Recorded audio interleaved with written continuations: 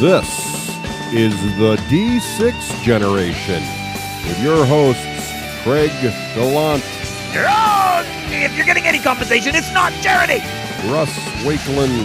You put me on a boat with frickin' dragons attacking me and whatnot? Now we're talking. And Teras Cassidy in the third chair. No, that's like messing with beer or something Right. like that. Backbait, you just don't want to do that. With contributions from Total Fangirl Vampires do not sparkle. and our loyal listener. Crazy? That's like 400 hours of gamer nonsense. Welcome to another edition of Rapid Fire, the roundtable discussion of all things gaming. Coming at the speed of a ramshackle training starship, the Ingle Prize, crewed by inept space cadets hurtling into a warp rift at speed factor 6. Nice. Today's edition is brought to you by near Stevenage, Hertfordshire. Beat the crushing ennui of the town's soulless core by building and destroying worlds at Stevenage Board Game Club. Find us at meetup.com. I'm Geekly McNerdigan, your host. Today, as always, our panelists are Russ, Willard J. Fool, Wakeland, and tonight's special guest, head geek and Marco Polo of the gaming set, Teras, Walter Kernow Cassidy. Let's begin. Woo. Issue number 1. A New Year's resolution is a commitment that a person makes to one or more personal goals, projects, or the reforming of a habit. A key element to a New Year's resolution that sets it apart from other resolutions is that it is made in anticipation of the new year and new beginnings. People committing themselves to a New Year's resolution generally plan to do so for the whole following year. Question. Many ancient civilizations had similar traditions, reaching all the way back to the ancient Babylonians, who made promises to their pantheon of gods in the new year. What was the name of the Roman god to whom these masters of the known world made their New Year's resolutions? Robigo Russ. I'm going to go with Jupiter. Teras Teras. I was going to say Jupiter, but I will say Athena. And that would make you both wrong in different ways. The god, of course, is Janus, the god of beginnings and transitions, thence also of gates, doors, doorways, endings, and time, and of course the god for whom the name January is derived. Issue number 2. Gamers are often in awe of conventions we are interested in, with Gen Cons continually growing attendance rates, events like Comic-Con and Dragon Con swelling their host cities to incredible sizes, and of course the massive Spiel in Essen, Germany, boasting well north of 150,000 unique attendees in recent years. Question. What is the industry, theme, or trade of the most highly attended conventions in the United States in the last 10 years? Reader Con Russ. Comics. Timegate Terrace. Sports. And that would make you both wrong. Cars, auto shows. Oh, yeah. Chicago and New York, each vying for the record of highest attendance of any convention show, both topping over at over 1 million people over the course of one individual multi-day event. I almost said boat. Issue number 3. As one pilots a spacecraft among the stars, desperately seeking mysterious crystals guarded by randomly chosen alien foes, the list of obstacles in one's path is daunting. One must avoid warp rifts, gravity waves, nebulae, and of course the dreaded ubiquitous asteroids. Question. Although most asteroids in the solar system are to be found in the asteroid belt and at the Lagrange points, how many asteroids of 1 kilometer or larger are thought to intersect the Earth's orbit around the sun? Wayun Wakeland. I would say 50. Kern Cassidy. 23.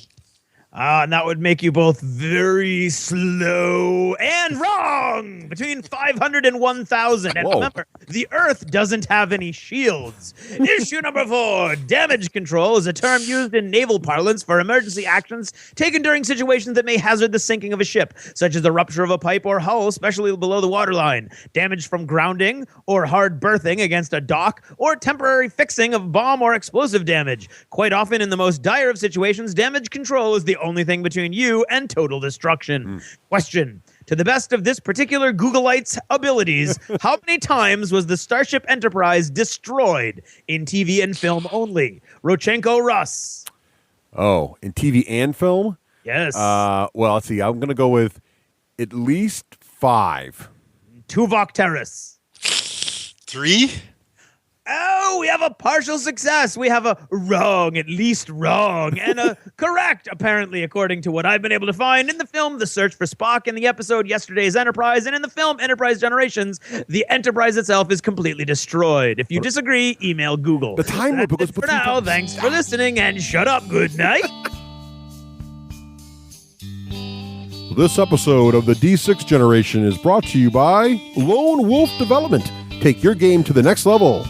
And by Geek Nation Tours. Rise up and join the Geek Nation, touring the world at geeknationtours.com. And by Conquistador Games, focusing on immersive and thematic games. More details at cqgames.com. And the War Store, bringing the war to your door since 1999, and that is for a decade or more. And by Winged Hussar Publishing, providing books for students of history and history students. wingedhussarpublishing.com. And by Game Salute, publishing awesome tabletop games through the Powered by Game Salute program, supporting independent publishers, stores, and the industry at gamesalute.com. Hello! Hello! Hello. And welcome to episode 118 Yeah. of the D6 generation. I am Russ Wakeland. I am Rafe Hollywood Granger. No, you're not. I am Teras Cassidy. Hey, Teras, and nice echo, but did you get a soundboard? That sounded fantastic. I did. I got it. I got it installed. I thought that was echo coming from you. No, we don't have that technology. No, that was all you, my friend. That was awesome. Oh. Yeah. Teras, thank you so much for returning to the show. Teras, of course, is the man behind Geek Nation Tours. Technically, I think his actual position is head geek. There you go. It is actually head geek. Huh? So how's the wonderful world of touring, Teras? It is going excellent. We're having a great year, and 2013, we're really looking forward to that too, and it's going to be very awesome. We have lots in store. I can't wait to hear more about that and achievements of gaming. But so today's episode, we are going to discuss, speaking of 2013, we are going to discuss gaming resolutions for this year. Right? Mm-hmm. All three of us will bring up the things we are most looking forward to, the geeky activities we are most anticipating for 2013. And then later, we're going to talk about one of the most highly discussed games of 2012, which is, of course, Space Cadets. Yeehaw. Yes, very excited. cool. Very excited to talk about that game as well. But before we get to all that, let's see. Well, we like to have contests on this show, and our last contest just ended. But we have a brand new contest for this show, and it's going to appear later in this very episode. Here's a hint. It's going to be in the resolutions. Little teaser there. So listen for the contest in the resolutions. Chance to win your choice of whatever's in the D6G prize box. That's how it works.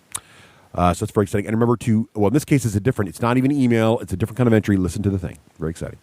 And also we just recorded the Lost Chapters. And Teras, do you remember what we discussed in the Lost Chapters?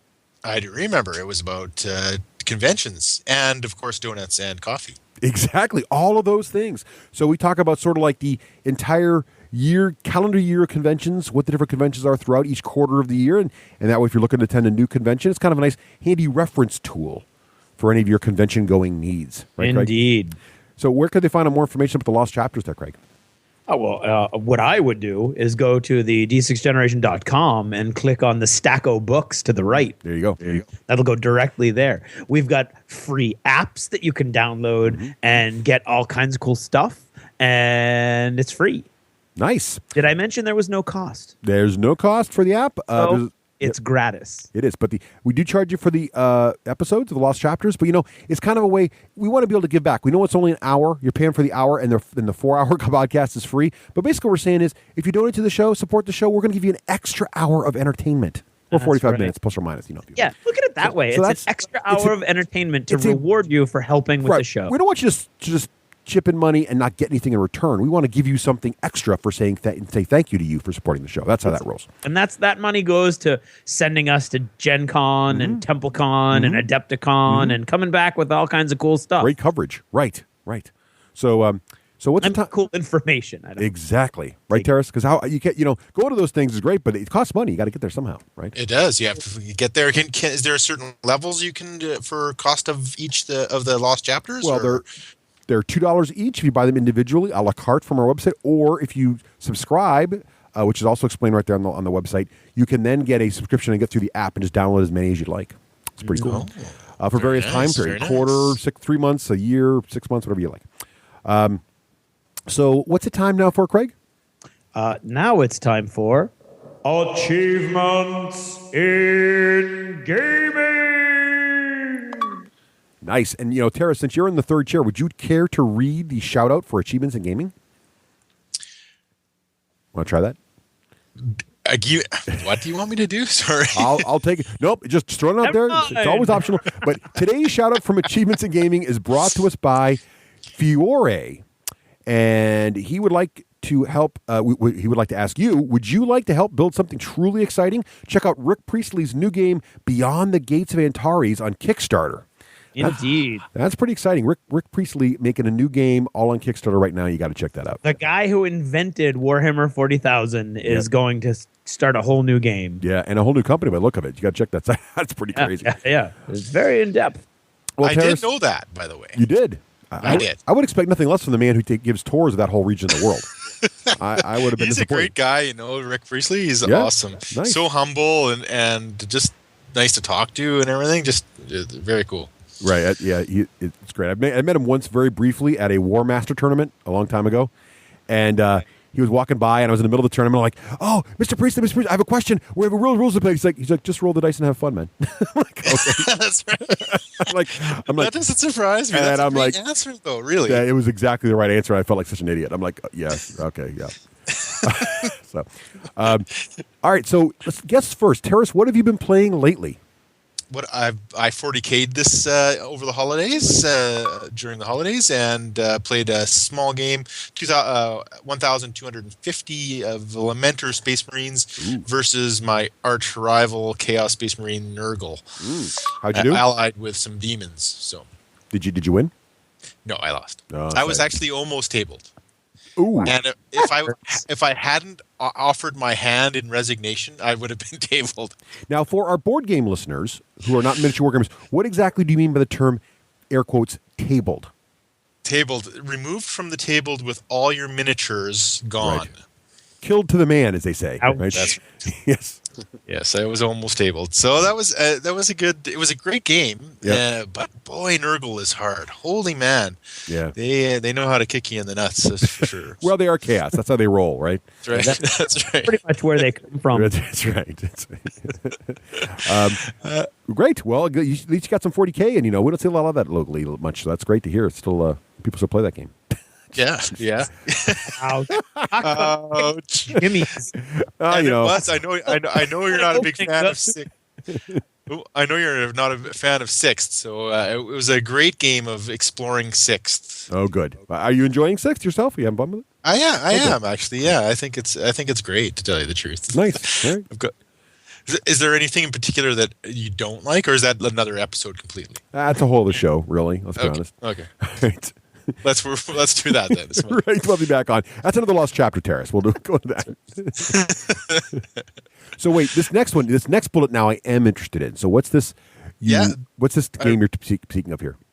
I read the Dreadball rules. Really loved it.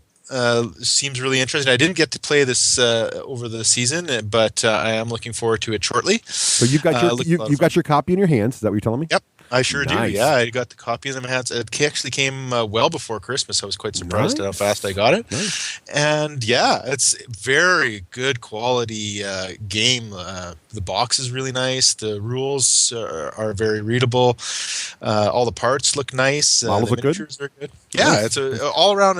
I'd give it a big thumbs up. So now, are you now for the listeners who don't know, Dreadball is Mantic Games' sci-fi sports game, sort of in a similar vein to Blood Bowl, but rules completely different than everything else. Are you a big Blood Bowl player yourself, Teras? Yeah, I for sure I was. I used to play that all the time. I haven't played it in the last few years. So how does this compare? Does this excite you as a Blood Bowl player? You're like, or is it totally different, or what do you think? It does. It really has a different flavor. I was actually expecting more Blood Bowl in it, like more almost what's different type of thing, but it really has a different flair, a different flavor completely. So I was quite surprised at how different it really was. Nice. So yeah, I am really excited. It looks like it's going to play really fun. Well, I'm excited to try it. One of our local players, Will, I think, bought everything in the Kickstarter possible.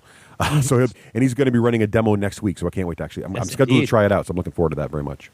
Yeah, you'll have to give it a go. Cool. And I played Space Hulk, which was really a lot of fun. I always love the game. It's so evocative of that whole skulking in a spaceship, and fun to play both the Space Marines and the NIDS. So we switched up, played one game of each, and had a few beers. So that was nice. Nice. Yeah, and then I played some THQ Space Marine computer gaming yes. so on my PlayStation, and that was a lot of fun. I haven't finished it yet, so I'm like, oh, got to have the holidays in order to finish. And I still didn't finish it anyway. So nice. I saw it when it came out. I loved it. It was great. It was not that long either. If you can get yourself a weekend time block to play it, you'll finish it. Okay, good. Well, I'll give it another go here shortly. Then I heard that THQ is actually just declared bankruptcy. They are belly up, and not only are they belly up, they are currently auctioning off all their various properties, even things like Relic and other. Yeah, so it'll be interesting to see who gets that. I hope someone good gets the Relic stuff, because that that's like Dawn of War and all that stuff was fantastic titles. So hopefully we'll whole That's world. a shame, It's a great because game. Yeah. you really want to see those good titles, even the Space Marine title continue, right? Right. You know what Yeah. I mean? Yeah. It would have been nice to see that whole movement forward for another edition of that too. Yeah, it's a shame. Oh, they've got lots of good properties, of course. They really do. So. It's a shame. They really do have a lot of good games. So, bummer. Yeah, and of course I played Space Cadets because not only that's what we were talking about, but I was very excited about the release of this game. I've been waiting for it since you guys told me about it, actually almost a couple of years ago now, I think. Right. And very excited about about how it's going to play and had a really good time. And we're going to talk about that later. Oh, we'll talk about that in great detail later. Excellent. How about you, Craig? What are you playing? I played the aforementioned Space Cadets game, which we will talk about later.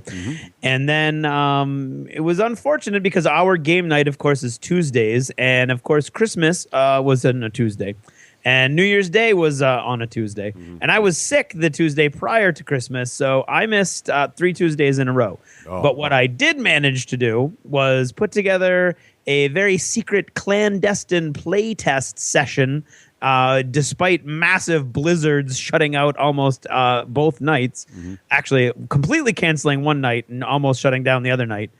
We were playtesting till the wee hours Wild West Exodus, a little game that you may have heard about. Nice. And it was pretty darn cool to see those models run around on the table. Of course, we didn't have the real models, but it was pretty darn cool watching proxied cowboys and zombies, et cetera, killing each other on an industrial and or Wild West table. Yeah, it was fun. And sadly, we have an NDA, so we can't say anything about it except for it was fun. Yeah, it was fun. It was fun. I don't even think we can technically say that. I mean, in its early days on the. We have no early opinion whatsoever. It's basically what it is. Cool. So, You have to use the Force. Right. You could say we had fun. I had fun. I had fun. Oh, yeah, for sure. So, let's see. Well, for me, I did get a bit of gaming in. So, let's see. First of all, there was New Year's. So, I did the Wild West Exodus thing, but then we did New Year's. And for New Year's this year, as last year, we invited our friends, the Carlsons, over. Now, what's interesting, once in a while, you get very lucky in terms of when you're a parent with kids, one of the most challenging thing is finding another family that are parents also with kids that are a similar age that your kids get along with, and that also both you and your spouse gets along with them and their spouse. This is sort of a rare magical combination that doesn't always work. And in terms of the Carlsons, my kids get along great with their daughter. They could play all day with my kids. I would never see them. They just have a blast. So they came over New Year's, and what's great is Joel and his wife Jamie are both gamers. And of course, Nicole and I are both gamers. So we basically sat there and played all New Year's Eve, played adult board games. That is games for adults, not, the kids just had fun the entire time. And so now the other thing that's even better, the fact that they're gamers, but they're also huge Star Trek fans. So I had blinged out the whole room to be all Star Trek themed, and I had the little iPad going, little tricorder noises, and I had fleet captains all set up. And I mean, this is how much they Star Trek fans they are, because I sat down to play and I'm like, oh, we're going to fight over who's the Federation. And they said, what are the choices? I said, well, it's Klingon and it's Federation. And they said, well, you do realize that Kapla was on the top of our wedding cake. I'm like, well, this makes it easy then, because Nicole liked the Federation. So we had a blast with that game. It was a lot of fun.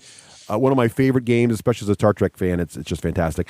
And then they brought a bunch of their games over. We played the DC deck building game, which, Teras, have you seen this thing at all? No, I haven't, actually. So a lot of folks talked about Legendary this year, which was the new Marvel deck building game.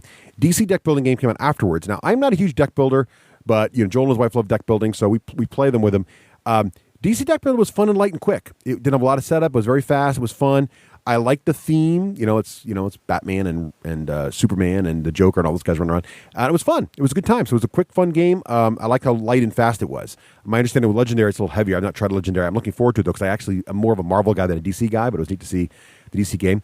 And then also they brought over a game I've been dying to play for years. I've never played it before, Cosmic Encounter. Have you ever played Cosmic Encounter, Teras? Awesome, yes. I remember as a young boy walking into one of the stores and seeing it in its original incarnation. So it is a great game. So, Fantasy Flight redid it a few years ago, and I still haven't played it. And so they had the new version. It was it was a fun game. It was a lot of fun.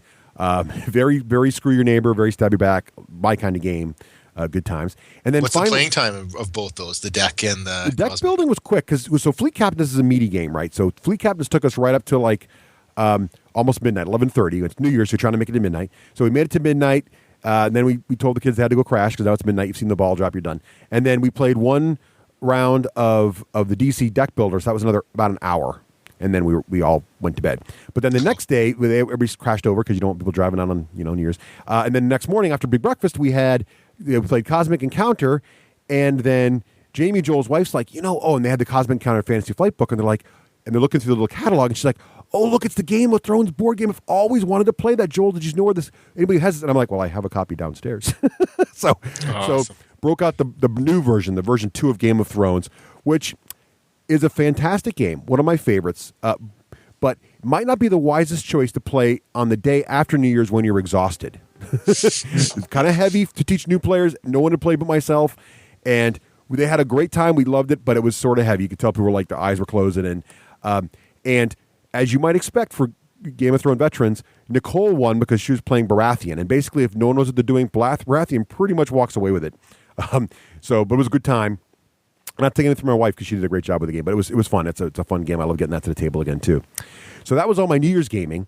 Then plenty of family time. So I broke out. My girls wanted to play a game with me a couple days later, so we broke out Small World, which awesome. Great. Small World is just one of those rare games that is great for any gamer, any age. Right. My girls loved it, and I was so proud of my oldest daughter. So we're playing along.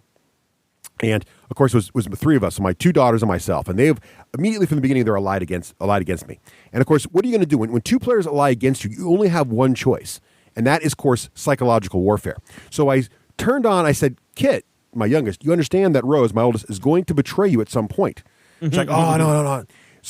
So about halfway through the game, I finally get the trolls, and I'm really tough to take out now. So it's going to cost them. And my youngest has got it. She's got it all figured out. She's 8. She's rocking this thing, and so. They are. Oops, I'm playing a little. So they're doing fine, and I know I'm in trouble. So Rose is coming in. She realizes, and I said, Rose, you might as well just invade here. It's your best spot. Kit's got it wide open. She's not defending herself at all. And she said, I'm going to do it. And Kit's like, Rose. And Rose looked at her straight in the eye and said, Kit, Dad told you I was going to do this. That's awesome. So they played to the very end, and they're both still kicking my butt. Very last of the game. It's the last turn of the game. Now, the last turn of the game, very last turn, Rose's last move, she says, I'm going to go into decline. And I said, Rose, you really don't want to go into decline in the last turn of the game, because if you do that, you're not going to get any attacks, and your race is going to go into decline, and you're going to get a new race, but you're not going to have a chance to do anything with it, because the turn you switch over, you don't actually put anybody on the board. She looks me dead in the eyes. She goes, Dad, trust me.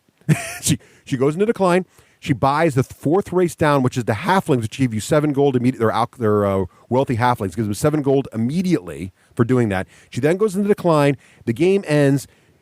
The score is 87, 86, 79. My oldest daughter has 87. She beats her sister by 1 point, and I'm, of course, the guy with 79. So they totally, awesome. I was like, you rock, Rose, you're awesome. So I was totally proud papa getting totally destroyed by my 2 daughters. It was awesome. That is awesome. That's cool. And so that good family time, too. That's it was. Awesome. And it's a great game. And they immediately wanted to play again. So they love Small World. Good. They love that game.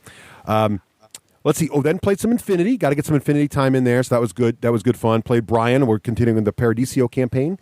I got destroyed, but I love the scenarios. It was a great scenario where you have to activate these landing beacons and then drop pods actually land. And so the fluff was we were hacking a computer, overriding the automatic pilots on passing shuttles telling the shuttles to then land, and then we had to, when the shuttles would land, we had to search the shuttle for specific engineers who had information we're trying to get from them. And both sides are trying to do this.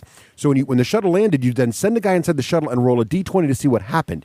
And on a 1 through 8, you found one of the guys you were looking for.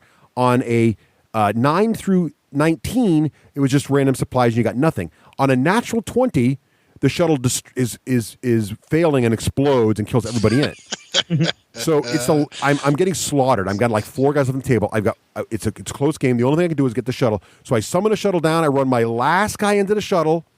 I go to search it. I roll a natural 20. Guy's dead. But I had so much fun losing that game. It didn't matter. It was a great game, and I love the story in Infinity is just great. So you don't even almost. It's as Craig said when we were reviewing. It's more of a role playing game almost than a pure miniature strategy game. But it's one of those two, which is great. Right. Then I played another game of Fleet Captain. So I got Fleet Captain to the table at New Year's. Wow, then you're trekking out. Oh, dude.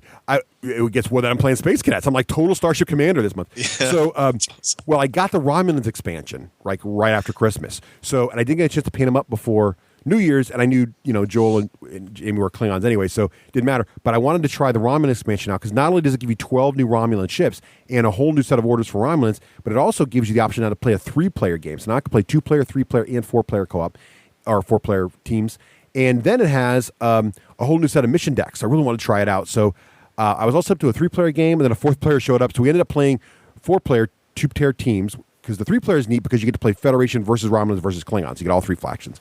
But we ended up with 4, so we went teams. So we ended up going with 2 Romulans squadrons against 2 Klingon squadrons. And the Romulans were fun. They're so cool. They're so different. They're powerful in combat, but they're really better at being sneaky. And all their new infiltration missions are all about like getting behind the enemy lines. And my co-captain and I were all about, Josh and I were all about trying all the new Romulan blinks. We're like cloaking in and out and going all over the place. And then finally, one of the Klingons got me to go toe-to-toe with them, and I got destroyed because Klingons are still better in combat. So what are you going to do? But it was fun. Fun game. We lost that one, too, but that was fun. And then, of course, I played the 6-player Space Cadets and had a blast with that, but more about that later. So, whew, that's all my gaming. You're going crazy. And I should mention, too, that I played my Fleet Captains and all those other things at Myriad Games, our favorite local gaming store, which just hooked me up with the latest Z-Man game. They got it right in when it came out. I got that as well. So Myriad Games, they've got locations in Manchester and in Salem and in New York now. Yes, they're spreading slowly across Staten Island. So if you're a Long Islander or anywhere near New York, you might want to check that store out as well. So Myriad Games, check them out. What about modeling, Teras? You get any modeling done for any of those crazy Space Marines or anything? Yeah, I sure did. I did a lot of Space Marine stuff this holiday season. I was very, very lucky to do so. I don't really get to sit down and paint as much as I normally do, so I really focused on my Marines this time, which is great because I love coming back to the Space Marines. Yeah. So I finished my Land Raider Redeemer, my Land Raider Helios, squad of Assault Marines, a squad of Vanguard, and a Rhino. And I also and painted, completely finished, and built up my demons. One squad of demonettes for Adepticon. Nice. The Land Raider Redeemers I've got it kitted out as my command Land Raider, and I finished it with a bunch of shiny bits and even some brass etched stuff, painted it gold, black, and yellow.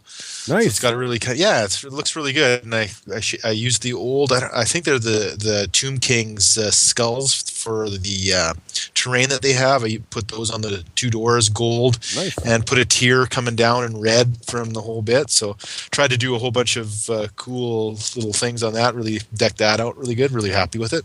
Nice. Yeah, so that was really great. Nice. I was really happy with how they turned out. And the other thing, I went down to one of my local shops here, White Knight in Edmonton, and they're a local gaming store that sells used stuff. And yeah, it was great. I found a Forge World Chaos Warhound with some the official Forge World paper. Oh, wow! That, yeah, it was great, and a decimator too. So, ooh, wow! Oh, wow! Yeah, so it was just somebody just couldn't take it anymore, I guess. And I don't know.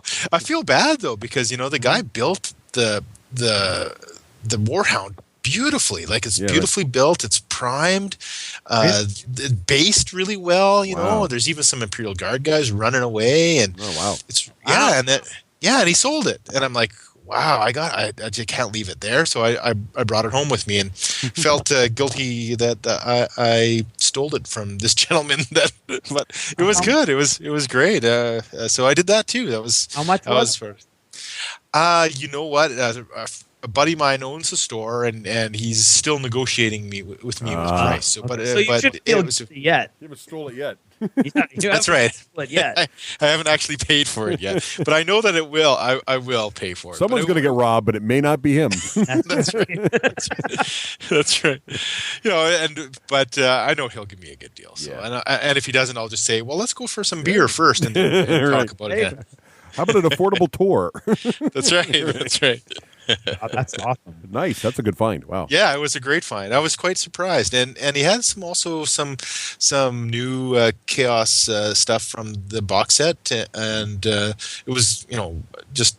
I snatched a couple things up, and it was a good. I don't know if that's awardable in awardable achievements, but it sure was a nice find for sure. Hey, weaker sauce has been awarded an achievement than that. It has indeed. Hey, I think good bargain finding is always an achievement. Oh heck yeah! I'll go next, Craig, because Craig's got like a laundry list here of things he's been building. Yeah, but it's just gonna go quick. The only thing I really did was I got distracted from my Infinity models because I had my Romulans and I wanted to get them painted, so I painted all 12 of my Romulan ships. So now they match my. So I put pictures up on Facebook and Twitter. So I have actually all 3 of my fleets now for fleet captains all painted up, and I was very proud of that. So. Oh wow, that's cool. It was easy, just dry brushing and picking some highlights up, but still. Horrific embarrassment yesterday when he was fielding unpainted Infinity minis. Yes. Well, yet again. Yeah, that's true. Well, actually, lucky you didn't proxy him with Romulan fleet minis. Right. This Romulan cruiser is actually a Pano Dread. All right. So, Craig, what have you been painting? Okay, well, I have been working on my Infinity minis. Ooh. In furtherance of my resolution, so to speak. I assembled, based, primed, and dry brushed all 16 of the models that I haven't. No, wait, how many models? How many total models do you have now for Infinity? 22. 22. The game average size is like 10. Yeah, not if you're an Ariadnan. I guess not. Holy mackerel. But yeah, I still have more than I need. But they're clever. It's the way they put it all together. It is clever. It's not like you make your 40K, you make your 40K list and that's your list for the season. Right. It's like every mission requires different tools and you need a nice toolbox full of stuff. So we should do a mulling mechanics on this because I think this is brilliant. I think Malifaux first started this with the idea that it's a skirmish game, right? So they know you're never going to buy thousands of models to have a massive army at one time. Yeah. But what we're going to let you do is roll the mission first, then pick your army, and build a mission such that you need different guys from your list at different times, and then you won't. And it's not a jack of all trades list. And then you've got to own all the models. That's it's brilliant. Right. It's brilliant. It is brilliant. So I was working on that. I had an idea because, of course, you need a buttload of terrain for Infinity. Mm-hmm. And I'm waiting on a certain Kickstarter. But on top of that, several of our friends have recently bought their own laser cutters, which is an odd impulse buy. It's a new hotness. It's a new hot. It's kind of weird, really. Yeah, it is very weird. So we're waiting for them to start churning out buildings. But I need buildings now, darn it. So I started looking at the remnants of my 40K Cities of the Damned or Cities of Death or whatever it was, models that I hadn't put together yet because I put together a bunch of them and then sold them about 6 months ago for darn good money. Nice. And so I put together 2 buildings, but I put them together inside out. So all of their 40K Scully iconography is on the inside where it's not seen. And on the outside are just cool little technical details. Now, they're still kind of gothic-y with their windows and lots of arches and things like that, but they look much cooler for a generic sci-fi than the outside of them does. And so I really like that. It's a great idea. Yeah, it makes it a little bit smoother and less cluttered. Yep. Also very cool. Absolutely does. If you just draw a couple hexagons on the outside, you'd be fine. And you're all set. Then it's the future. Right. A quick dry brush, and I went with a neutral brown palette for the for the buildings, so they kind of look totally different from the 40K stuff that I had. And then I went and I got all that Armor Cast Modern stuff, like I said, for Christmas from my parents. And I wanted to make it all futuristic-y. So I painted them up, and I painted up a futuristic Coke machine and a futuristic Guinness machine, because, of course, the future Guinness will be available. They look awesome, Craig. They look really cool. You know, you can get in Japan. There's vending machines for beer and whiskey. I always saw a whiskey bottle in a vending machine once. There you go.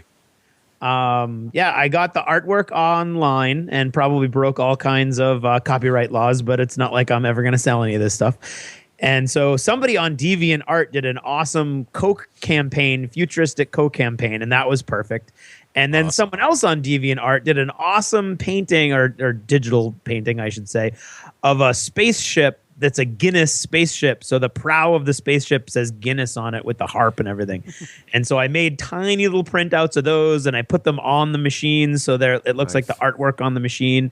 And then I have two what used to be just snack vending machines, and now one is a generic tech vending machine. So if you want a new hacker kit or a new cell phone or whatever, you'd go there. And a generic weapons kiosk, which has got an ad for a weapon website on Maya for a little shout out to Infinity. That's awesome. And then I did mailboxes really quickly that I just found some generic, cool, futuristic looking logos and put on those, and then some barricades. And I got 3 dumpsters, 2 of which are overflowing with garbage, and I put futuristic looking logos on those. And I finished my Micro Art Studios walls and my cool hollow signs that I got for Christmas. So I finished up all that terrain too. So that sounds like it looked awesome. I'm slowly working my way towards what I hope will be a pretty cool looking infinity table. Nice. You know what you might want to try? You might want to try to get a couple of those logos and do them poster size, and then paste them on the walls of your buildings, so that kind of ties it all together. It's odd that you should say that, Teras. What will actually happen is I'm planning on making big hollow display looking glossy things, so that it's very much like the ones. Blade Runner. Oh, nice. Yeah. Right. Oh, that's awesome. Just imagine, like, I've got all my brick buildings for World War II and Dystopian Legions and everything else, and you just hang a couple hollow ads off those, and all of a sudden you're in a slum zone in the future. Nice. That's so cool. Very cool. You have to make sure you send me some pictures of that. Yeah, well, you bet. Yeah, we'll post some on there. Yeah, it'll be awesome. It'll be everywhere. Oh, yes. So that's me. Nice. So what about random geeky stuff we're doing here? Teras, how about you, man? Well, I finished. I did some it's comic book reading over the season also, which was really great. I read a couple older trade paperbacks, District X, which has been published for a long time now. Just a kind of policeman in a slum with mutants, so it's kind of a cool thing. And really digging the new Wolverine and the X-Men trade paperbacks. There's 3 volumes out now, and it's just Wolverine takes over the school. I don't know if you've heard anything about that. That's cool. Yeah, it's really good, actually. It's funny, and it really harkens to the old days of the X-Men. So if you really like the old days of the X-Men, it might be up your alley. And I started the Doom Patrol, the new Doom Patrol, which I was a really, really big fan of when I was younger, so going through university. And so I picked that up. I'm reading Sarah Cockwell's Gildar Rift, 40K novel, and I just finished up a short story by Andy Chambers, Midnight on the Street of Knives. Cool. Nice. Yeah, and of course I'm always working on the tours, right? So yeah, what do you guys got coming down the pike? There's lots actually. I'm working on Essen. I'm going to be doing the Essen tour this year in 2013. Really working hard on that tour. Haven't been able to get it completely built yet, so you'll probably see it end of January, beginning of February on our site. Of course, we're revisiting our Star Trek film sites tour this year. Really got some cool things going on. We're going to go to Vasquez Rocks again, which is, of course, where Captain Kirk fought the Gorn. And Bobby Clark will be out there again, the guy that was in the Gorn suit. Gorn himself. Yeah, so he's going to show us how it happened, and he's a great guy, really easy to talk You'll to. have to ask him, Teras, how he feels about the CGI Gorn that'll be appearing in the next video game from Star Trek. I will. I should tell. Tell him that. Do you feel like actors are being put out of work by CGI? What's the story there? Maybe he'll make a cameo. Right, there you go. That'd be awesome. He should do the voice work, do all the growling. That'd be awesome. We're also going to go to Jake Sisko, Sirach Lofton's restaurant in LA, so that's going to be a cool thing. And then we'll make our way out to the Valley of Fire around Vegas to see where Captain Kirk died. So that's we're really looking forward to that tour, of course. And, nice. Historical wise, we're doing our Gettysburg tour. It's the 150th anniversary of that battle, so we're going to Gettysburg and Manassas and Antietam.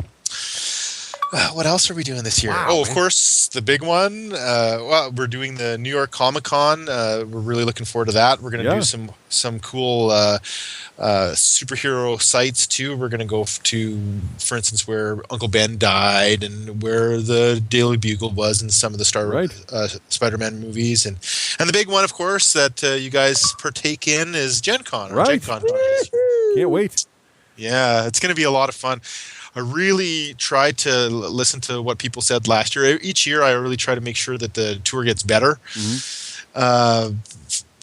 We talked a lot about gaming time, and I'm going to try to make some more time for pre-Gen Con gaming. So we've talked to the Kentucky Fried Gamers. They're going to get us some goodness, some pre-Gen Con Dungeons and Dragons goodness. Mm-hmm. Nice. I think we're going to do so we're going to do second ed Dungeons and Dragons. Old school, nice. Yeah, old school. So it'll be really good. A lot of the people that come on the tours are the 30-40 range, and so they're going to be, kind of experiencing that whole thing. And we'll do that before Gen Con even starts. So really, really looking forward to that.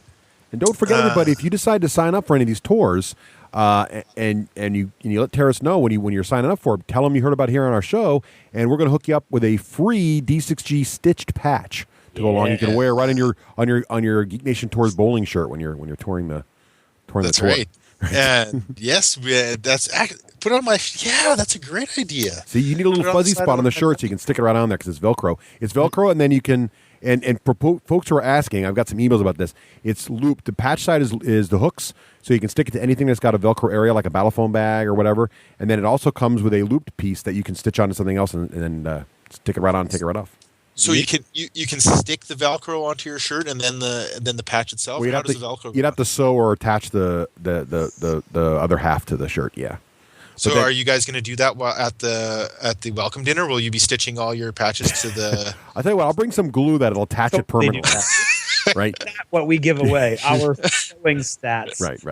That's right. But the best part is we'll mail. Here's the deal. So we'll make sure those get mailed out to you before you go on any of these tours. So if you sign up for any of these tours, right, we'll get you the patch by mail. So you'll have it before you go, and you can attach it to whatever you want, your luggage, your miniature bag, whatever you need. So that way when you go, let's say you're going on the England miniatures tour, you can put it right there in your battle phone bag. So when you walk into Games Workshop, they'll see the giant D6G logo on the side, and it'll be, that's the guy that keeps talking smack about 40K. That's right. It'll be great. That's right. It'll go really well for you. They'll love you. They'll say, thumbs down to 6th or something It might do better at lock and load. I'm not going to lie.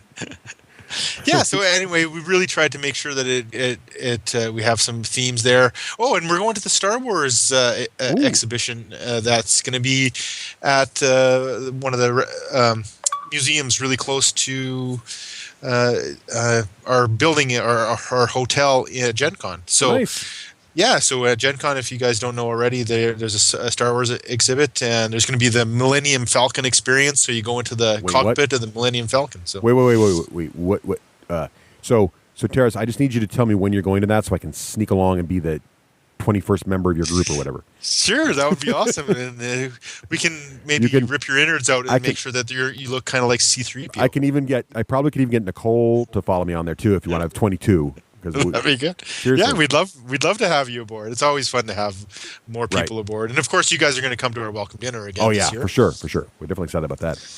Good. Yeah, it's always a good time. We always have somebody, people from the industry to talk about their. As a matter of fact, Jeff and Stephen were there for talking about Space Cadets. Space Cadets. Yeah, so kind of a good tie-in there. Yeah, and it was great. People from Weird came by, and of course the Gen Con people itself, and we had everybody's tickets there, and that was really nice to hand out everybody their tickets and their passes. They didn't have to line up or worry about it the next day. Just crawl out of bed and bang, straight to convention. Yeah, that was one of my favorite experiences of the con. I'm not going to lie, because it was great to just have a small, sort of intimate group of people, get to chat with the folks at Gen Con, but also chat with all the folks on the tour who were excited to see Gen Con for the first time, and also that listened to us on the show and wanted to talk with us. It was great to just hang out with people for a while. A nice, quiet, non-rushed setting was really nice. Absolutely. Yeah, it was, and what's great about it is that everybody had interest, right? There might have been a couple of people, unbelievably, really, that hadn't listened to you guys before, but I know what's going on. Who are these guys? But it was great. Everybody had really a lot of interest on all the speakers and a lot of interaction. And of course, Eric, we got to play. Was the Evil Baby Orphanage, right? That was a lot of new stuff. Demoed it before anybody could demo it at Gen Con. So little nice goodness like that is always good. And we got to play a game with you guys, so that's always fun. That was fun. It was a great time. It was good times. Yeah. It was great. Very cool. Awesome. Well, thanks for all the updates, Teras. So how about you, Craig? What have you been doing? I've been doing a shameful amount of Star Wars Angry Birds, which is just... And I went through the whole game on my dad's laptop, so now I'm going back through it and trying to get 3 stars on each. Now, did you do the Yoda levels? Have you done all the Dagobah stuff there? No. I didn't. That stuff wasn't available on my dad's version. Oh, but now it is, so you got to work your way there. Right? And then Hoth. Have you done Hoth? Hoth was awesome. Thing. Okay. I don't feel so bad about my my store purchases on the awards. Oh, well, I mean, this is other, but I finally finished Last Argument of Kings. Hey. And there's a lot to talk about there, so we're going to save that for TLC. But boy, is there a lot to talk about. We're going to do a whole TLC that'll be full of spoilers, so get ready for that. It will be nothing but spoilers, so be aware. Right. And I just started on the recommendation of, who was it, Jericho or John or one of the local guys was like, hey, you Infinity guys, if you're not reading these books, then you're foolish. Yeah. I think it was Jericho, yeah. So I just started S. Andrew Swan's audiobook, Prophet, which is book 1 of the Apotheosis series. And as apotheosis is one of my favorite words, right there I was all cool for it. It's intriguing. It's interesting. I can see a lot of the reviews from local guys was like, I read it and I stopped reading it after about 50 pages because I was confused. And then later on I went and listened to the audiobook and I love it. So I can see how it would be confusing if it wasn't an audiobook because there's an awful lot going on and it's a lot of jumping back and forth and there's a lot of dates that I'm kind of getting confused with. But the story's cool and the narrator is good. So far, I'm really liking it. Although I have a note on narrators, you should never fake static. What's that, Craig? I can't hear you. Cannot fake static without sounding like a joke. Fake static narrators, especially if it's a ridiculously dramatic moment where you're getting the clue of who the bad guys are going to be. We have a fragment of a transmission coming in now. And below there were the 7 heads, and the 7 heads had sounds of no. You can't do it. It's like a Monty Python skit, really. Just don't do it. It was a really cool narrated story to Monty Python skit. So please don't do that. However, nice. Audiobooks in general, awesome. And where do we get those, Russ? Well, you want to head over to the D6generation.com and click the little Audible logo there. And that will take you to our Audible page. That will tell you all about the fantastic deal we have with Audible, which is basically you sign up for Audible for free. You get 30 days to try it out for free, and they give you a free Audible credit, which will basically get you just about any book in their library. Including, you know what got downgraded to 1 credit each now? Oh, is Game of Thrones finally 1 credit each? All of the Song of Ice and Fire. Yes, it's about time. So that's great news. So basically, and here's the deal. If you cancel... I think all of them. Yeah, if you cancel your subscription before the 30 days is over, you pay nothing, and you still keep the Audible credit, so you keep the book you get for free forever. And the best part is during that 30 days, you also get access to all the great Audible deals that are for subscribers only. A lot of audiobooks go cheap, so you could jump in for 30 days, get a free book, and buy a bunch of other books that are only $20 for like $5 whenever they're having a sale, and then get out. But they don't think you're going to, and I don't think you will either, because the service is fantastic. Oh, there's that cricket again. Oh, that cricket. In inopportune times. That is a fantastic service, fantastic job they do there. Audible is awesome. I will tell you, I joined it mainly so I could say on the podcast that I joined it, and with every intention of bailing after my first month. And not only have I not bailed, and it's been almost a year, and I've now collected nearly 40 audiobooks. I just found out when I looked at my little library online. I am loving it, and I am. It's almost like a game. I store up my credits. Mm-hmm. Yeah, I can't tell you. And every now and then they just give you free stuff. Or we're going to give you $10.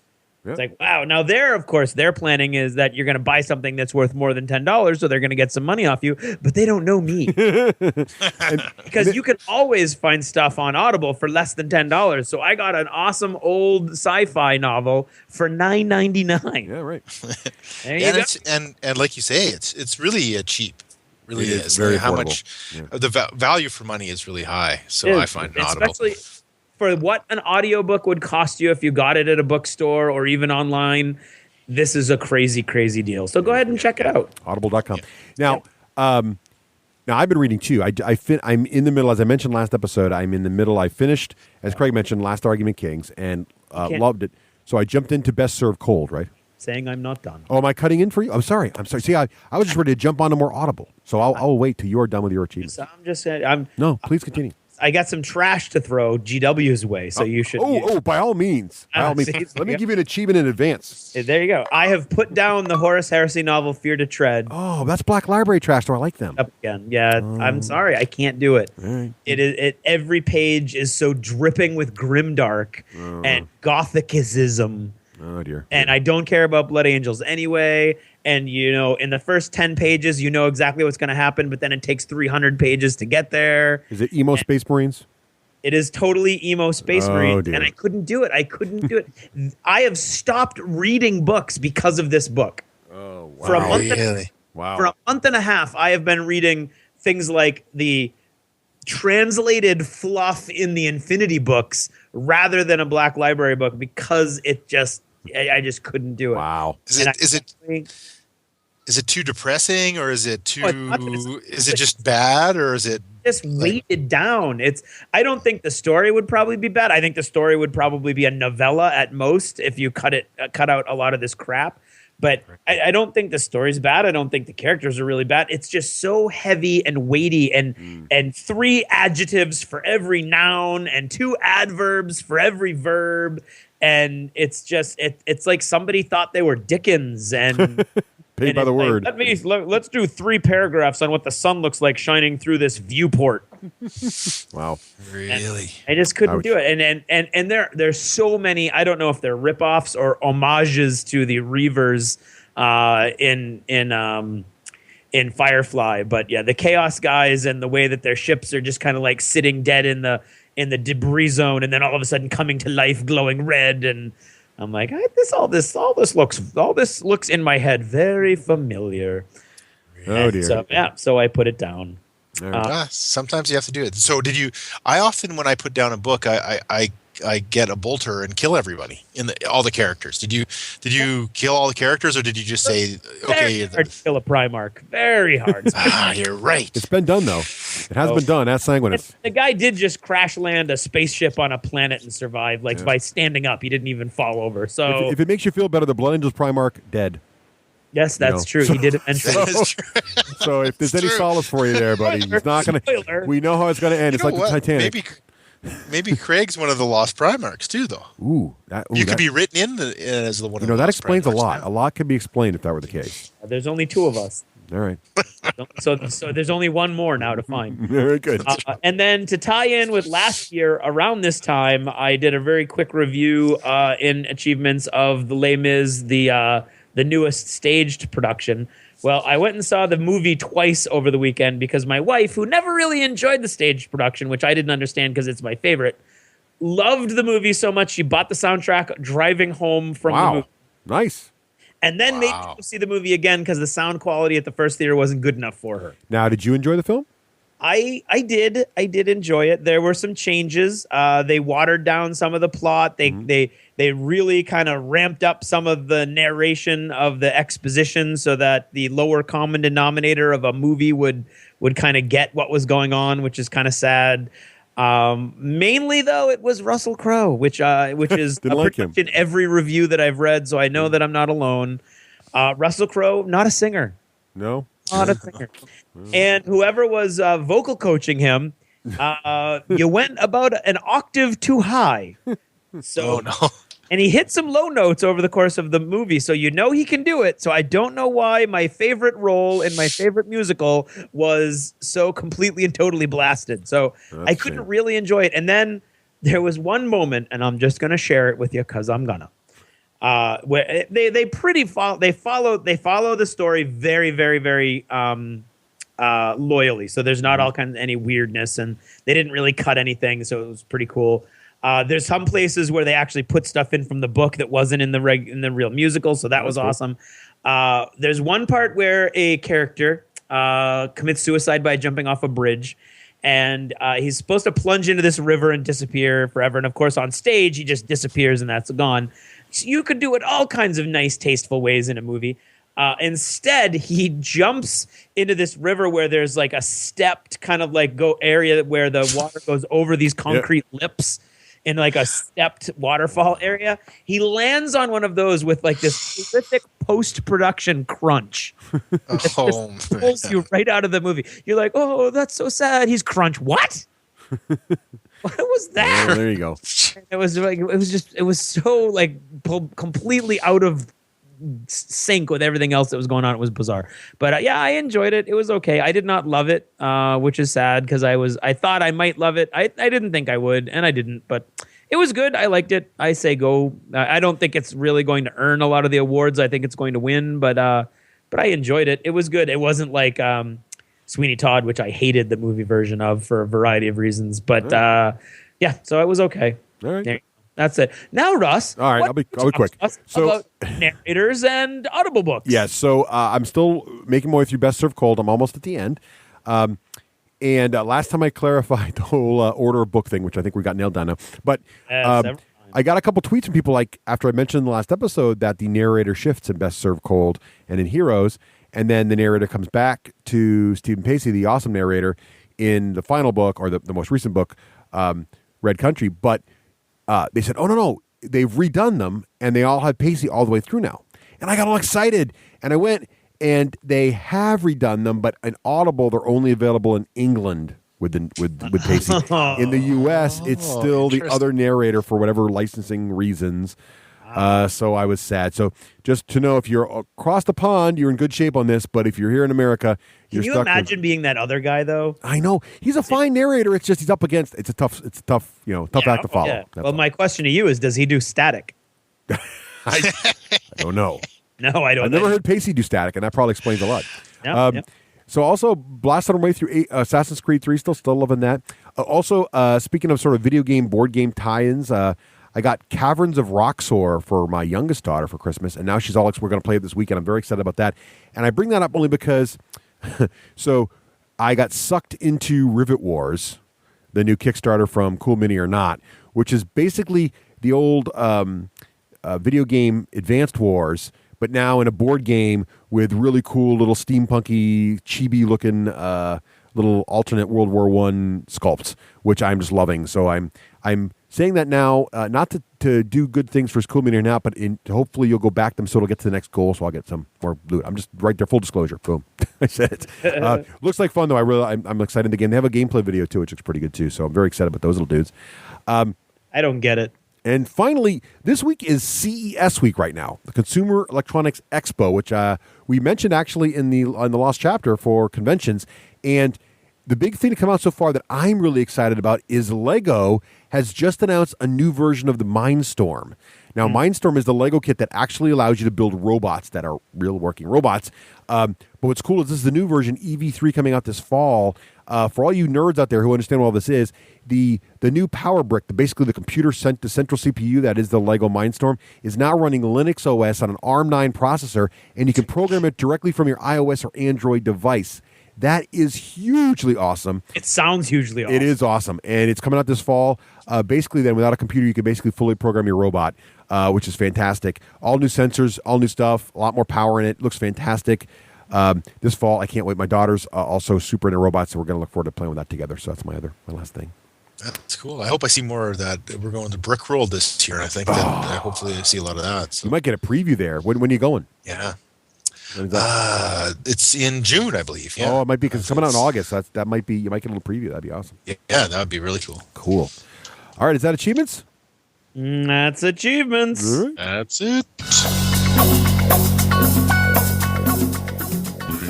You looking for news, reviews, and interviews?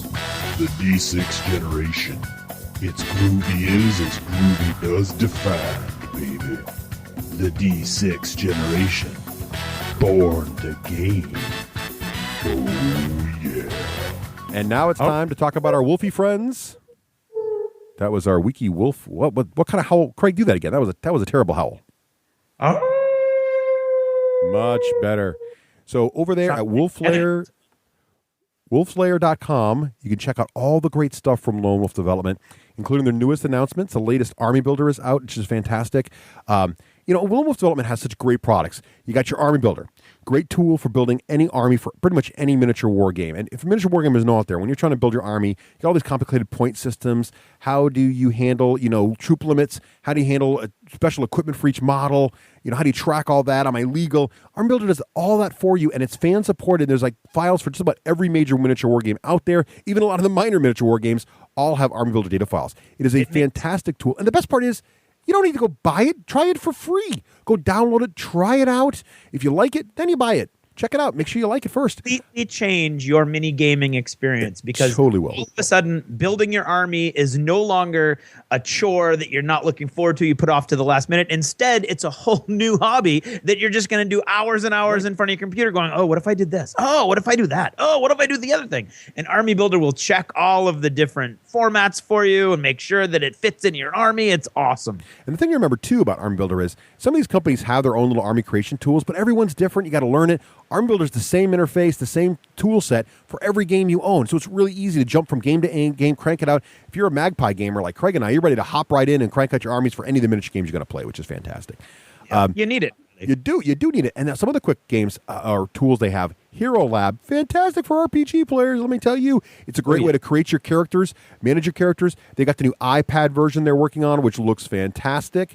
It's basically an interactive player seat. Not only do you create your player, but also designed to work with you while you're playing the game. It's basically an interactive player aid while you're in your RPG. The Pathfinder one they've been previewing looks fantastic. They have a huge amount of Pathfinder support built into Hero Labs. On their RPG side, they're officially supported by officially licensed and support quite a few of the different games.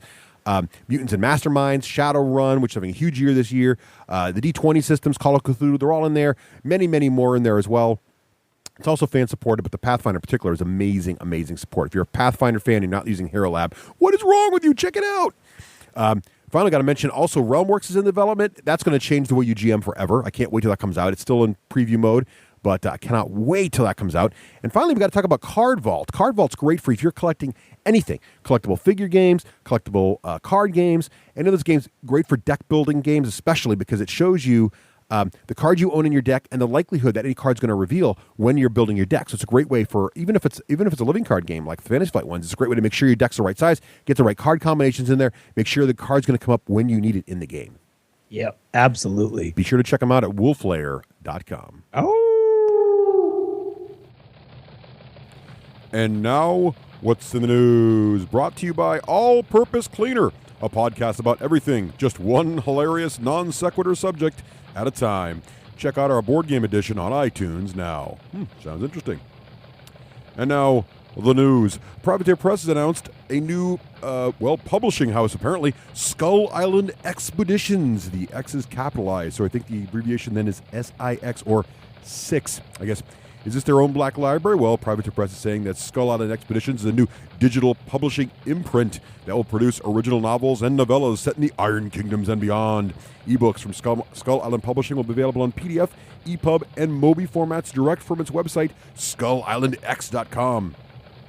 It's all coming this spring, so looks like they're going to keep some costs down by doing it digitally. Sounds very exciting. They're also claiming that acclaimed novelists, including New York Times bestseller authors such as Larry Correia and C.L. Werner and others, will be joining the Skull Island Expeditions publications team. That'll be interesting.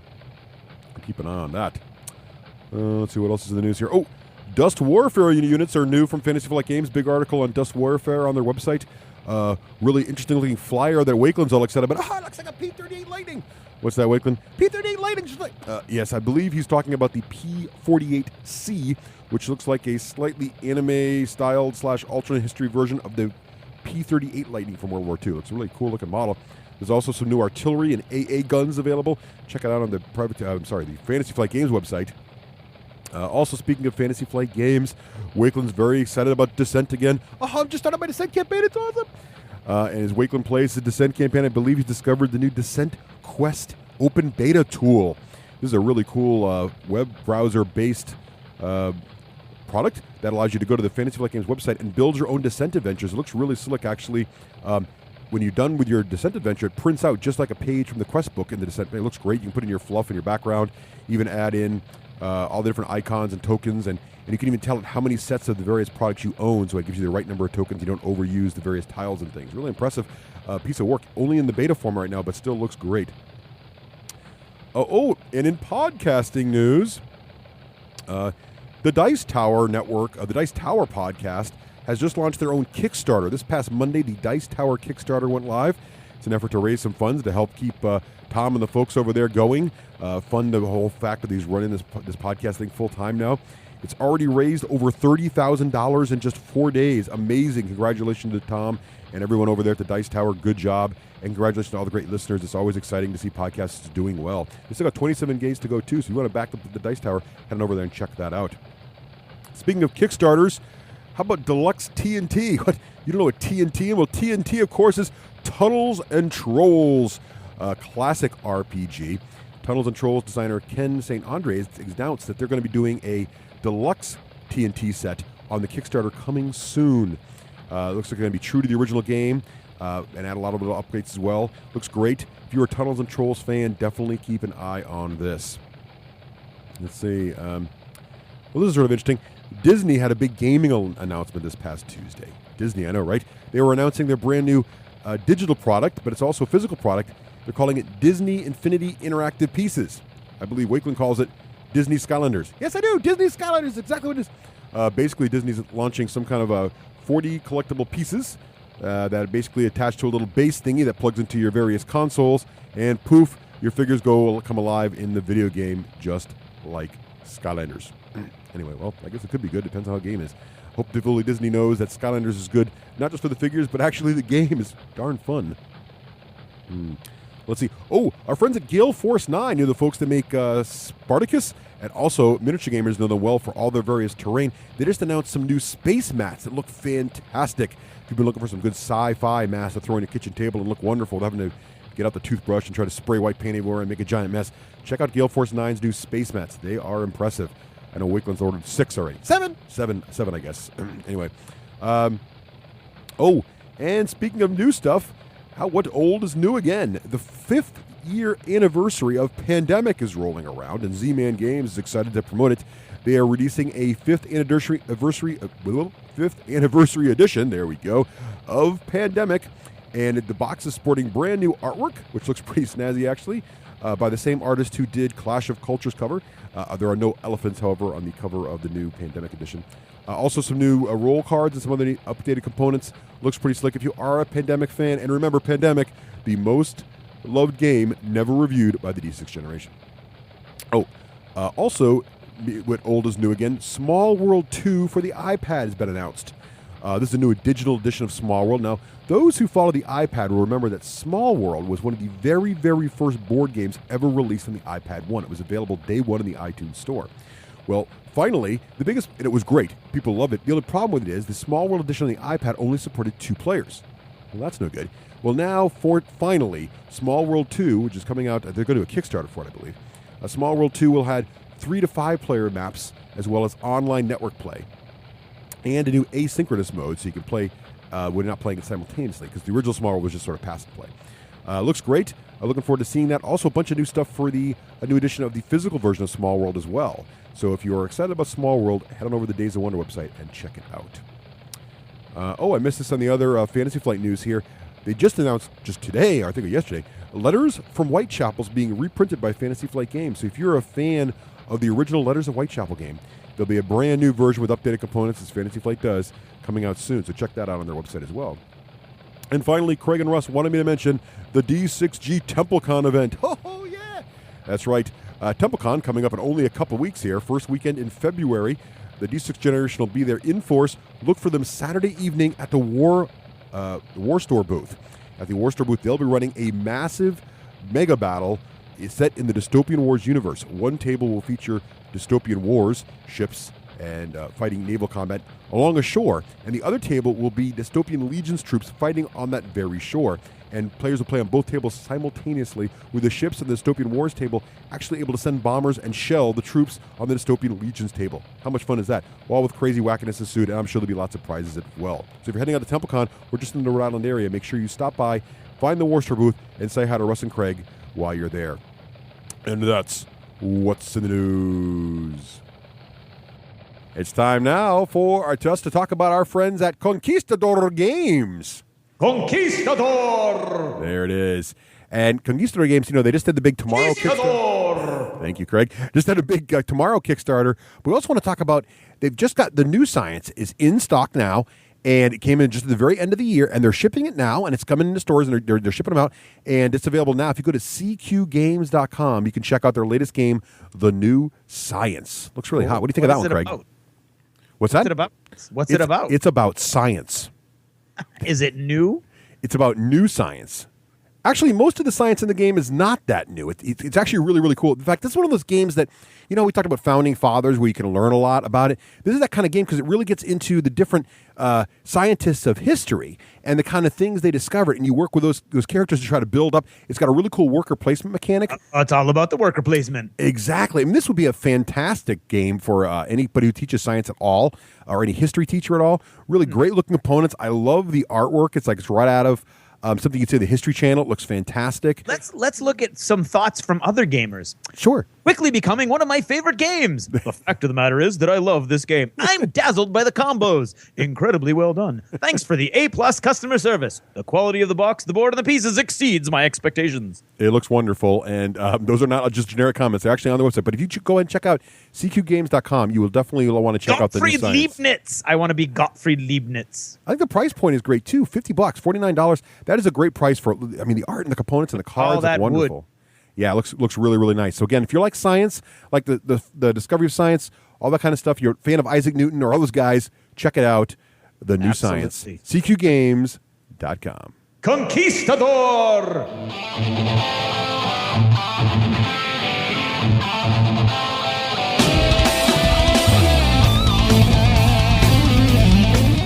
You're listening to the D6 generation. More to gain.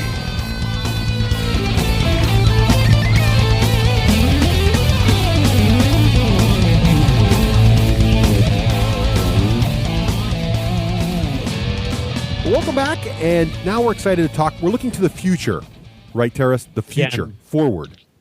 Got forward. it. We're looking to the future. We figured, we talked last episode about predictions and stuff, but now I thought it'd be kind of fun if we talked about what we're looking forward to in 2013. What are some of the things we want to, as geeky guys, try to get done in this upcoming year? You always put those resolutions in. You want to try to lose weight, try to eat healthier, try to exercise more. But these are the kind of things that every geek thinks in the back of his head. What should I be doing to better my geekiness, if you will? So, and every miniature gamer always sets up, I'm going to paint X amount of models this year. So in your mind, geekiness is not like a finite. It's not something you're born with, and then you might polish it. It's something you can actually develop. You can refine it. Yes.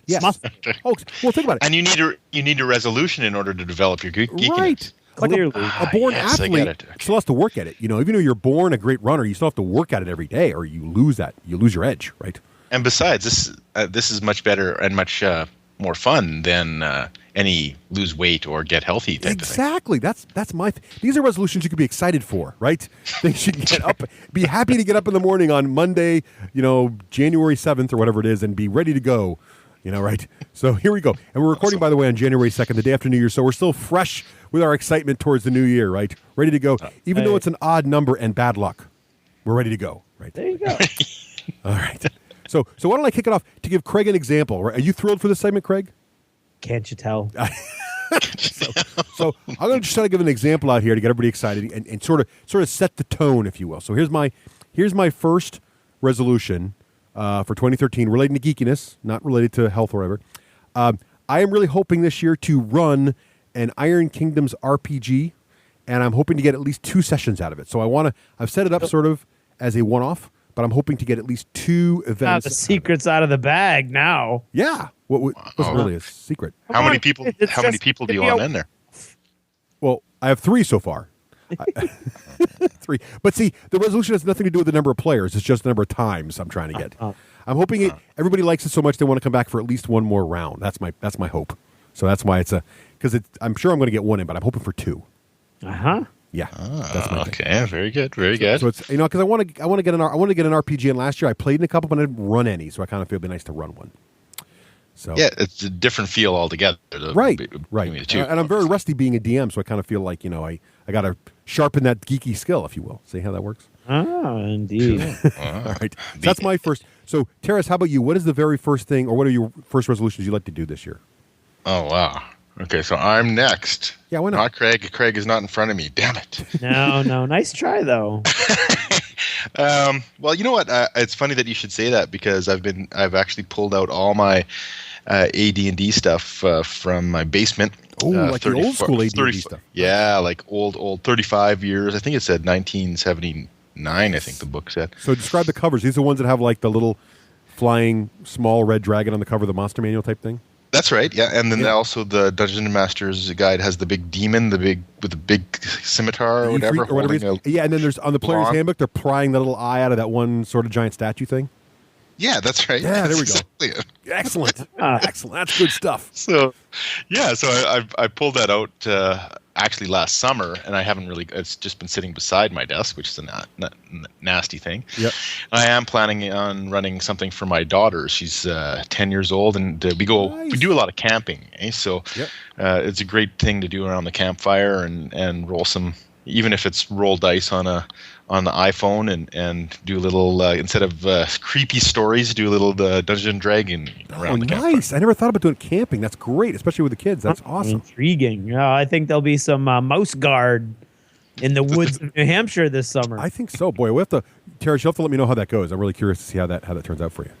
Sure, I will. It's something I've been meaning to do. So that's on the top of the list, gaming wise. Geekiness for 2013. Nice for sure. family too. I love it. So, Craig, how about you? What have you been? What are you planning for? Let me see if I got the hang of this. Okay. I'm gonna just dip my toe in first of all. All right. And I'm gonna say my first geeky goal of 2013 is going to actually be finish up my complete Caledonian sectorial army for Infinity. Oh wow! So I've only got 6 models right now. I think I own another 16 that have all been put together and based and primed and dry brushed so that they're ready to go. And then I think I need to buy 5 more, and then I have the entire range. Oh wow! Okay. The Caledonian sectorial army. So I got a little ways to go, but it's not like a whole 40K army, so I should be okay. But I mean, I'm excited, but at the same time, it's been right in the middle of everybody's campaign, and everybody's all excited about it, and the emails are flying furiously back and forth. And then I got sick. And then Tuesday was on a Christmas. And then Tuesday was on a New Year's. And then next week I can't make it gaming because Karen's going to be away on a cruise. So I'm afraid my excitement has kind of waned over the past few days. And so that's not a given that I can just do that. Oh, So I okay. have to actually, it's one of those, you know how sometimes you have a goal and you want to like focus on it because you know that it's not so much like, usually I paint because I really want to paint and I'm excited to paint and I just paint. But every now and then you get into a grind, and that's kind of where I am right now. So I got to just grind through these Caledonians. Yeah, you're painting a lot there. That's pretty impressive jump in. It's a lot for Infinity. But it's also doable. Like it's not a huge goal. Like you say, it's not like I'm going to paint up a 2,500 point 40K army or something Exactly. like that. So, In the next, yeah, that's awesome. and Sometimes you got to focus on the doable for sure. that's my goal. And I haven't painted up this much tartan since my Troll Bloods. Isn't that fun? Tartan's Yeah. so much fun. Tartan is tartan is hoot. Tartan is a hoot. I have never actually even contemplated doing that. That's nice. I commend you. It's a blast. Actually, great tartan painting tips actually can be found in the Troll Bloods book. Absolutely from can, Arlington Press. yeah. Yeah, great tips on tartan painting. It is once you get the hang of it, it's not hard. It's just time consuming. It's not quick. Right. Well, good on you, Craig. So what's the total model count now? Do you remember? The total model count. Well, I own right now 22, and I believe there's like 5 or 6, between 4 and 6 more. So you're looking around 30, 28. So 30 guys. around 30 total. All right, that's not huge, but that's a lot. There's a lot of detail on Infinity, so that's a lot of work. Yes. It's right, well, the well- first 6 went relatively quickly, except for the tartan. Right. Hoping for the best. All right. Well, that's a good one. Okay, so let's see. Let's see. What do I want to do? Oh, second goal for 2013 here is this is kind of like the RPG thing. I want to run a full Descent 2 campaign. Right. So Descent 2nd edition came out last year. I got a groundswell of interest, and then but due to the timing of it, it's kind of like what happened to Craig here with Infinity. Just due to the timing of it, only a couple guys could make it, and it was just bad timing. I think it might have been around Gen Con. I can't remember. It was just kind of crazy, and no one was there, and it just sort of fell apart. I really want to do it again and get some commitment. And the last time I did a Descent campaign, I also started it right at the beginning of the year during the doldrums of winter, and everybody got into it. So I'm going to try to jam it in there again. And Descent 2 campaign system's a lot shorter, a lot less of a commitment than Descent, the original one, was. So hopefully, I've already got 2 guys who are excited. So hopefully I can get up to 4, get a full table, and see if we can get it done in a few months. So that's what I'm hoping.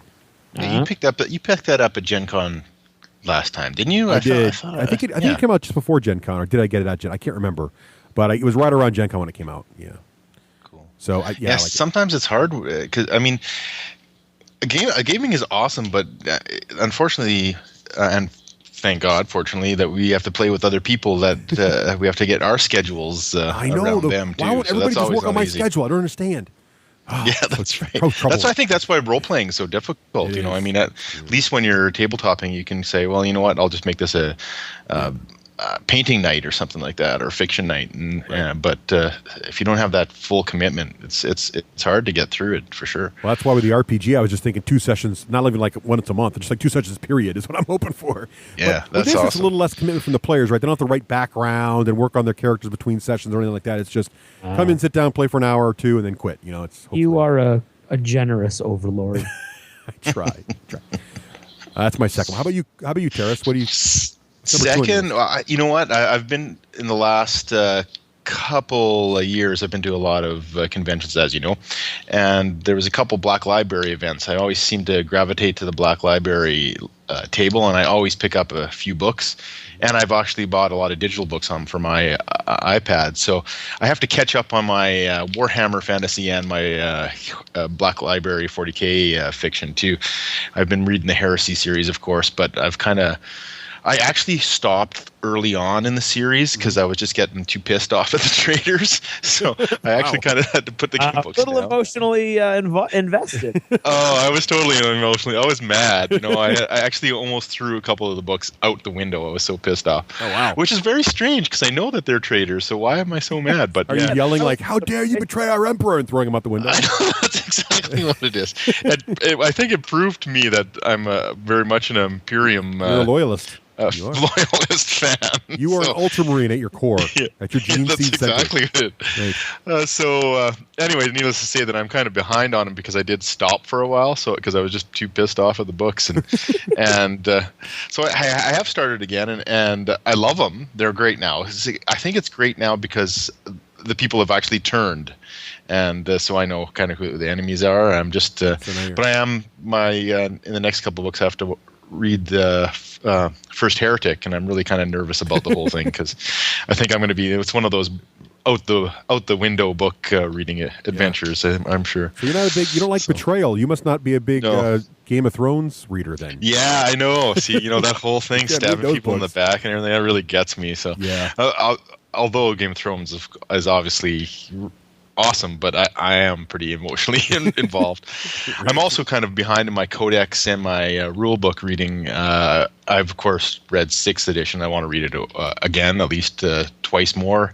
Wow. My goal this year is to read it twice more this year. Nice. So, and I think I've got a couple codexes that I should really catch up on. So reading is high on my list on nice. Things to do next year. Are you planning on doing a lot of 6th edition? Are you going to do a lot of tournaments this year? I know you do Adepticon and stuff. Are you doing a lot of that? For sure. I'll do Adepticon again. I'll play at Adepticon, which is really great because for a couple of years I didn't play, and so I'm really excited about doing that, and just playing 6th edition in general is great. I've really enjoyed the rules, but I want to make sure that I kind of get everything under my really know them really well, because I didn't actually in 5th. I actually kind of let everybody teach me, which is the opposite of what I usually do. So 6th, I would like to go back to the role of being a teacher. Rules guy. I like it. All right, good. That's a good one. There you go. Interesting. How about you, Craig? Okay. For my number 2, actually, my number 2 sort of ties in with yours, Russ. Okay.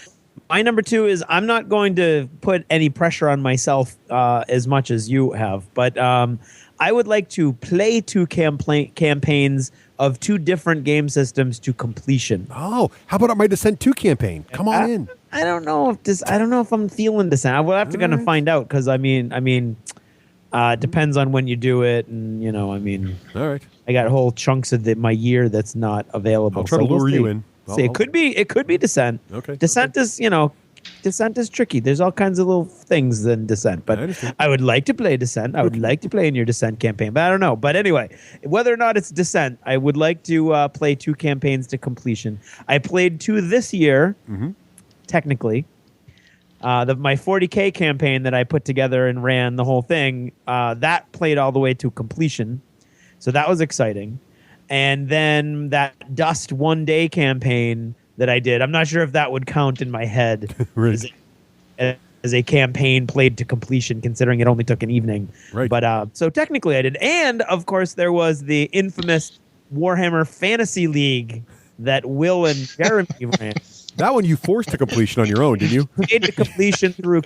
I threatened and cajoled and pleaded for my last game. Pure willpower. I love it. I love that. See, that's the. I remember that because I really felt for you, because I was actually trying to get into the Warhammer Fantasy side of things again too. But boy, sometimes, like I said, it's your group. It's not just you. You can have all the great intentions and want to do something that you think is ultra cool, but ultimately you'll fail if you've got no one to play with. So and exactly as you say, you can't play these games alone. Well, you could. You could. It's just not as fun. I don't think that would count either for a resolution. Right. Craig, you could get 2 campaigns in here if you count my Descent 2 campaign and my Iron Kingdoms RPG sessions. Bam.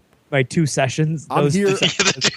Well, you just counted your. That's how old we are. 2 sessions is a campaign. Well, we counted the Dust one, and that was 1 night. So I figured 2 nights is double that one. No, I'm not counting the Dust one. It doesn't count because it doesn't go to any sort of resolution. But we can work together here, Craig. This resolution, it's going to have to be 2 more mainstream, consistent type. I'm talking multi-week campaigns like the Infinity one. Infinity could be. I think it'll be in for Infinity. I think that'll be one of the ones that'll make it. Right, but but I can't. I wasn't there at the beginning of Infinity, so for Infinity to count, it would have to be a new Infinity. Yep.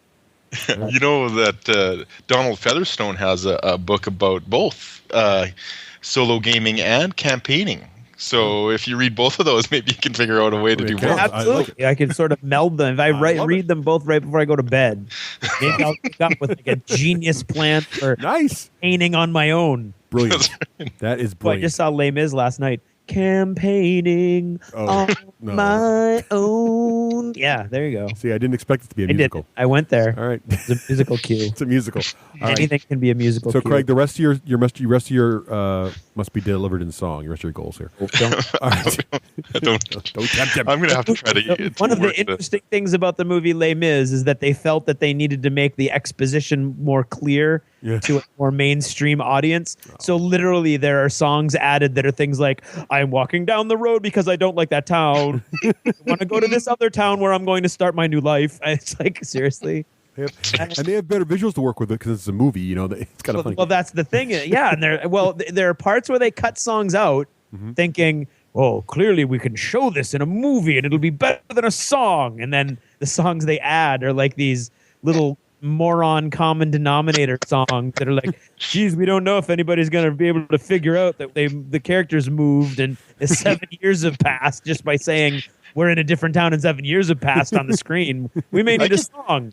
I wonder if they're going to do an extra long version, DVD version, so you could talk about, I'm drinking my tea today and that kind of thing. You can go the whole. Teras, have you seen the musical? There is a song about drinking wine. So, drinked with me. Okay, so anyway, let's move on.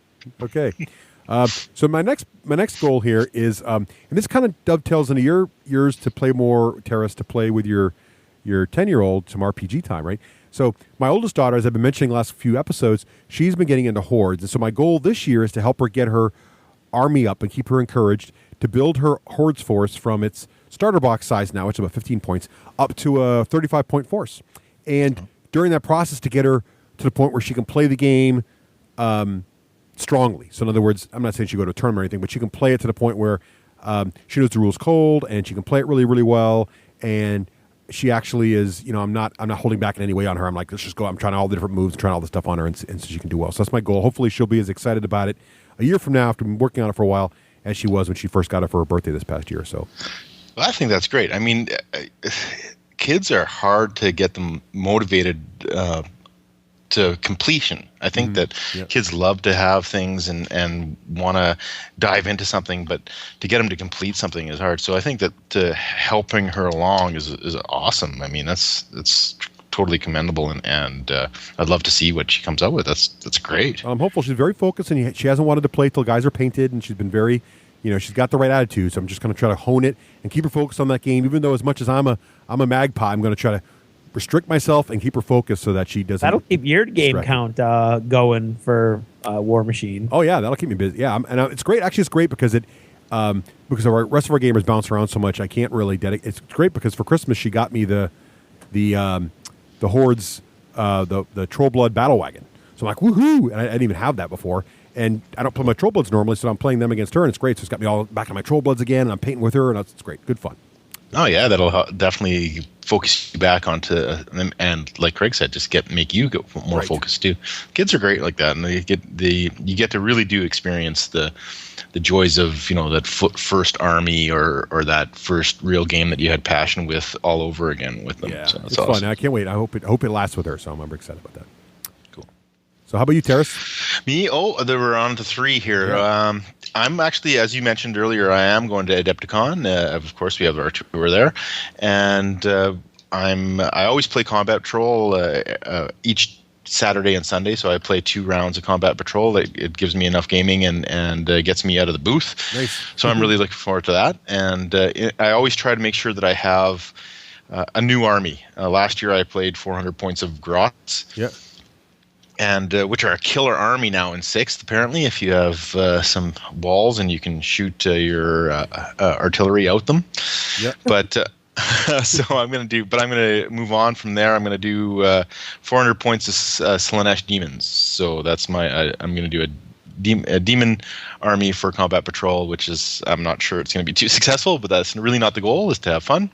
And so that's what mine is. So which is really great for me because I get to do something that I paint something that I haven't done before.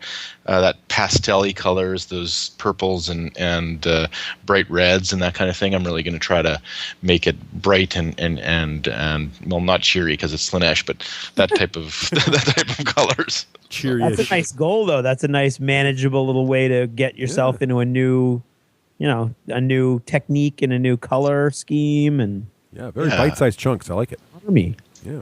Yeah, and the goal will be probably from here on is to add 400 points of another Chaos God, yearly until all 4 are kind of all painted up. So interesting. Nice, very nice. Cool. That is cool. And the Combat Patrol is fun too, right? Because that's just like small, quick games, right? Yeah, it's you know what, if you've ever done it and never done it in a tournament setting, I really recommend. If you're going to Adepticon, you should try it because it is a blast. And people are there's some competitive people for sure, but they're less competitive. More there just to have fun, and it's 40-minute rounds, so it's bang, you're done, and Nice. and it's really kind of panicky because it's really that fast of a game. So everybody makes really bad decisions because it's only 40 minutes and you got to get to the next round and next turn, and I think it's like 5 turns at least in a game. So yeah, it is a blast. You have to give it a try in a tournament setting. It's really a lot of fun. Nice. And it's fun when you're playing at home too, but it's something special in a tournament setting for sure. Nice. Cool. How about you, Craig? What's your third goal? My third is something a little more standard. I have just a ton of terrain projects that are piling up in my various workplaces and other areas around the house that is starting to annoy my wife. And I want to get those all finished, not only before the end of the year, but before I buy a bunch of more stuff and then let it pile up. So I have literally 2 years ago, after I finished my Wild West city, my Wild West town, I saw somebody, I think it was Will, got some laser cut Wild West buildings, or no, he didn't even buy any. The jerk, he just sent me a link. I was like, oh my god, and I didn't get off the computer until I owned 3. And literally, they came. I looked at them. I dry fitted the barn together and went, "Oh, that's cool," and then put them back in the box and never touched them again. Wow, that's what scale is that? It's 28 millimeter. Oh, nice. Really? That's super cool. That is Yeah. cool. Awesome. So I'd love to use it. You could use that for anything, right? I mean, the 40K without fighting around a barn would be something different in 40K, wouldn't it? It would be awesome. Actually, one of the coolest boards that I ever played on at a games day was an Agro World board that was awesome, and it had all kinds of fields and gardens and stuff, and in big giant mechanical silos. It was really cool. This is not that cool for 40K, but it's still kind of cool. You're right, like a feral farm world. Right. Yeah, so I'm do that, and then I did this thing which I do occasionally, which listeners will be aware of, where I get like eBay fever, and all of a sudden I just start piling stuff up on eBay, and I did that with this company was going out of business, and they make resin O-scale buildings for train layouts. Right. O-scale is perfect for 40K and fantasy and Dust and all kinds of other games. And on eBay, they had gotten rid of all of their actual kits, and they were just putting together pieces that might fit together. Right. And they were like auctioning off these big kits of pieces that might fit together, and they're awesome. Each wall is individually molded, so then you take 4 and you glue them together, and you've got a square building. And I spent over $150 on these kits that I thought they were a little more coherent than they turned out to be. So I got all excited. I opened it up and I started trying to put them together, and there's literally no way to put them together the way they came. So I have a box of these beautiful looking brick resin, 2- and 3-story brick resin brick walls. Perfect for like a big industrial dust table or dystopian legions or something along those lines. And I'm like, in my brain is slowly working out how I could possibly use them and fit them together. So I've been collecting bits and pieces of like plasticard and foam core and stuff, and I've got some plans and some ideas. So by the end of the year, I would really like to have all of that terrain built and ready to go. Nice. That's awesome. I think that when it comes to terrain, for me, it's always the challenge is to try to get a vision of what the terrain is supposed to be first. So when you're playing several different tabletop games, you've got, and you want to use your terrain, you got to figure out A, what game you're going to play, and B, where the setting is and all that other stuff. So it's not. It's more challenging than a lot of people, especially when the pieces aren't supposed to be together and it's supposed to, it doesn't say, this is building A model. No, I thought it was going to be, but it's not. Yeah, well, it's challenging. That's good. I can't wait to see. You got to send me some pictures when you're done. We want pictures, Craig. Yeah, well, awesome. When I get something worth taking a picture of, I'll take a picture of it. Excellent. All right, let's see. Well, my fourth goal is I think someone else mentioned painting. I want to, actually, Craig, you mentioned finishing your Infinity stuff. Yep. I want to finish painting all my Infinity stuff also. There you go. So mine is taking me a lot longer than yours is taking you for some reason. Part of it is because I'm trying the new Eric of Weird Miniatures method of painting. Good luck with that. I'm trying to do that with Malifaux, and it worked so well that I stopped trying. Yeah, I think took a break. I'm sure if for an amazing painter like him, it's the best way to do it, but I'm finding it's not good for me. So I'm going to have to either it's just taking me a lot longer, so I'm trying to decide. I've shifted over on my tag. I'm doing it totally differently. But basically my goal here is to finish the guys I have and then get enough. I don't need to have the complete faction collection like Craig is going for here. Well, I'm doing a sectorial, so it's only a part of a faction. That's good. And I think yours has got a smaller model count than mine does anyway. Yeah, it's much. Because Pano is like freaking huge. But I do want to get enough so that I could play in the campaign and feel like I have all the options I need, right? So so I don't know how many points that is, but I want to have – so there's a few of the guys I need, and I think once I got that, I got a few drones, a few everything else, I'll be good to go. So I probably own 3/4 of the models I need. I probably need to get like 5 or 6 more models, and I got to paint them all. So that's my goal. Wow. See, and now you just threw in a shopping goal too. It is, yes, shopping goal. Really? You got two right there. Yes. Yeah, I want to look back and say I have a nice flexible Infinity Force that I feel good about. That's what I want to be able to do. There you go. That's nice. So right. How Well, about you, Teras? I'll add to that. Yeah. I'll add to again. I'm going to go into the painting stream here. I've been working on my Lamenters for years. I kind of jump around a little bit. I used to be really focused on what armies I did. I'd be doing I would try to paint. Okay, now I'm going to do 1,800 points of NIDS or 1,800 points of Space Marine. I don't know. Maybe it's because I'm getting older. I just can't seem to focus on or stay on one army for that long. Right. I find it kind of it turns into work, right? When you're doing that.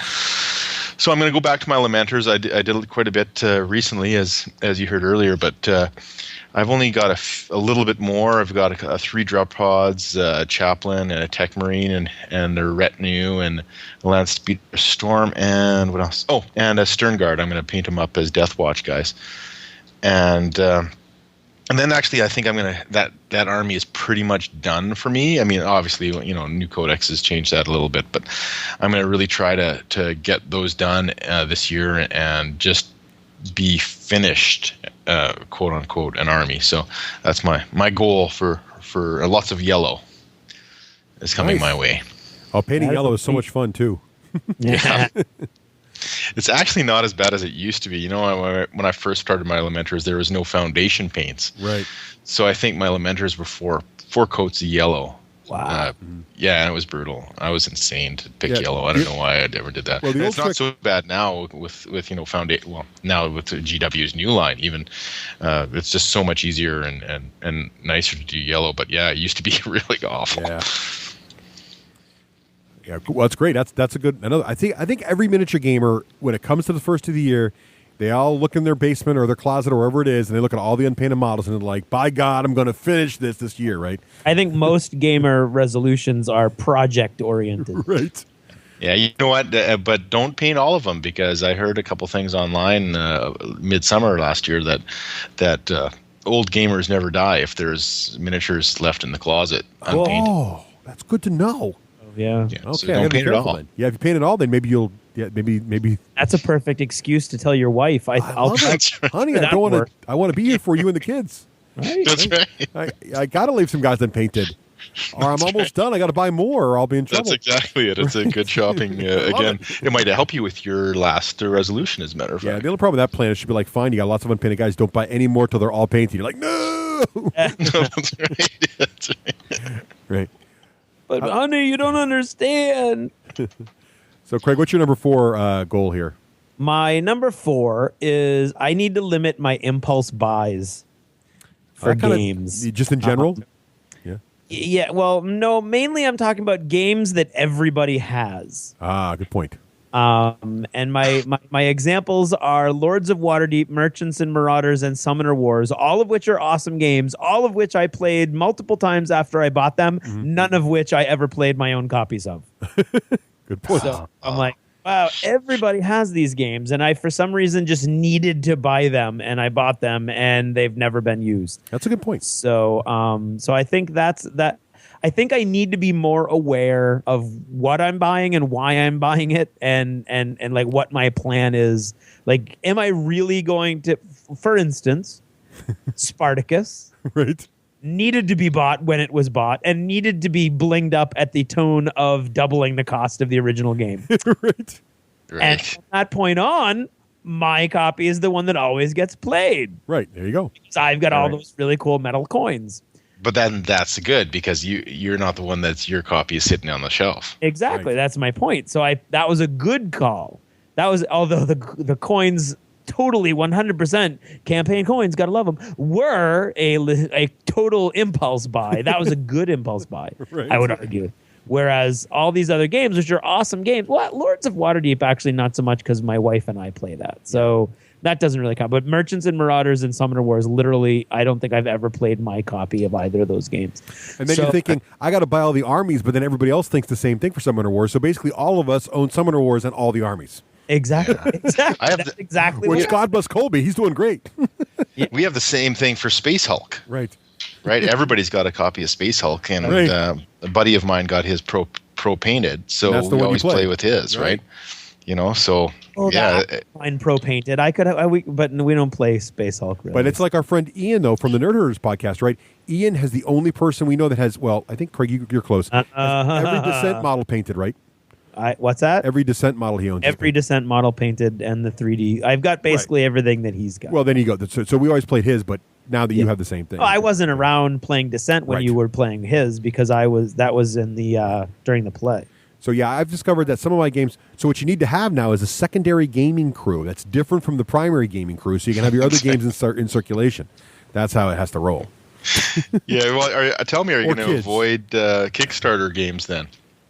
Yeah, I am. Because that's really where you're gonna. Craig's been burnt by that though, so he's in the Yeah. not I'm so in hot. I'm in the wait and see. Only go with people that are actually proven to actually be businessmen sort of mode as far as Kickstarter goes right now.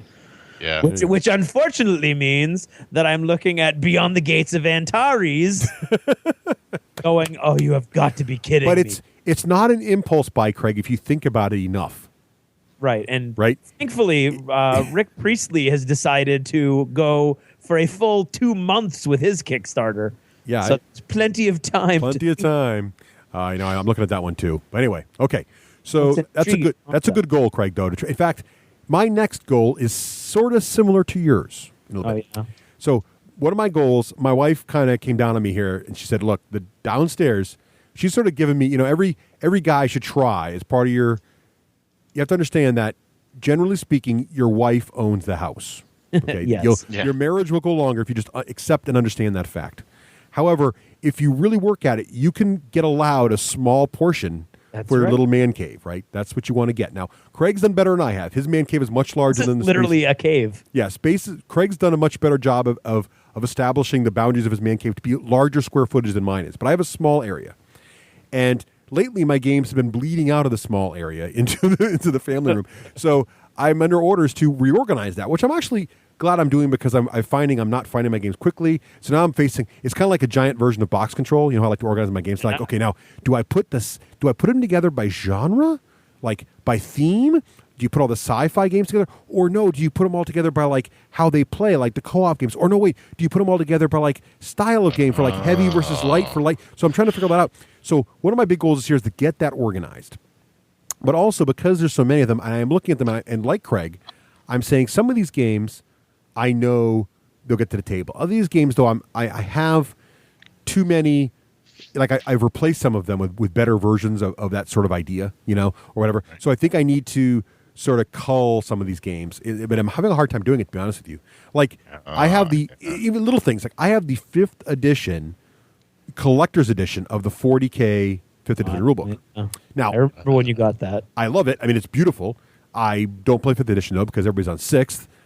Not a big fan of 6th myself. Nothing wrong with it. It's not my thing. So I'm not going to play 40K anytime soon. It probably could be sold or given away, but I just like it. So I keep it. And it's taking up all that space on the shelf where I could put more no-quarter magazines. So it's just sort of like, so I have things like that going on. So I have to find the energy, find it in my soul to depart with some of my treasures of games. You know, it's hard though, because like I said, I mean, I just pulled out my Dungeons and Dragons stuff. You know what I mean? 35 years. Well, as my daughters get older and they definitely are showing signs of liking games, and I'm like, oh, but I could share that with her if, when she hits 12 or something. So maybe I should keep it a little longer. So I don't know. It's tough. But I guess with 5th, if someone's if you're gonna share that, you're probably not gonna play 5th, right? You're probably gonna play 6th. So yeah, that's a hard choice, man. That's it is tough. But so basically, but the goal here is really to organize it. But if that means I have to call, I have to call. So that's the. So are you gonna have like auction, a D6 generation auction, and hawk all your stuff on the podcast? I'll do something. I don't know what I don't know how much it's going to be. So maybe like 1 or 2 games, which is probably not worth all the effort. But maybe I don't know. We'll see. Maybe I'll bring them, give them away at the event. You can sign the copies and everything. Like half of you get swag, half of you get Russ's handout. Dusty old game from 1984. Right. Have fun bringing this home with all your other stuff. Right. You could have the brand new game from Stronghold Games or this game from 1912. Your choice.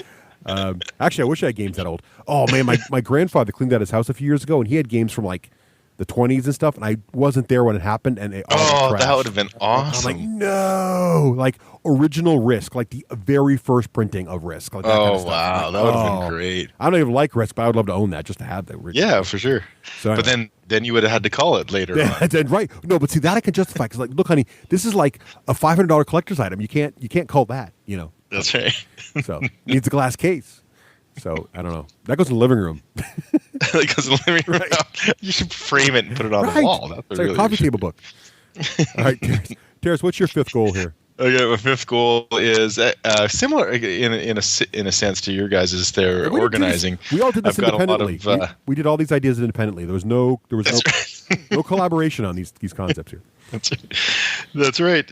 There was no. Actually, Craig did call me Russ earlier and tell me what I had to say. See, no one told me this. No, yeah, well, I want to embarrass you.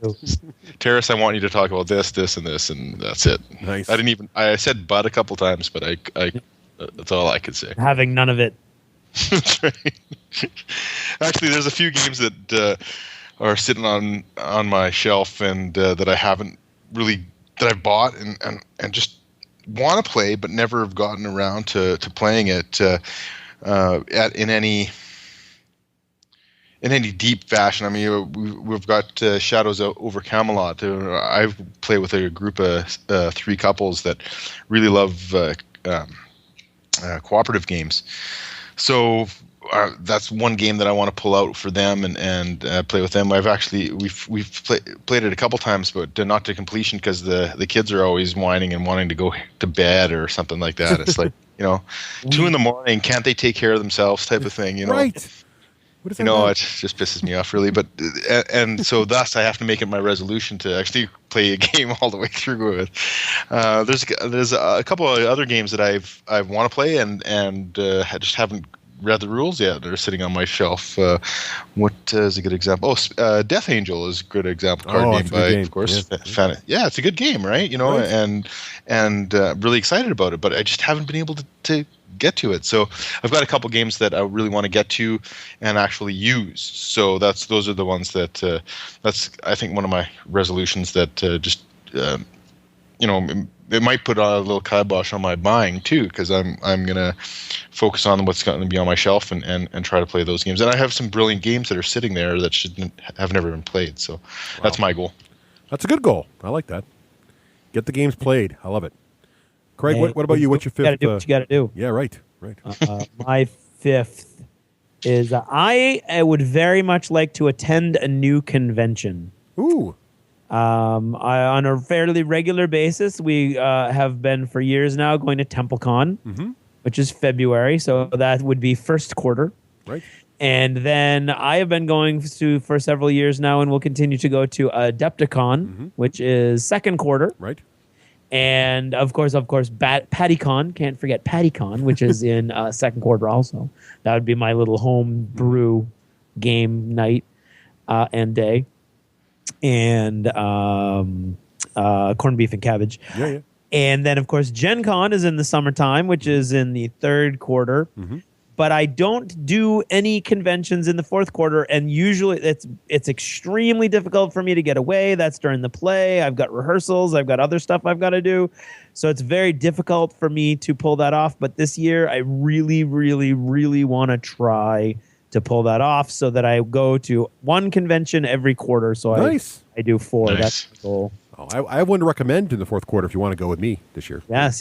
That'd be Carnage. It would be Carnage, and they've changed their venue this year. Oh, yeah. I know. I saw that. So they're finally growing. Yeah. I love. Where is it? Killington now. Killington. Killington, It's Vermont. beautiful.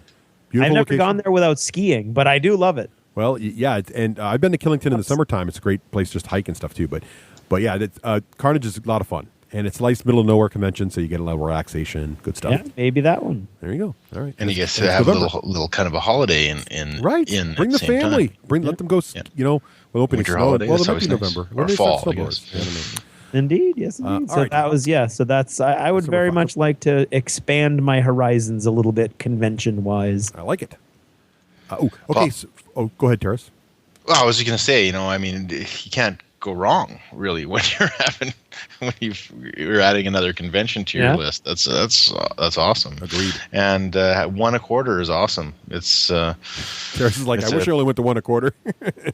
you need to go to at least 3 a quarter. You're talking. Dude, that should be your ultimate goal, really. Nice. Let's see if that works out. Yeah, I don't see how that's going to work, but that'd be cool. Let's see. Gonna try. So one of my goals this year is to increase audience participation in this very podcast. Ooh. So we have this thing called the voicemail number, and I can't remember the last time we got a voicemail call. Uh-oh. So I have a 2-part goal here. One of them is to increase audience participation, and the second one is to have more contests and giveaways, because this dovetails into organizing my space, and I have to say the D6G prize closet is taking an awful lot of room in my man cave. So we need to give, and when better than the present, Teras, to get something done. So I say right now, since it is January, let's have our very first contest of the year right now in the resolution section. So Wow, on the 2nd of January. Oh, Here it is. Look at that. our voicemail number is 1-339-368-6051. Now, if you forget that, it's okay. Go to the website, d6generation.com, scroll to the right-hand side, look for the voicemail number. It's kind of small. I'm going to make it bigger over on the right. And dial that number and leave a voicemail. It always goes right to our voicemail, okay? And what I want you to do is call that number and leave us your gaming resolution for 2013. Just anyone, doesn't matter. And of those entries, I'm going to put together a little medley. We'll have a little bit in the middle of a future episode here of all your resolutions, just to be fun to participate in the show. I won't put them all in there, but I'll pick a few. And of the participants, I'm going to randomly choose one, and that winner is going to get, I'll give the top 2 their choice from the prize bin. I'm going to take a picture of the prize bin. I'm going to put it out there, and you can pick from that picture any one game from that picture. And there's things in there that are pretty good. I got Core Worlds. I got the new Core Worlds expansion. I got Heap. I got both the new Dungeon Command editions are in there. The Assassin's Creed graphic novel hardcovers in there. Wow. Tannhauser miniatures. It's all in there. D6G patches, you name it. It's all in the prize box. So go ahead and call us. And that number again is 339-368-6051. We need So to it's not the first. It's not the first person that calls. No. Because if it's the first person that calls, I can dial it right now. No, not the first before person. this airs. You leave That's your true. resolution, and Teras, you're not eligible because you've already given us 7 resolutions, so you're out. Oh damn! And then you give us a resolution, and you're already in the running if you give us a resolution. Oh, and by the way, make sure you give us your name as part of the voicemail so we know who you are. All right, cool. So Awesome. That's really cool. hopefully that'll get us. And remind everybody what the voicemail number is, and we'll do more voicemail for this year. It'll be fun. That's I think that's a hard thing for podcasters to get around, is how to get their listeners in the show itself, because I think everybody really wants that, right? Everybody wants to hear the sound of somebody of a fan or somebody that's listening and their feedback, and that's awesome. That's a great idea. Very good. But kudos. I hope they like it. And we got some good games. Kudos. Kudos. So Teras, what's your number 6 goal there? Well, I've as you know, we've got a condo in Mexico that we were kind of billing as a gaming condo. So you can go down to the beach and hang out at the beach, and then go and play Euro games mostly, or tabletop miniatures, because we've got some terrain down there too. Nice. And so I'm trying to pick a few games to bring down there. So my next resolution is to make some more terrain, because that's always, as Craig knows well, that's always not the easiest thing to put your painting time to. So I'm going to try to make some terrain. Travel easily. No, that's right. You have to pack it right. Last time I brought down terrain, every piece broke, but it was great because they did have white glue, and all I needed to do is place a little white glue and poof, it was on it, and it's seamless. So that was really a good thing for me. So I'm trying to do some more terrain for down there, and I'm trying to figure out what games to bring down there. Nice. So I'm really thinking of course, Space Cadets, because we love it so much, and so I think go down and grab that and a few others and bring it down south. So that's my. We're going to talk about more gaming down there. Nice. That would probably mix well with tequila. That's right. That's exactly what it is. Space Cadets is great. I mean, that's really what it is, right? Because when you come home, you're tired from the heat, and you're tired from hanging out on the beach or whatever, and all you want to do is have a couple drinks and play some games, and that's kind of what the vision is for that place. So it is a thing of beauty. Put on the air conditioning, have a couple shots of tequila and some beers, and play some games at night. Space Cadet. Nice. Yeah, there you go. We're talking about that a little later in the show, as a matter of fact. Indeed. Craig, what is your sixth goal for 2013? My sixth goal is actually sort of dovetails with another one of your recent goals, Russ. I need to clean out my pub from top to bottom.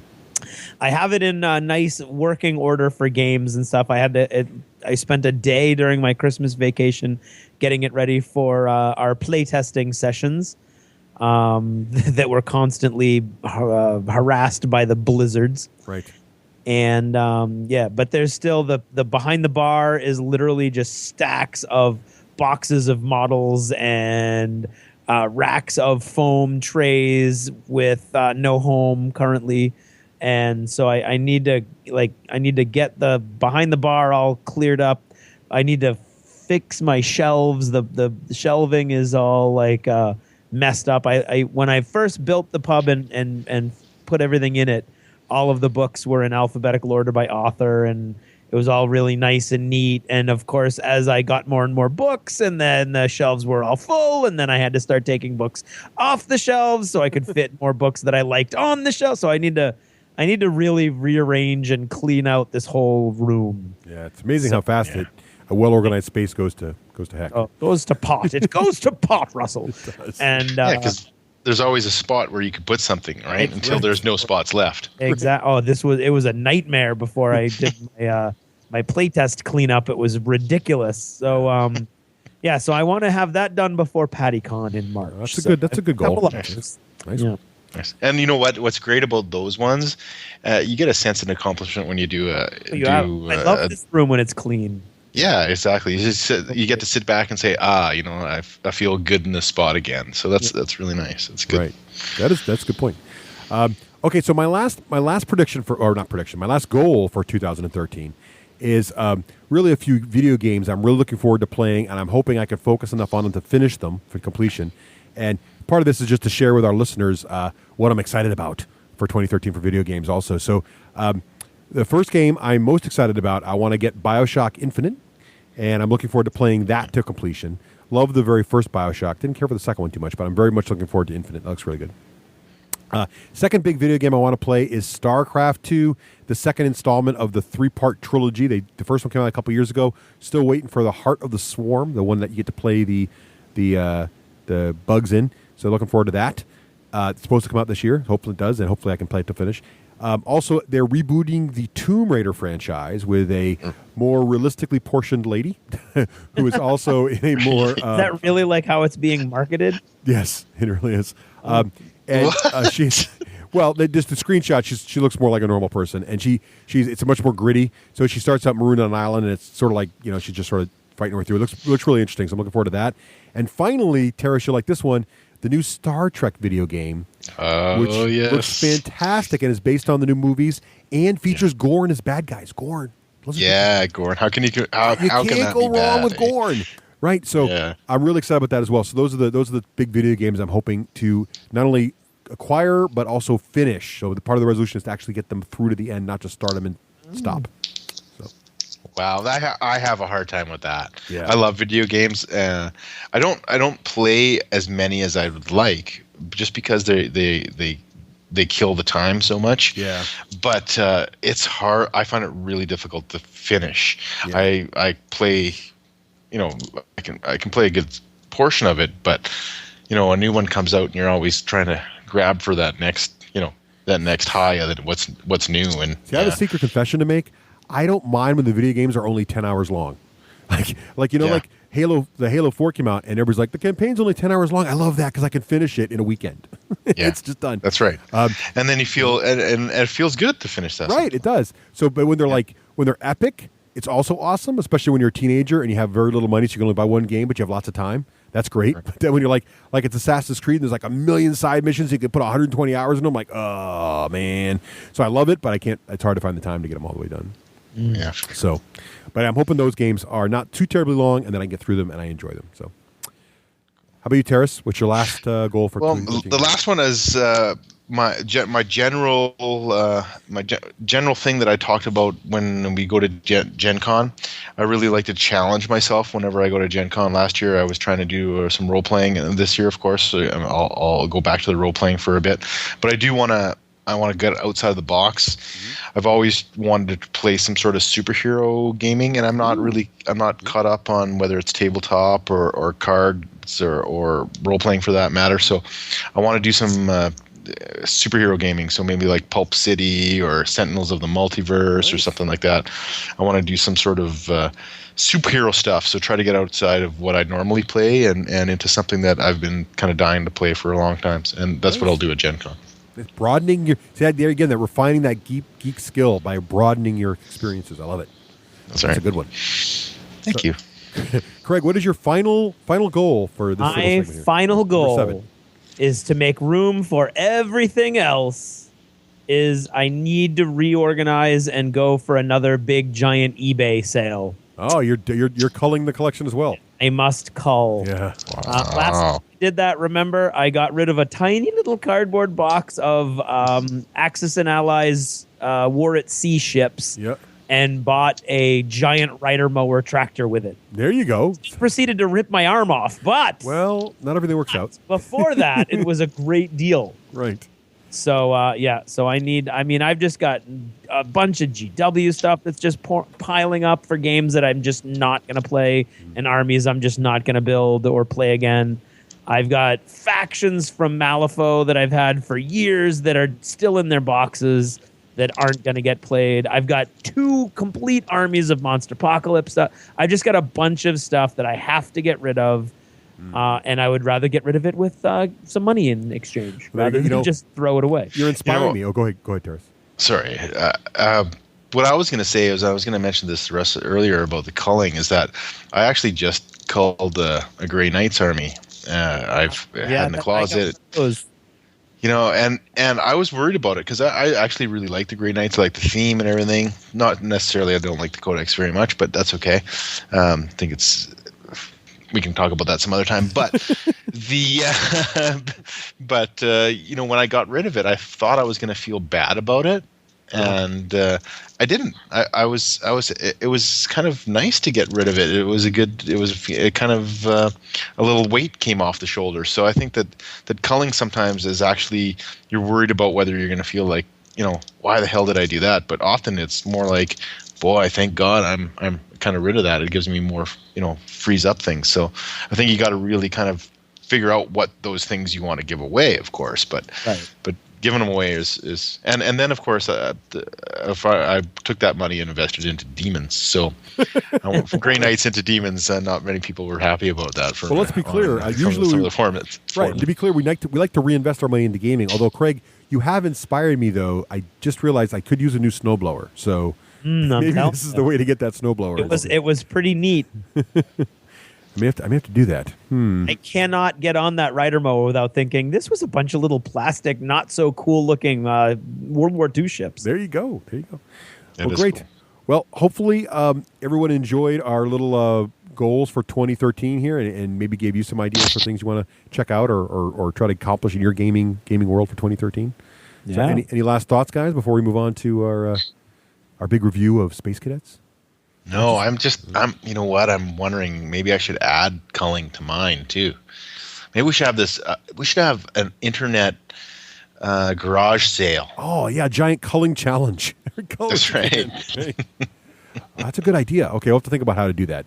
But All right. yeah, definitely. So yeah, make that a goal. Cull your collection, not to reduce the games you own, but to cull it so you can own more new stuff. To make room and financial leeway to own more stuff. Right. That's right. Then, Out with the old, in with the new. right, because then when you buy the riding lawnmower or the snowblower with your games, and then your wife says, "Why are you buying more games?" Say, "Don't worry, honey, it's an investment. Eventually, this will turn into a new oven." Boom. Ready. We could call it "The King is Dead, Long Live the King." Exactly right. I think this is brilliant. This is a whole new way. This is a whole new way to market it. I love it. Okay, good. All right, so that is our exciting goals for 2013. Goals for 2013. Cull. You're listening to the D6 generation. Born to game. Hey guys, and just really quickly, Russ and I want to talk a little bit about, of course, our home con, so to speak. Right. TempleCon. TempleCon. TempleCon. The T, not Hemplecon. That's a whole different thing. And TempleCon would be a different thing. right, it's illegal in some states now, but not here. No. Okay. So basically, as you know, we always do a big mega game and all kinds of cool stuff going on. Well, this time we have officially teamed up with the War Store. Yes. And continued our teaming up with Spartan Games. Yes. To present what we think is probably going to be the most fun and most intricate mega battle we have ever done at TempleCon. Two tables. Two tables running at the same time. Right. One at 1200 scale and 28 millimeter scale. That's at right. the same time. That's right. You can be steam powered battleships flying around on a naval combat board, shelling an island upon which are your 28 millimeter guys represented on another table, trying desperately to fight their way through the enemy to get bridges that they need to secure for strategic purposes. Exactly right. We're going to be doing offshore shelling. We're going to be doing landing your reserves. There's going to be Bomber runs.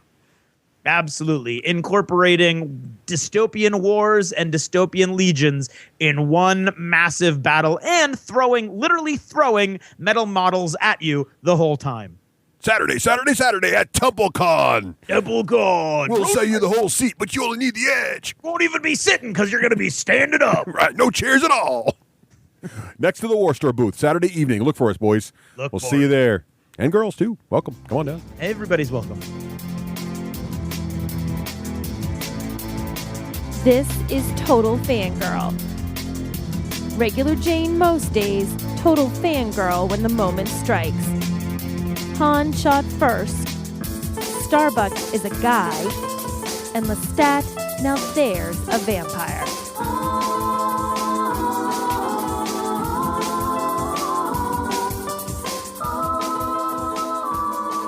This is Nicole, your Total Fangirl. You can follow me on Twitter at Nicole Wakelin and check out my blog, TotalFangirl.com. You can also find me writing for Nerd Approved and Fashionably Geek.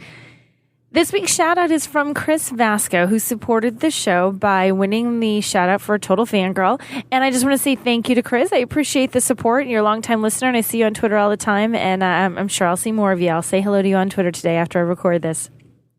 So last week this time, I was not in our normal humble abode here in New Hampshire. Although it's pretty cold and snowy here, I was in someplace colder and snowier. I took a flight to Detroit, then took another flight an hour and a half north to Marquette, and then got in a car and drove 2 hours further north. So basically the middle of nowhere. I didn't even have service on my phone. I couldn't even make a phone call. That's how in the middle of nowhere I was. And the reason I was out there in the middle of nowhere nowhere was I got invited up there by the folks at Chrysler to drive the Dodge Charger all-wheel drive and the Chrysler 300 all-wheel drive. And it wasn't just drive these cars, see what they're like. It was drive these cars on a closed winter track where you can spin them around in circles, smash into snowbanks, and basically have the kind of fun with them that your driving instructor told you never, ever, ever to do when you were in driver's ed. So I was pretty excited. Cars are a totally different animal than what you get when you're dealing with gamers. Completely different group of people, completely different focus. Although they nerd out about cars just as hard as you guys nerd out about your wargaming. It's not very often that I'm at one of these events and when my nerd background comes out that the people that I'm talking to really know what it is that I'm talking about. Most of the time they just, oh yeah, okay, stuff like Star Wars and yeah, whatever. And they let it go. This time, it was a little bit different. I happened to bump into a guy that was part of this event, and we rode back in the car together to the hotel that we were all staying at. And I find out that he writes for another site, in addition to cars, that has some pretty cool nerdy products, some that I've written about myself. A little bit of connection there, and that was sort of neat to find another geek in the midst of all these gearheads. And I sit down for dinner that night at this very nice, schwanky little steakhouse that they took us all to. And as people are introducing themselves and talking, once again, my nerdness comes out. And I say, oh, this is what I do. And I also have, a segment on this podcast and we talk about miniature wargaming. And the guy's eyes light up. He's like, miniature wargaming? And he knows exactly what it is. He doesn't just know what it is. He plays the games. He plays all sorts of different war games. And he was so excited to meet somebody else who knew what he was talking about. Because although we both like cars, and that's obviously why we're there, and it was a heck of a lot of fun, you don't often randomly bump into miniature war gamers out on the street. It seems like there's a lot of you because you hang out with friends who likely play the games and you go to things like Gen Con or Adepticon or small cons like we hit, like TempleCon that's local to us, and you run into tons of people who are playing the same games you are and who are really, really into them. But then you probably all had that experience. You go home and suddenly you're back in your office and you're at work and nobody gets you there. There's nobody who really gets the wargaming thing, and it's a bit of a letdown. Well, this is sort of the reverse of that. I go to something where I don't expect the nerd factor to come into play at all, and here I meet this genuine wargaming nerd who was so excited and so enthusiastic, and really we had a great conversation. It was wonderful. We talked about cars and we talked about wargaming. And hey, who knows, maybe he's listening to the show. Hello, if you're out there.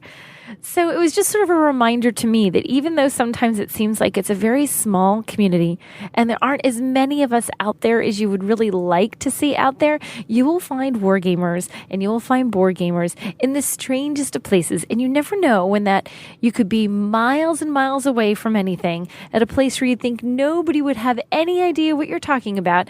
And you're going to make a new friend just because you happen to play with Little Metal Men.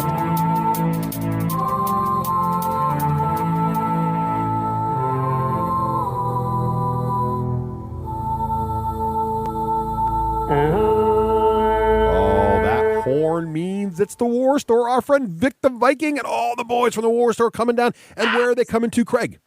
They're coming to TempleCon in Rhode Island. They sure are. The very beginning of February. In fact, February 1st, February 2nd, February 3rd. It's TempleCon. Oh, I can't wait. And, one of my favorite things about going to the War Store booth at TempleCon is that they have all their stuff there, huge amounts of products, and they have those big bargain bins, of just stuff. It's all about the bargain You can paw through. It's like everything in this bin is like $2. You just paw through there and find something cool. Like, oh my God, it's the templates from 1985. I want them now.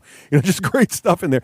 I have never, ever, ever gone to the War Store booth, either here or at Gen Con, and not come away with a bunch of armfuls of stuff. I know. And then, of course, but it's not just like the old, great bargains on old stuff. They have all the latest hotness, especially from our friends at Spartan Games, right? They have a huge selection of Dystopian Wars, Firestorm Armada, both Dystopian Legions and Dystopian Wars, all those great games. All of the January Infinity releases Infinity. You've been hearing us talk about Infinity. You're going to TempleCon. You're like, where am I going to? That's the place to go, baby. The War Store booth at TempleCon is going to be fantastic. And you still get the best prices on the web, even at a convention, which is awesome. And you save on shipping. So we definitely want to do that. And we want to really thank our friends at the War Store for giving us that special place at TempleCon this year. We're going to be running a double table Dystopian Wars and Dystopian Legions event. It's actually going to mesh, not unlike the gears of a steampunk machine, with their weekend-long focus on Dystopian Legions, That's which right. of course is a huge steampunk game in and of itself. In a giant steampunk con that is TempleCon. It doesn't get any better than that, people.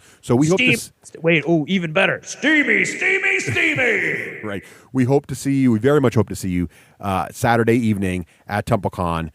Follow our Twitter feed for exact times and locations, and we'll see you there. Spartan Games and the War Store will be giving away literally a ton of metal.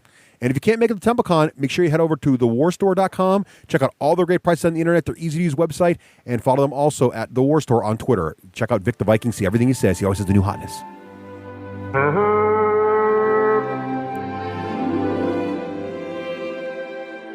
I'm Dan, your friendly professional game guide. Welcome back to When You Wish Upon a Game, where we discuss ways we can make the game industry better.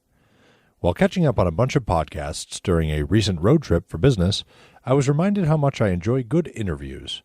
Whether it's Wait, Don't Tell Me, or the D6 Generation, or Fresh Air, there's something that I really enjoy about meaningful conversations about intriguing topics with interesting people.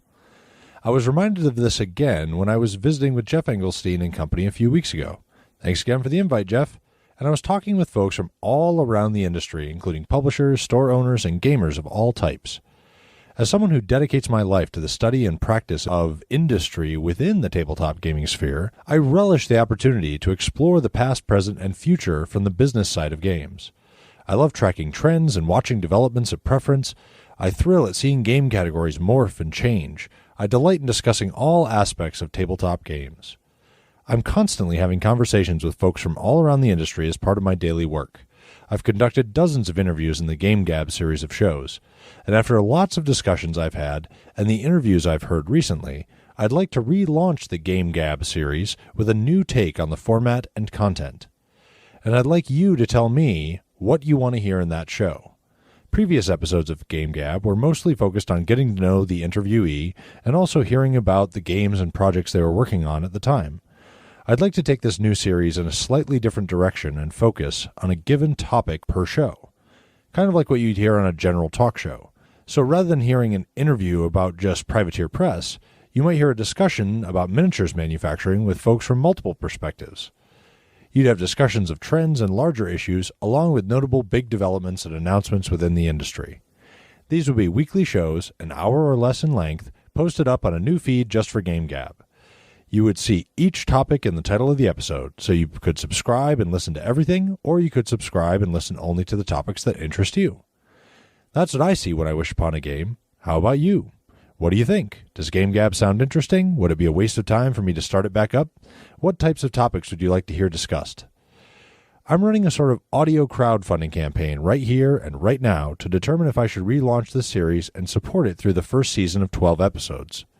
And since you're listening to this, you can pledge your support to making this series a reality for the low, low price of one email. That's right. You don't have to go to any website and put any money in or click a button. You just have to email me by January 31st, 2013 at wish@gamesalute.com and let me know that you're interested in Game Gab. On an upcoming episode, I'll check in with the results. We need to hit at least 50 interested listeners from the D6 generation to make this happen, so don't wait for other folks to email if you are interested. Pause the show now and just drop a quick email to wish@gamesalute.com. You could even send something as simple as "I'm interested" in case you don't want to invest the time and energy to draft a more detailed note. Thanks for your interest, thanks for your support, and thanks for listening. Have fun playing.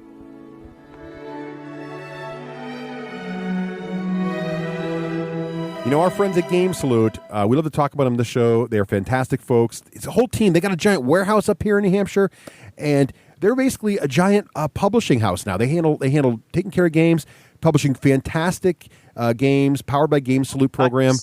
What's that? Of all types. Board games. They've got miniature games. They got Blackwater Gulch. And you're looking at some of the coolest titles, Alien Frontiers. Oh, yeah. And they're the guys that make sure these independent publishers can get the games out there. They work with them, help them do their Kickstarter right, help them make sure they don't pick crazy goals, help them make sure they get shipped properly, help them make sure they have a good pledge manager after the thing to collect all the data. That's what Game Salute does out there. They're making sure that that good people who have good ideas about games get their games to the market and get them to the industry like you. Fantastic company, fantastic group of people. All through the thing. Then they go to the cons and they make sure your games are there, being demoed. They're just a wonderful, wonderful way to make sure that the best games are getting out there. And a great way for you to find cool games. Go to gamesalute.com and they've got all the different games that they're working with. Exactly right. And don't forget to check out the store locator, too, to find all the great stores that carry all the great Game Salute products. So go on over to gamesalute.com. Yay! This is the Dice Tower Network at dicetowernetwork.com. Welcome back. Now we're very excited to talk about what I think is one of the new hotnesses from 2012, and that, of course, is Space Cadets from our friends at Stronghold Games and the Engelstein clan. Jeff and his son, Brian, and his daughter, Sydney. Engelstein all worked hard on this new game, and we're going to talk about it in detail now and let you decide. Now, we should say in full disclosure, obviously, Jeff has been on the show in the third chair, and Stephen Bonacore has been on the show in the third chair. We all have, I think, Teras, you played games with Jeff and Stephen before, right? Yep. So you know who they are. So yep, we kind of know them so as a personally. But you know what the thing about the D6G is when we review a game, our goal is to explain how the game works to you. Our rating system is intentionally silly and of very little value. The whole purpose is to get you to feel like you played the game once, and then you can make a decision. That's right. So we're not trying to sell you something you don't want. We're just going to tell you how it works. But I think you'll be pleasantly surprised by this game. So let's get into it. It is just came out. Just came out this year. Well, actually, a couple months. It released it. I guess Essence when it technically released, but it's kind of trickling out. So it's on store shelves now. It is a 3 to 6 player co-op game. Mm-hmm. Its retail price is $59.95 or $60, and we'll talk about our perception of the value there in a bit. The game's estimated play time is about 1.5 to 2 hours. That's pretty accurate, I think. That's about what we played the other night. And that includes learning time. So once you've learned the game, it'll definitely be about an hour and a half, I think, or less. And let's see, Craig, would you like to read a dramatic reading of the fluff summary here? It's your lifelong dream to join the Star Patrol and be a part of the crew of an interstellar starship. You've worked hard, graduated from the academy, and received your first assignment as part of a team of young recruits, confident in your training and ready to be put to the test. Nothing can possibly go wrong as you are prepared for anything. You are the Space Cadets. That's right. So that was a real echo too. It's a lovely little intro. Basically, the premise of this game is you are a crew member on the bridge of a non-IP infringing star vessel. Not a particularly gifted crew member either. Right. And there are different missions you're going to be trying to do, but basically you're going to work together to try to successfully have the starship solve problems, and each of you are going to work at different stations. So one person will be the captain, one person will be engineering, one person will be the weapons officer, etc. throughout the ship. And hopefully, if you do all your jobs right, then the ship will perform very well, and you will solve all the problems and have a good mission. If you do things not so well, the bad guys will beat the crap out of you, basically. So that's going to work. So in the box, you get a nice color rulebook. Teras, what did you think of the rulebook? I like the rule book. It's really concise, really describes everything really well, and a quality. Nice shiny sheets, and I really like the rule book quite a bit. Now, had you had the game demoed to you before you played it, or did you learn it from the book yourself? No, from the book itself. Well, that's not entirely true because I did learn a lot from the videos that they have on the Stronghold Games site itself. And that was really helpful, and a couple other Board Game Geek ones that were really interesting too. So, but basically, I learned from the rule book. No one had demoed it for me. Oh, good. Because I was curious about that because I had Craig and I played the beta with Jeff, so we kind of knew the basic premise of how the game would work. So I just had to kind of learn what the particulars were of the final version. But I was curious if you had no clue of this, because basically you're going to play a bunch of mini games and solve these problems, which is a very, very different kind of game than you've ever played before. So I was curious if reading the book and watching the videos would be enough to get you to sort of figure it all out. It is. I think that though when you open up the rules itself, it gives a quick rundown of all the different stations. Mm-hmm. But I think that if it's your first time just reading it, you can get overwhelmed about everything what's going to happen, and you're like, okay, well, that's going to happen now, and that's going to happen. How is this game going to come together? You know what I mean? What you have to remember is that it's a bunch of mini games, and that everybody has their own station, and they're all doing. They only have to be taught how to do that one thing, you know. Right. And sure, you get to switch command every once in a while, but if your group is attentive in any way when you're explaining it, they'll kind of get the gist of each different station. So when you're reading rules, don't be overwhelmed the fact that there's so many different stations. They all come together and they all gel. I agree. I think it's very helpful to watch those training videos too that Stronghold has on their website, because it is a little tricky to get out of the book, I think, the first time. But, and they're short too. The videos are like 2 minutes each or something like that. In a perfect amount of time, and that's all you need is 2-minute explanation. Bang, you're ready to do it. Yep. And the book does have a nice little table of contents. My only criticism is on the back. There's a nice quick reference sheet for each of the stations. It would have been great if there was page numbers in there to go back to. So referencing it sometimes is a little more cumbersome than I'd hoped. But otherwise, it's great. Great examples in there. Great layout. In the box, also, you're going to get 8 display mats. These are basically the player mats that are going to be in front of you. They call them displays because you can think of them like the starship display for each one. And the mats are different. So the captain's got his own display, and weapons has got their own display, and engineering's got their own display. So there's going to be 8 of these mats. There's 8 mats, even though there's only 6 players, because a couple of the stations a couple players will do more than one thing, but most people will be focused on one big mat. There are 10 map tiles. So in addition to each player having a station mat, in the center of the table there's going to be sort of the board, which is where the starship's going to be on, the enemies will be on there, and then the crystals or whatever other objectives you're trying to accomplish. And so it's kind of like a dungeon crawl in a way, because there's going to be a tile, and as you explore, more tiles will turn over, and there'll be terrain on there in the form of asteroids and nebula and warp rifts and all these little things you got to navigate around while you're fighting enemy ships. That's going to be in the center, sort of like what you're doing as you're flying around. You get 152 small cards and 18 standard cards, so lots of cards in this game. We'll explain what they do when we get to the various stations. There are 94 tokens, so lots of card stock bits. 24 puzzle bits, which are also sort of like a heavier card, different shapes. They look a lot like Tetris pieces. There's a green set of Tetris pieces and sort of a red set of Tetris pieces. More about those.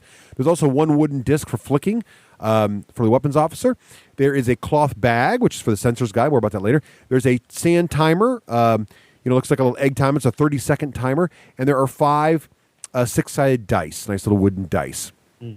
Now, Craig, what do you think of the value here? It's a $60 game.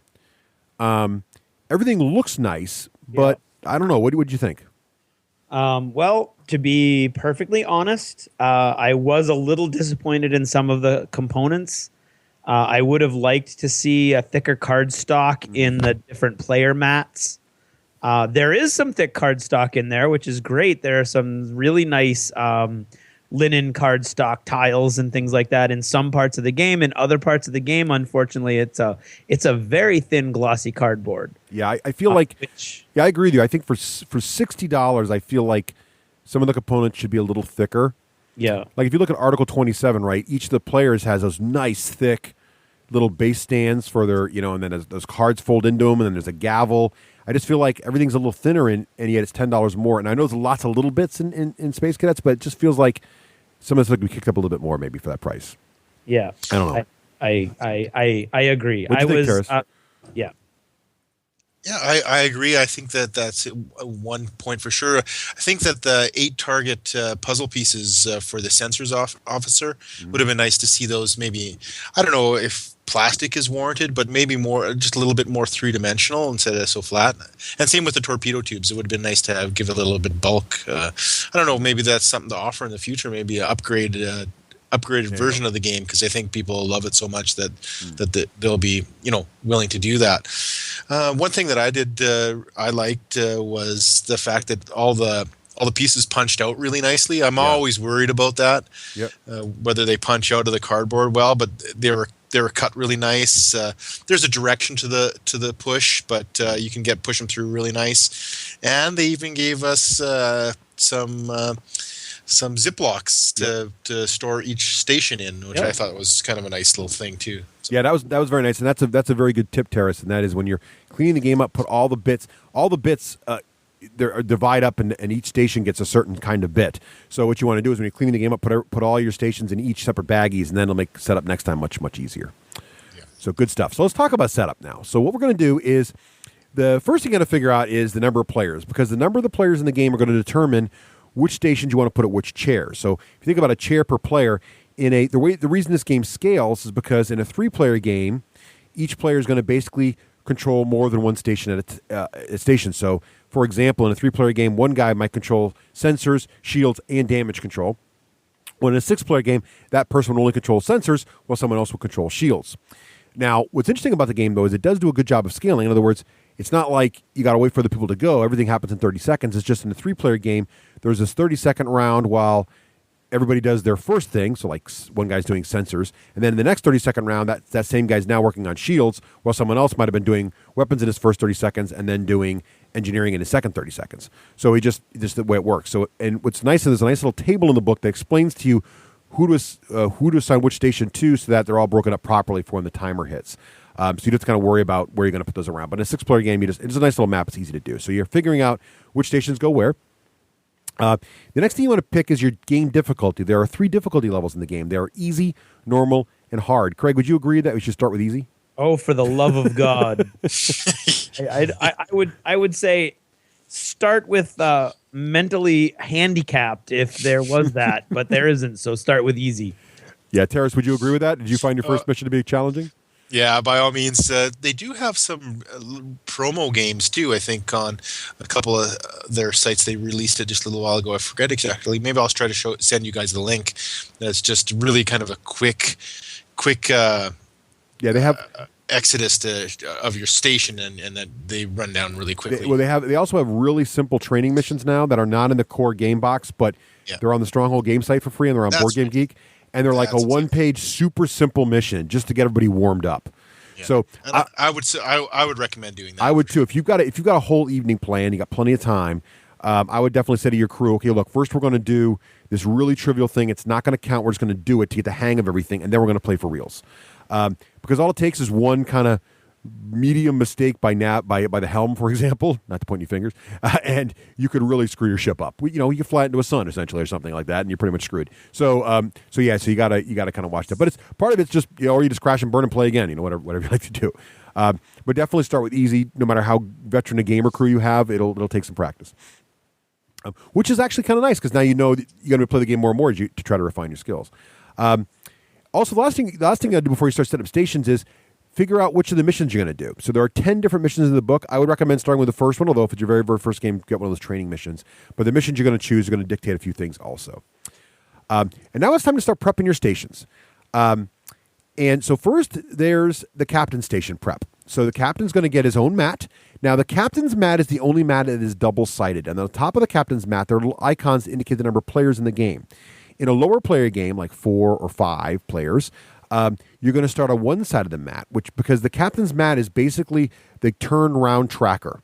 And the captain's primary job in the game is to make sure everybody else is doing what they expect to be doing, and he's providing leadership, giving some guidance like, hey, this turn, guys, we're going to try to keep our front shields to the enemy, and we're going to try to get within 3 sectors of the crystal detector beam it, and that's our plan. Make sure we get a lock on that crystal sensor guy. Okay, that kind of thing. Yeah. But his real job is he's sort of the referee also. He's watching the timer. He's telling everyone when the time runs out. He's keeping each step tracked. So what's nice is on one side of his sheet, it breaks the turn sequence up more granularly when there's less players, i.e. there's more rounds of activity. And on a 6-player game, it keeps everything together for that as well. So you make sure you're on the right side of the mat. He's got to put the Nemesis token on the track in the starting spot, and that's in the 5 spot on his track. And that's just a bit of fluff about that. In addition to the main mission of what you're trying to do, there's this Nemesis ship that'll eventually come in and start tracking you and trying to kill you, and that's sort of like the end game timer. It's sort of like an indestructible foe that you got to kind of avoid and get your mission done with. Also, he's going to put the sand timer in the top row of his little turn tracker. Now, the sand timer does 2 things. It's flippable 30-second timer, which is required for some steps in the turn sequence, but also the actual timer itself functions as a marker as where you are in the primary turn sequence. Also, kind of a neat trick they did there. And then also, this is something I forgot to do in Craig's game last night. You're going to pick up there's a deck of experimental equipment cards, and the captain gets to choose before the game starts 4 of these experimental equipment cards, and they are each one-use super abilities that the captain can choose to play at any time during the game to do whatever they say. So more about those later, but basically, don't forget to pick those and then use them, captains. They are very helpful. Yeah, I think that was what happened in our game. We really did forget about it. Yeah, and there are lots of little fiddly bits in the game like that you'll forget about. You'll be like, oh, I wish, and then your second playthrough, you'll be like all over it. Next up is shields. So the shield station also gets a nice display. It's kind of a bluish hue. And there's also 32 shield tokens that are mostly little hexagons, and there's 4 that are also little circles. Make sure you get all those to the shield player's station. And there's of those little blue tokens, 4 of them are round. You want to find those 4 little round ones and put them on the 0 positions on your ship. So if you look at the shield station, there's sort of like this. If you imagine the top view of your spaceship, there's the 4 sections where the shields would be. There's a bar for the forward shields, there's a bar for the aft shields, starboard and port shields, and there's a little slider token for each of those sections to show how many points of power you have in those shields. You're going to start them all in 0, right? So that's getting the shield station ready. Just like the shield display on Khan's ship when the shields go down. It looks pretty much like they that. did a great job. The art design is great. It looks a lot like those little shield displays, the station displays you'd see on a Star Trek ship. It's pretty cool. Next up is the tractor beam station. Now, the tractor beam guy is going to have a little mat also, and it's got a grid of slots on it. And you're going to put you're going to shuffle up all the tractor beam tokens, and you're going to put them all face down on this grid. And this is going to be basically a board of concentration. And there's a bunch of tokens on there. There's a bunch of on the other side of each of these tokens, there's different symbols and stuff. We'll get to how that works in a second. But the tractor beam guy is going to lay them all out face down, and he's not going to know where the different pieces are. All right. Next up is the sensors player. The sensors guy got his own mat also. For the sensors guy, you're going to give him the bag of green Tetris bits. You're going to put all the green Tetris bits into a bag and put that bag by the sensor station. He's got his own display mat as well. There's also a deck of cards with the sensor logo on it. Those go there. The sensor target cards, shuffle those up, put it next to the sensor station. And he's also going to get a little pile of lock tokens, put those next to the sensor guy as well. Now, the sensor guy's all set up. And you can see why it's great to bag this stuff together. Next up is the weapons guy. He's got like a long track for his station. You give him the torpedo card deck, which is going to get the weapons logo on it. You're going to give him all the red Tetris bits. And you're going to give him the little wooden disc to slide, because the weapons guy gets to flick a disc and try to slide it in the right spots to do maximum damage. So the weapons guy is ready to go. And then you get the jump drive, and Craig got to play the jump drive a lot last night. I did. The jump guy is pretty simple when you set it up. You're going to put the jump mat down, and then you got all those, what they call them flux cards, which are all these little special ability cards. You put them all face up to the left of the jump drive, and those show you all the special abilities you have not yet acquired. And then as you acquire special abilities, they're going to move to the right of the jump drive card. Yeah. And basically, the jump drive guy is going to be playing Yahtzee all night with 5 dice, trying to gain more abilities to modify his dice. And we'll let Craig tell us more about that station when we get to all that action. And then there's a damage control station. Now, pay special attention when we get to damage control setup. This is really important. The damage control station is going to have little decks of cards, one for each section of the ship. So there's a forward deck, a starboard deck, a port deck, and an aft deck. And as you get shot, things that go through your shields are going to do damage to those locations. Now, you got to build special decks for each of these locations. They all have matching backs, but the thing to remember is you don't use all the cards. You look at the difficulty level you've chosen, and you build the deck based on the difficulty level. And the contents of the deck are different for different difficulty levels. So don't just shuffle up the cards together and stick them in the deck. Actually go look at the book and figure that out. Very important step. Also, you got a repair deck. You want to shuffle that up and put a little spot on the mat for you. And also, there's going to be a deck of cards called Core Breach and a deck of cards called Core Breach Repair. Put all those cards, shuffle them up in separate decks, and put them on next to the damage control area as well. Now, the damage control guy's ready to go. Whew, 2 more to go. There's the helm to set up and engineering. The helm, he's got his own mat as well. His mat's got a little speed tracker on it. There's a speed token on there. That starts at 2. And also there are 2, there's a bunch of maneuver cards. You're going to get a deck of maneuver cards. Shuffle those up. There's also special maneuver cards. Now, these special maneuver cards are red, and they go face up, spread out, so that the helmsman can see all of his special maneuver options. But he's also got a deck of shuffled regular maneuver cards he can't see. Those are in a deck. And he's ready to go now. And last but not least is engineering. The engineering display, Craig was also very familiar with by the end of the night. The engineering display has is basically a sheet that has icons of all the different stations and a bunch of little slots in there, little empty ovals where energy is going to be stored. The engineering also is going to start with all the green energy tokens, which are basically used to track which places have energy. Now, in round 1, engineering starts with 12 energy. So the chief engineer is going to get 12 energy, and he's going to be able to allocate it to all the different systems. And we start talking about how we play the game, we'll talk about what energy does for each station. Engineering also is going to get 16 engineering tiles. They're big, heavy cardstock tiles. Shuffle those babies up. I'll put them all face down near engineering as well. Whew. All the stations are now configured. Teras, did the station configuration give you any trouble when you first started the game? You know what? After reading everything, it did not. I thought it was gonna. That again, I did feel overwhelmed when I first laid everything out. I'm like, how the hell am I going to put all this stuff together? But once you start grouping everything kind of falls into place really well, and you can track everything really well. Just make sure, like we were saying, the Ziplocs are there for a reason. So don't just throw it back into the box. Craig, how did everything look set up? Did it look intimidating, or did you sort of feel like you knew what you were doing? Well, I was running around trying to clear things up at the last minute because we played at my house, and so every time I came in, there looked like there was less chaos and more order on the table that started out with an awful lot of chaos. Yes. And so once it got set up, it looks pretty neat because it's all kinds of different shapes and sizes and colors and designs all over the table, and everybody's got very clearly outlined stations because it all looks different, but it all kind of blends together in a cool way. Once it was all put together, it looked cool, but it did look intimidating to me as I was just getting snippets of it coming in and out. Nice.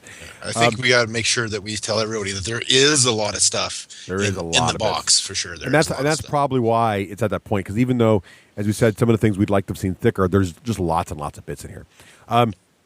Now, we're not done yet. So all the stations are now configured, but we still haven't got the sort of the game board set up where the spaceships are. So based on your mission, the missions are going to show you a sort of a section of a set of sectors, and the game comes with a bunch of these game board tiles that are about, I don't know, they're not maybe 6 inches by 6 inch squares, and on these is a grid of squares on each of these 6 by 6 squares, which is where the ship's going to move.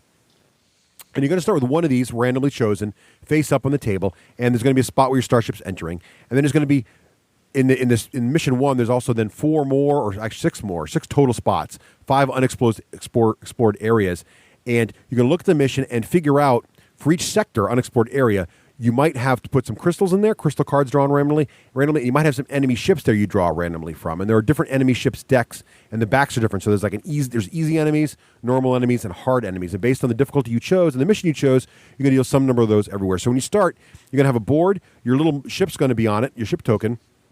And there's going to be unexplored space, and all you're going to know there's 2 normal ships over there, and maybe 2 easy ships over there, and a crystal here and a crystal there. And in the basic mission, your job is to get out there, tractor beam in all the crystals, and then hit the jump drive and get away. That's the first mission. There are other missions though where you get ambushed and all kinds of crazy missions, but that's setup. So basically, follow the mission instructions to get the board set up, and you're pretty much ready to rock. All right. So now it's time to start playing. So basically, we're going to run down the captain's log, which is the captain's sheet. And the captain pretty much runs the show, okay? So he's going to basically, the very, very first step is step 1, and it is the discussion and energy distribution step. Now, this step, when you look at it on the board, it's got a bunch of circles on it, and what you're supposed to do is flip the timer over to start timing, and then as soon as the timer runs out, the captain moves it to the next circle, and you're going to have 6 circles worth of time, which is actually 3 minutes because it's a 30-second timer, to do your discussion and energy distribution.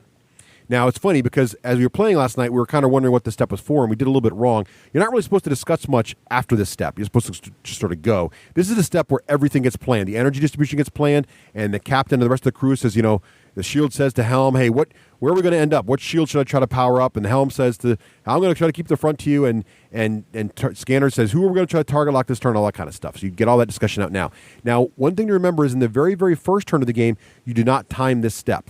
So in the very first turn, knock yourselves out. Take as long as it takes to make sure everybody understands what the hell they're doing and what the plan is for the first turn. The good news is there's no bad guys right on your grill in the first turn, so you have a chance to try a couple moves before they get you. All right, so that's step 1. Then it's step 2, preparation. So the captain now, after the timer runs out, assuming it's no longer first turn 1, he moves to step 2. Now, some steps on the captain's sheet are brown. That means it's not timed. So now it's the preparation step. So based on the energy that was allocated, okay, now each station is going to do some prep. Now I'm going to talk about what the prep for each station is when I get to each station. But basically, all the stations now do some prep work. There's no timing here. You take some cards based on things, blah, blah, blah, things happen. Prep's done. It's usually very quick, not very complicated. get your stuff, get your house in order. Get your house in order, ready, because the next step is the action phase. It is timed, and it is exactly 30 seconds long, a half a minute to do the most important part of the game, which is actually function your station properly. So it's actually very frenetic and hectic. And in a 6-player game, there's only one 30-second action step, and all the stations get resolved, basically, right here, or get played out. So what's going to happen is every player at his station is going to do some kind of mini game, and we'll get again to what those mini games are.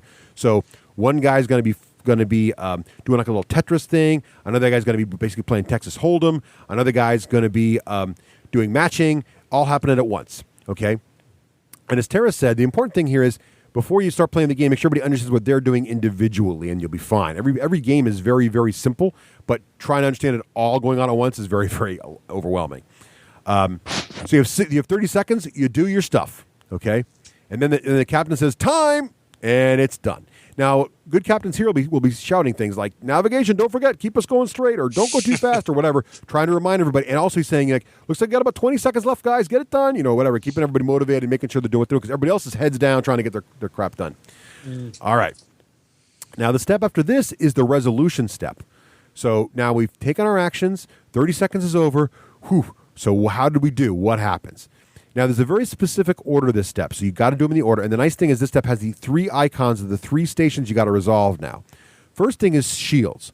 So based on what the shields did, we'll get to specific stations a little later. Based on what the shields did, you're now going to adjust the shield settings. So now we're going to figure out, is the front shield at 0 or is it at 3? Is the port shield got any energy in it? Is the starboard shield got any energy in it? So we're going to adjust those little sliders to make sure all the shields are set to what they're supposed to be set to. That's important because the next thing that's going to happen is now going to turn to helm, and the helmsman is going to actually move the ship on the board based on the cards he laid down in his helm track. So basically, the helmsman, during those 30 seconds, the helmsman is playing Robo Rally. He's going through a deck of cards and trying to, in a frenetic pace, lock in the exact kind of moves he wants to do. And I'll get to exactly how that works. But basically, he's locked in some number of moves. So now at this part, after he's locked him in those 30 seconds, now he's just looking at the cards he played, and we're moving the ship in the orders in the moves that indicated on the cards he played, right? So he's programmed the cards in. We're going to look at the first card. The first card shows the ship moves through it 2 ahead straight, for example. We move the ship 2 ahead straight. The next card in his list says the ship goes 1 ahead and turns to the right. We do that next. And we got on all the cards he played up to the speed of the ship. Okay? Now, as he's moving the ship on the board, there's terrain on the board. This isn't just black open space. There are gravity walls on the board. If you go through a gravity wall, it's going to increase or decrease the ship's speed. There are asteroids on the board. If you fly into asteroids, good news, the enemy might lose a lock on you. The bad news, you might get hit by an asteroid. Not good, you take damage. If you fly through a nebula, that's actually kind of cool. You can actually, the enemies can lose lock on you, which means that they'll stop chasing you. But also, you can lose your locks on the enemy, which is not so good if you need those. And all of those different terrain effects on the board are described nicely in little icons on the helmsman chart. So the helmsman's got it all in control. He knows exactly what he's doing, and this is his chance to shine and really show off what a great helmsman he was, or the entire table laughs at him as they fly through 3 asteroid fields in one turn. Teras, how did you find the helm movement? Did you find your helmsman had a lot of challenges? Oh, yeah. I think it was the most challenging in a lot of ways. You think it's easy, but it's totally not. It isn't. And it doesn't help, of course, I actually game with a group of three couples, basically 6 adults, and their kids get along with our kids, and they go do stuff while we're gaming. But we also like to drink a little bit while we're gaming, so it's the helm was continually getting reshuffled a little bit, so to speak. You got to keep a kibosh on that, but it is a very, very important part of the game, and it might well be the most important part of the game.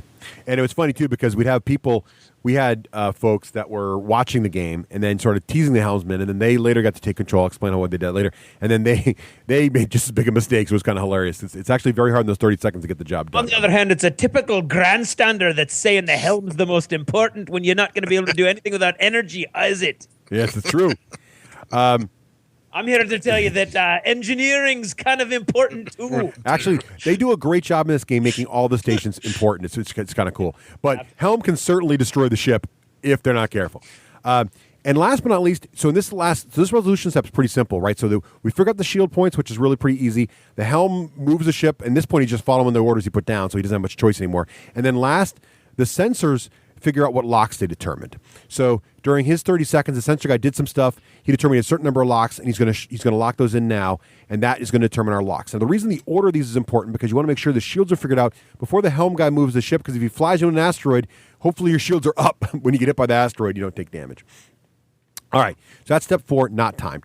The next step is timed, but it's one station by itself, and it's the tractor beams. So the tractor beam guy gets to shine now. This is kind of neat. The tractor beam is usually controlled also by the captain. So what's kind of nice about this is the captain does have one station he gets to do on his own when he's not being captain, and that is the tractor beam. So what's going to happen is he's got 30 seconds. He flips the timer over, and he's going to play concentration, and I will describe the tractor beam station now because it's got its own phase. So the tractor beam guy, he's got this little grid in front of him, and it's all these tokens, and they're all face down. And for every point of energy that engineering graced tractor beam station with, he gets to flip over 2 tiles. Now, these tiles on the other side of them have a number on them, they have a colored shape, and they have a shape. And these must match exactly. It can't just be 2 numbers that match. It can't be 2 4s. It's got to be 2 4s that are also blue, but are also both blue circles. It can't be a blue circle and a blue star. That doesn't match. Okay? So he looks at 2 of these. Now, in the beginning, there's probably not within range of anything to tractor, but it's still a good idea to give the tractor beam guy some energy because he can start looking at these and flipping them back over and not using them and starting to figure out where all the different matches are on his grid. So when he does have to tractor beam, he wants to flip over a pair. If he does flip over a matching pair of shape, color, and number, he can then remove those 2 from the board and get that many points of tractor beam power based on the number he picks. If he pulls over a pair of 3s, he has 3 tractor beam points. And it's very simple. Tractor beams work. You can tractor beam anything within the range of you that you get points in. So if you got 3 points, you can tractor beam in a crystal within 3, or you can lock a ship in a tractor beam as well. One note, you can only tractor something that sensors have locked onto. Okay? So the sensor guy has to have done his job and got a lock on the thing you want to tractor. And the tractor beam station is very important because, as much as we just bragged about the helm and engineering, the tractor beam guy's got a tractor beam in the crystals, and the crystals are the objective in most of the missions, or you don't get the crystals, you don't win. So tractor beam, very important. So it goes from kind of a fun little concentration no one cares about to all of a sudden, the bad guys are on you, you're about to blow up, you got 2 wounds left, and if we can just tractor beam that last crystal in, where the hell was that matching 6? I know I had it somewhere. If you blow it, the ship blows up. So it can be a very important station as well. That all makes sense about tractor beams, guys? All right. Totally. All right, so that's tractor beams. So the captain, meanwhile, in addition to commanding the whole ship, he's usually trying to figure out the tractor beam, memorizing that whole thing. All right, next up, now someone else gets to shine. There's also a 30-second time step for just weapons fire. So now it's a chance for the weapons officer to flick his little disc. Now I'll describe his too because it's got its own phase. So he's got in front of him a slider sheet. That's a little long, thin cardboard piece. And on the bottom of it, he's got the numbers 1 through 6. 6 being farther away and 1 being closer. And then above that, he's got little tracks that are separated into range bands. And in that range bands are numbers. And what he's trying to do is get the disc in a number that's going to give him the most damage on the enemy. Okay? Now, where he's going to start the disc, whether it starts at the 1 line, the 2 line, the 3 line, the 4 line, 5 line, it's going to depend on the range to the enemy. So the farther the enemy is away, the longer he's got to flick the disc before he even gets to the bands that do damage. Now, in each damage band, there are 3 numbers. There's a low number, a middle number, and a high number. The lowest number is the damage you will do if you have no lock on the ship you're shooting. The middle number is the damage will do if you get a single lock, if you have a single lock on the enemy you're shooting, and the giant red number is the super lock damage you will do if you have a double lock basically on an enemy. So the sensors guy needs to have a lock on a guy for the weapons officer to do a lot of damage. Now he's going to be able to flick one shot per torpedo tube he loaded, and we'll talk about how he does that during his 30 seconds. But back in his 30-second phase, and we're also doing this stuff, he was also doing something. He was playing Tetris, basically, to lock in the number of torpedoes he's going to be able to fire, and now he's going to be able to flick each of those torpedoes and do some damage. And basically, it's kind of cool for the whole table to watch him. It's like, yeah, you scored 3 points of damage, and you blow up an enemy ship, which is great. All right. And all you do when you do damage is you mark the enemy. The enemy ships all have cards on the table, and you're just going to put some damage tokens on them to mark. You did 1 point, 2 point, and when you do enough points to blow the ship up, you take it off the table, right? Pretty simple. And also to remember that weapons flicking, partial coverage always goes to the advantage of weapons officer. So if you get on a line between 2 numbers, you pick the higher value, and even if it's half off the grid, as long as it's still partial on, you still get the points for it. So don't be too hard on your weapons officer guy. Right, Craig? Yeah, right. Yeah. You were weapons officer for a while, right? I was weapons for 2 turns, and then I was sent. Then I got shifted. How easy was weapons? Did you find it pretty simple to flick there? Well, I'm not like a flicky guy. I can't really do the flick. So I was just getting the hang of it when I got shifted out. All right, nice. Yeah, the ship, there are damage cards that actually will do things to each of the stations. And our favorite damage card we saw of the night was one of my favorite damage cards was inflicted damage to the weapons system. And the weapons guy had to flick with his eyes closed, which I thought was hilarious. Luckily, I was out of that chair before that happened. Brian was flicking at that point. He did well. He actually did a lot of damage with his eyes closed. He was shooting up a storm. He was firing blindfolded, literally. It was pretty impressive.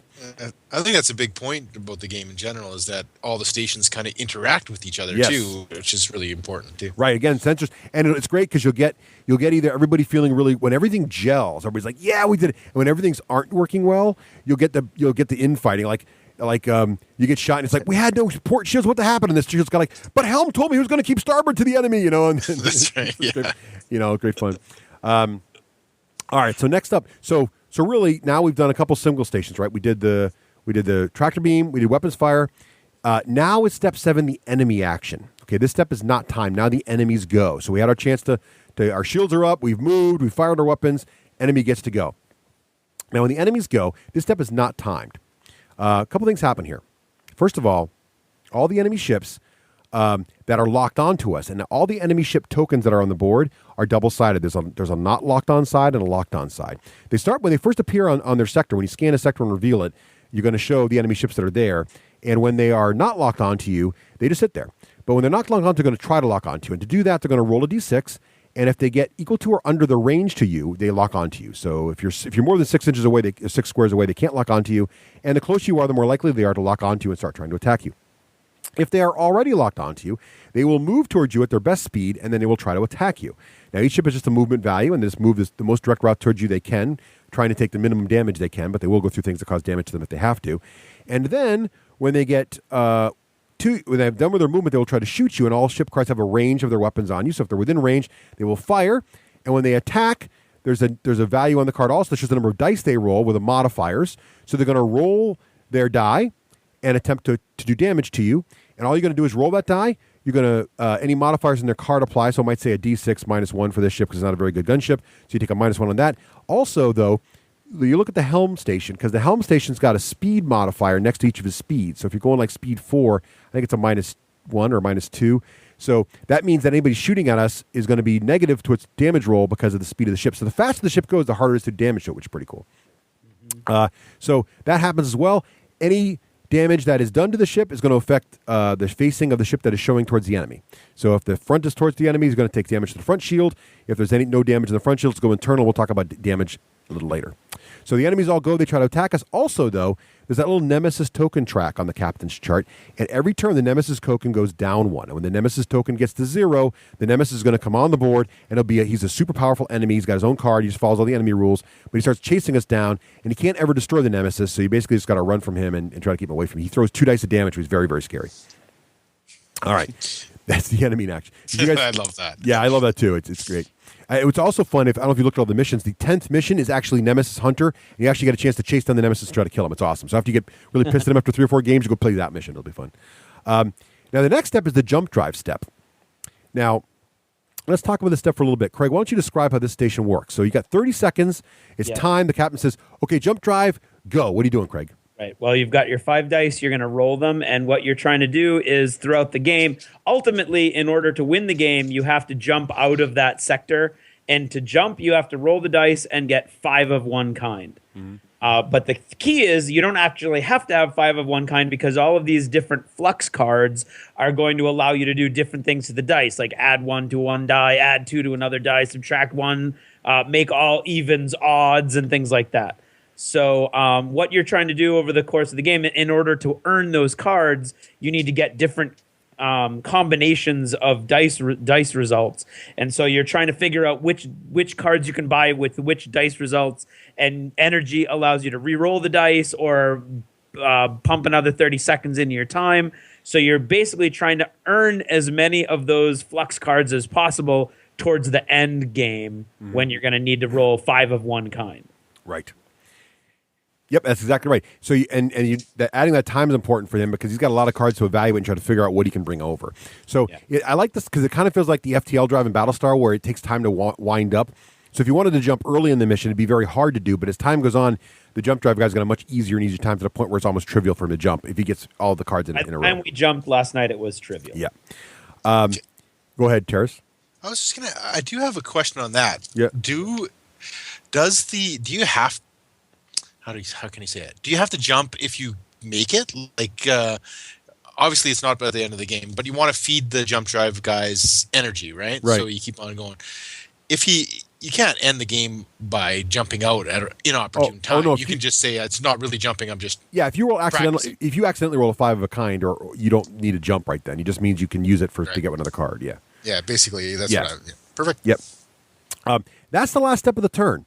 And now you're going to repeat that whole turn. So now we go back to the beginning where the discussion of energy distribution, except now instead of starting, remember we started with 12 energy in the very beginning? Now, based on what engineering did in his action step last turn, which we'll get to in a second, there's going to be fixed energy. You're going to allocate that, and you're going to discuss this turn. Okay, now let's head to the next crystal. We're going to tractor beam that. Make sure you get a target lock on that crystal so we can tractor beam it. Discuss all that stuff again, and you're going to repeat the whole process again. And you're going to repeat this over and over again until either the mission's completed and the ship jumps away, or you blow up due to a core breach failure, and you're done. So you lose or you win. That's the core of the game. Now, a big chunk we're missing here is what happens to each of these stations during that 30 seconds time, because that's where the whole game actually plays. Because the rest of stuff we described to you really is pretty simple, sort of very automatic stuff that's happening for the most part. So during that 30 seconds, each of the stations is doing some crazy stuff. And what I want to do is talk about a station, talk about what energy does for that station, what they do in the prep phase, and what they're doing actually in the action phase. So let's start with an easy example. Let's start with sensors. Okay? So the sensors, every point of energy the sensor guy gets means he's going to be able to put one sensor card somewhere on his panel. Now, on the sensor guy's panel, he's got slots for 3 cards he can put there. That would be enemy target cards. So he can put a crystal in one of those spots, for example. He can put a couple of enemy ships in there. And those represent the targets he's trying to lock onto. And then below there, he can put his sensor lock cards where he's going to try to get the locks. There's also a spot on his track for trying to scan a new sector. So he can put a sensor point there and try to see if he can reveal a new part of the map, right? Now, in the prep phase then, so basically when engineering says, okay, sensors, you've got 2 energy points. That means he's going to get 2 of these cards he can put anywhere he wants. If he puts 2 of them on the same target, like let's say an enemy ship, and he managed to get both those sensor locks on that guy, he's going to be able to super lock that enemy, which means he's going to be able to we're going to do more damage when we shoot at him. Or he can get a single lock on something or whatever. Now, one thing to remember is once you get a lock on something, you don't lose it unless you fly through a nebula or something. So getting a lock is good and saving them up is great.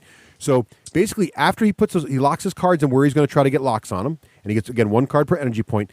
Now when the action phase comes, when the captain says 30 seconds go, he flips these cards over, and on these cards is going to be different single Tetris shapes. And he's going to reach into the sensor's bag, and by feel alone, he's going to try to find the shape that's on one of the cards. He then pulls the shape out, and he's got to put it on one of the cards. If it's an exact match, he has scored that sensor point. He's going to be able to get a lock on wherever he assigned that card. If he pulls out the wrong shape that doesn't match, he's got to put it on one of his sensor cards, and then he's going to reach in and pull it again. So you don't get to put it back in. So if you pull a shape out and look at it, you're stuck with that shape, and you got to put it down. It means you're not going to get a lock for that card. So it's very possible for the energy guy to give him 3 energy for 3 locks, and the sensor guy to pull the wrong 3 things and get nothing. Right? So you got 30 seconds, and it's interesting because the more energy you give the sensor station guy, so he could theoretically get more locks in 30 seconds, it gets harder for him because it's hard to find 3 matching shapes in 30 seconds, but it's easy to find one because you just take your time and really be careful. So it's kind of neat that way. So that's sensors. Boom.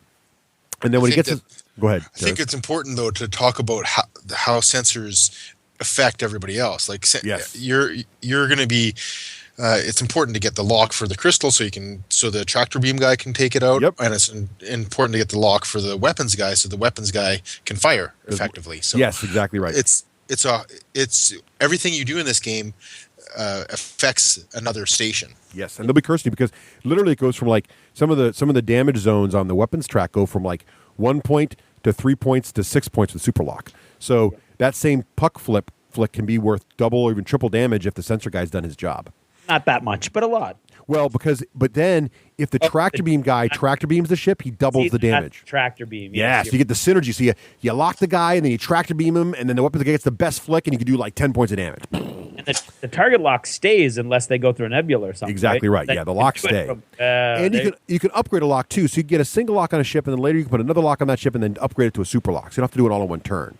Yeah, you have to have 3 locks to get a super lock, but you can get 1 lock and then another couple, and then it'll be a super lock. Yep. But the super lock does go away if you don't use it that turn. I think turns you're right. into just lock. Yep, I think you're right.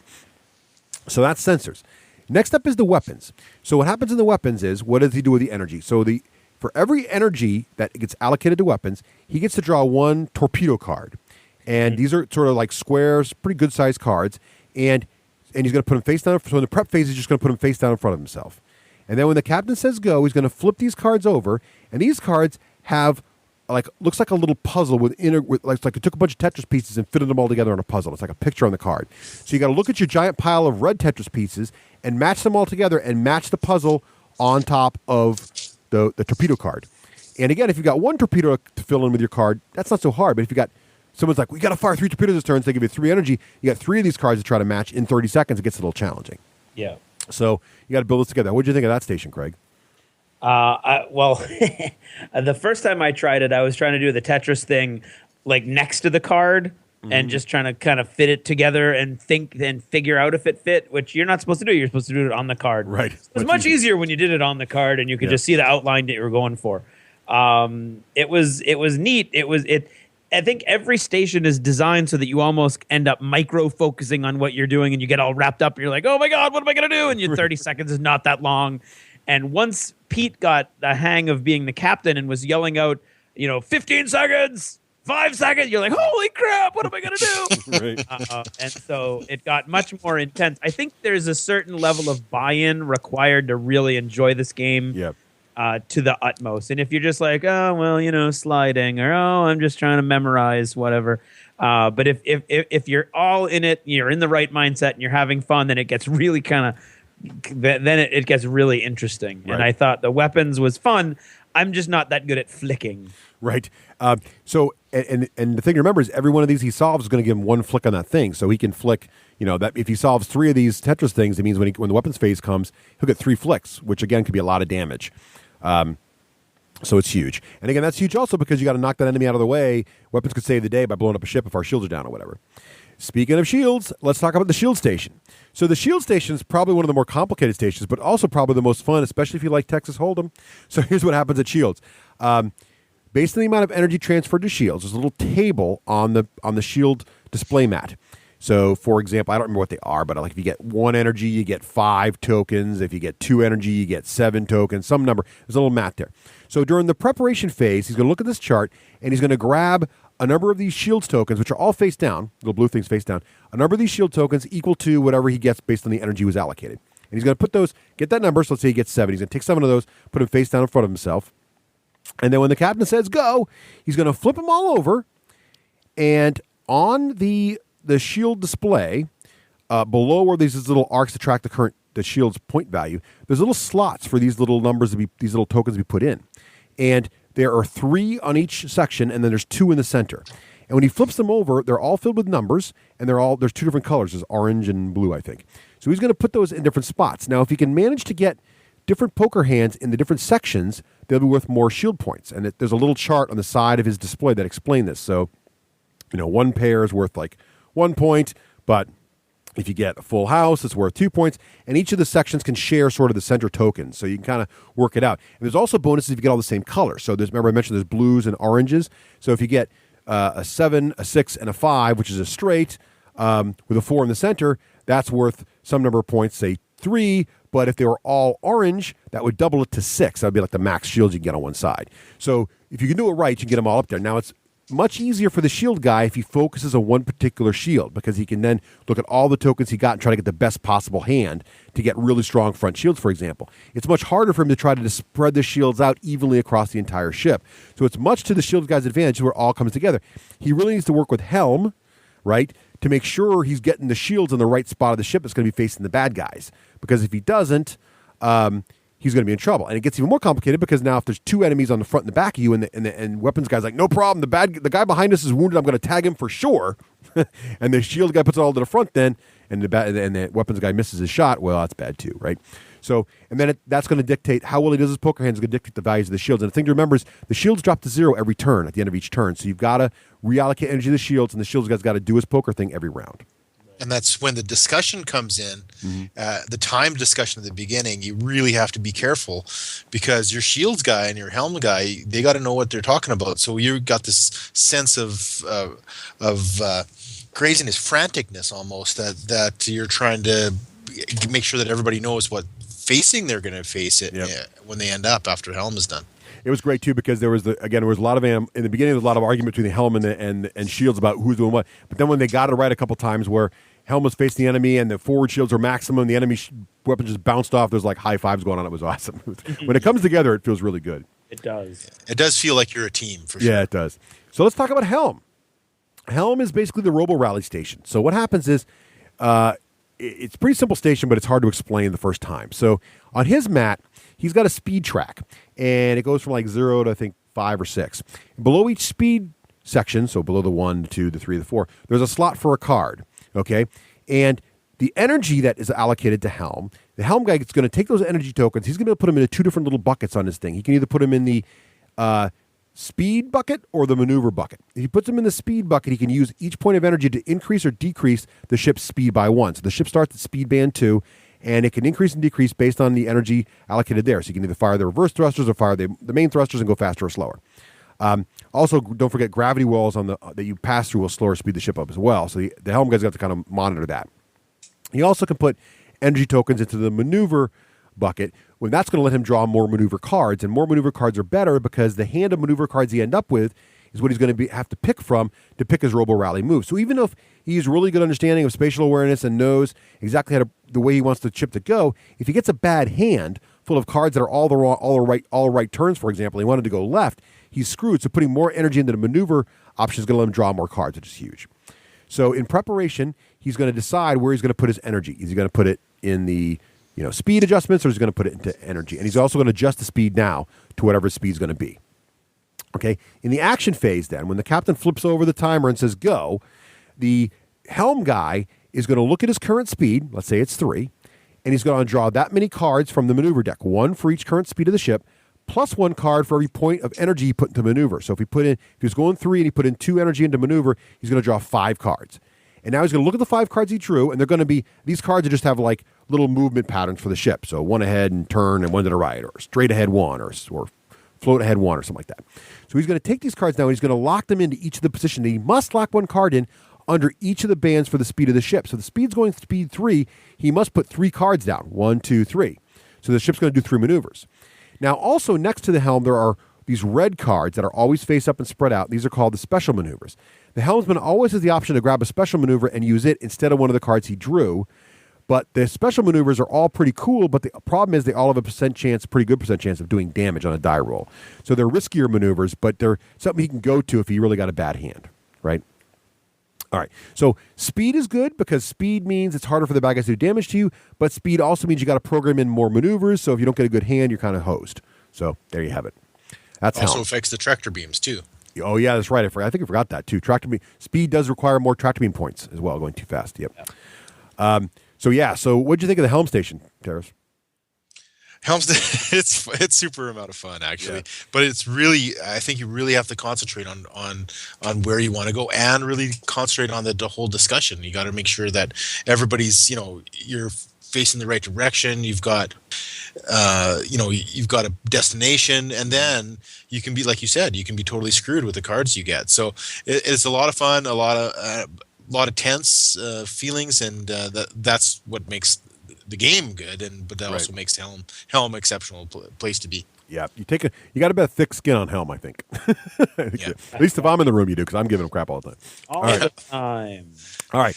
Next up is Craig's station of the night was engineering. Now, one thing to remember about engineering, they don't need power because they're the guys that produce it, so don't piss off the engineers. In the prep phase, Craig's going to take 7 tiles face down. There's this big deck of nice, thick engineering tiles. Very thick linen tiles. So in the prep phase, Craig's going to take 7 randomly ones. He's not going to know what they are. And then when the captain says go, what happens, Craig? You're going to flip them over, and basically each one of them has a symbol in the middle and then half of a symbol in the middle of each edge. So what you're doing is you're trying to orient them so you're making as many complete symbols as possible, and each symbol, I is basically the symbol of a station on the bridge. So you're looking at weapons, and you've got to learn the symbols, and it's very, very hectic and frustrating, and you're trying to figure out where do you need energy the most, and you're trying to spin things around and try to do it the best you can. And sometimes you're going to create a lot of energy. It's going to be awesome. You're going to feel like a hero. And then there's going to be a couple times when you just can't put anything together, and what you do put together isn't what anybody needs, and then you feel like a total dolt. But it's very simple. It's very basic, and it again is a really cool way that you really get all wrapped up in what you're doing for that 30 seconds. That it really starts the adrenaline pumping almost. I mean, it was quite intriguing. I enjoyed it a lot. Go ahead.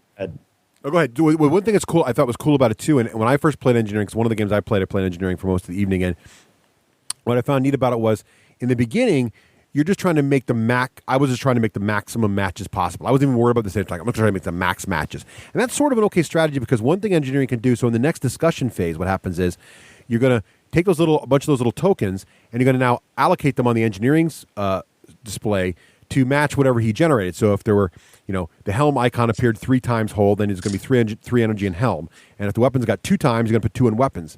But then what you can do, after you get all that laid out, you can then transfer.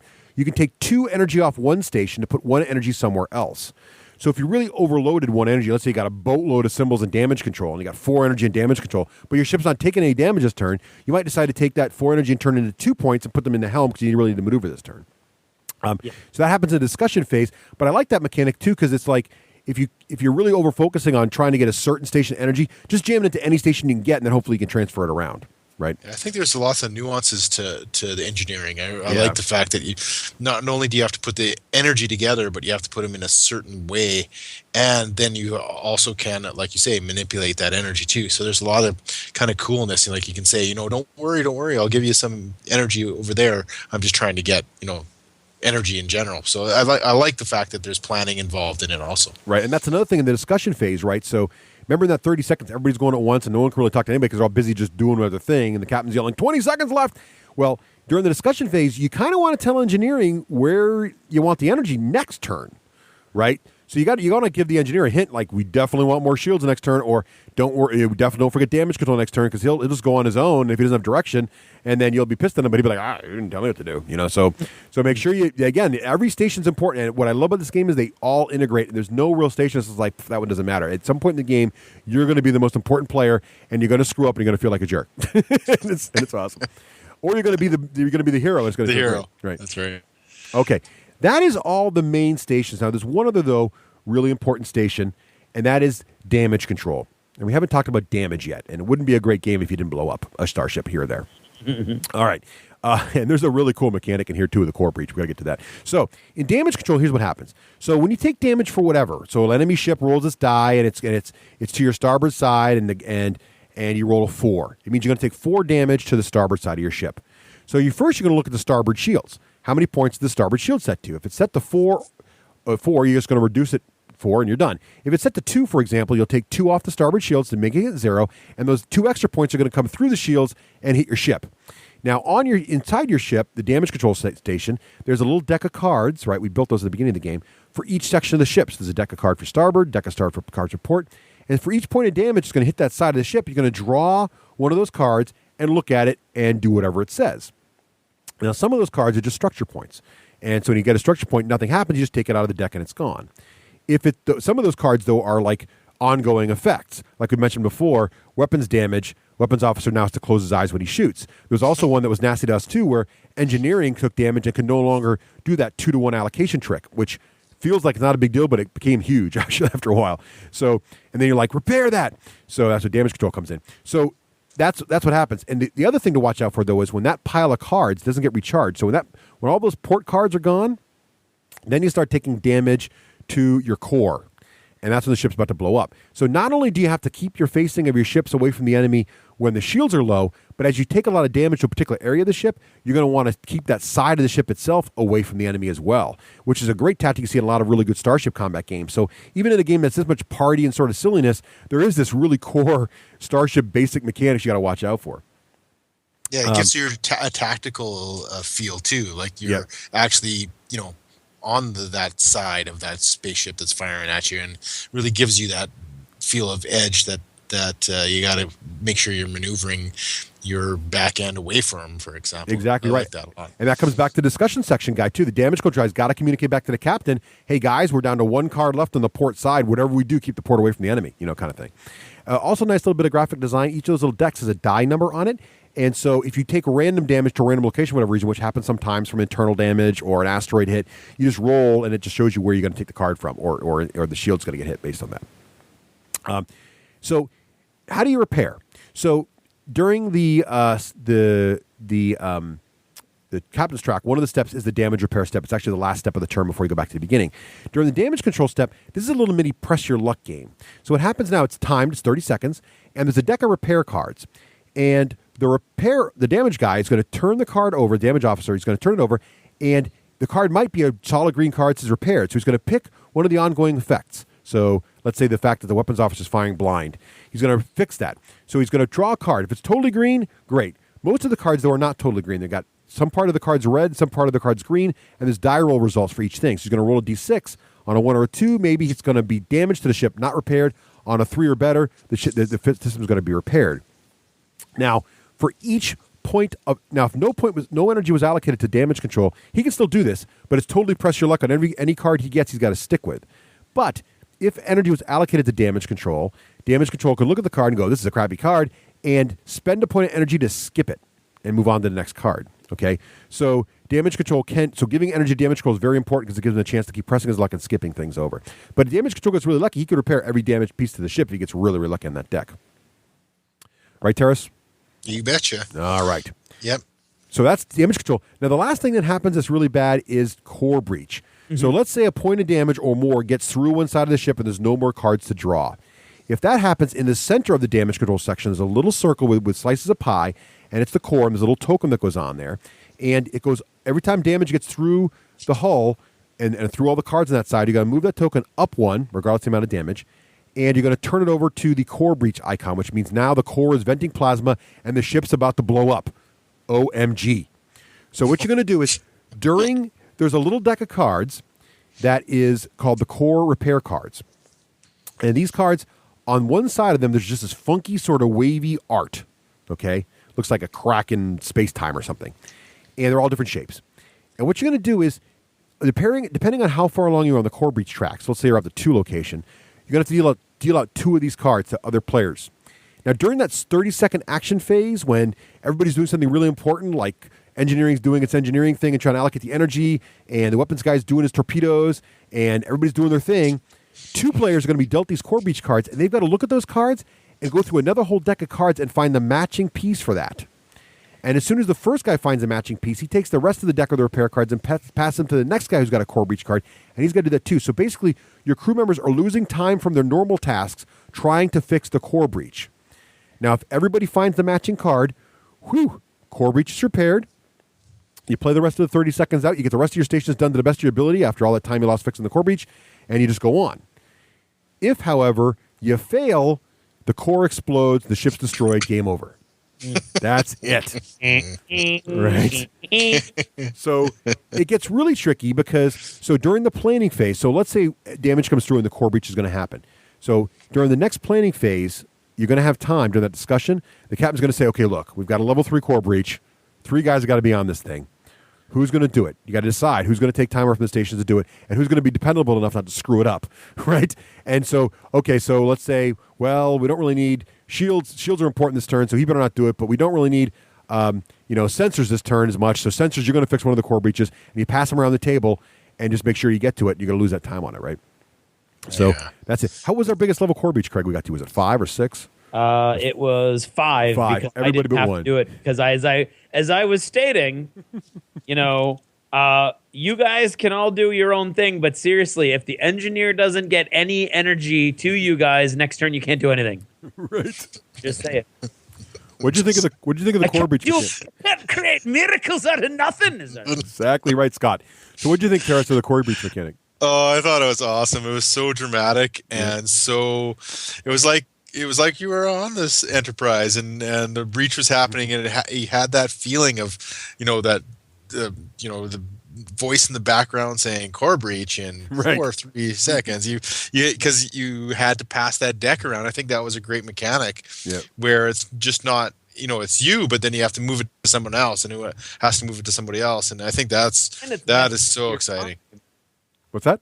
It's messing with your time. It's like in the way of everything else you need to do. I mean, it was really cool. It's my favorite mechanic in the game. It gives you have that total crisis panic mode. It's totally making most of the stations less effective. And the other thing that's cool too is that little core breach meter that goes up. So it starts at the first was 2, and the next was 3, and then it goes to 5.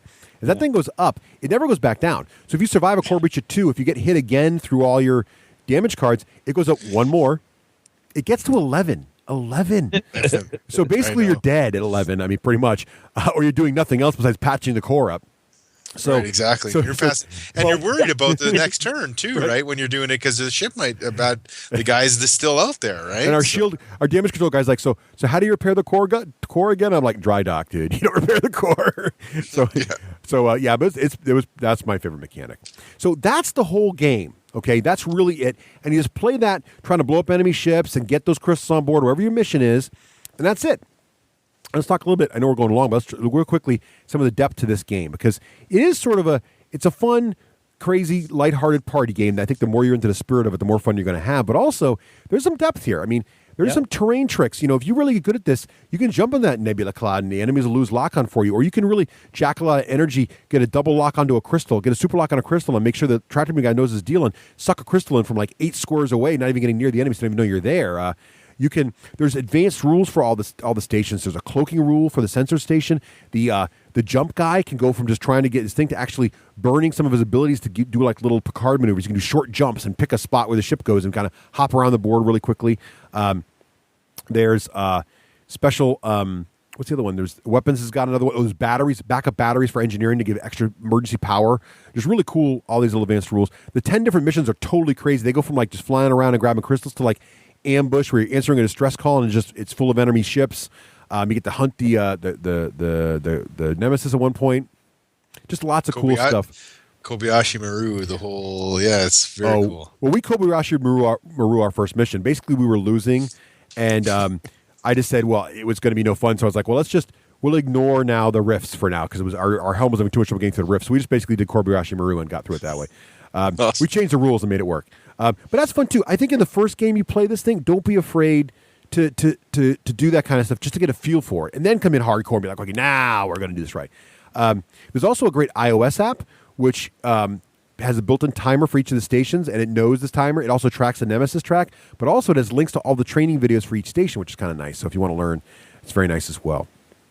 So that is the entire Space Cadets. Mm-hmm. And now we have to give our final thoughts. But before we do that, I think Teras needs to be reminded, Craig, of the patented D6G rating system. So please, Craig, in the style of a green alien womanizing starship captain, please describe the patent-pending D6G rating system. And she was fine. I don't know, old school or new? Whatever you works for you. Yeah, well, it's so much easier to go old school. All right, go for it. Well, you understand what we need to do here is rate a game in a way that everyone can understand. So what's going to happen is we're going to give it a number, and that number is going to be somewhere between 2 and 6. 2 is good.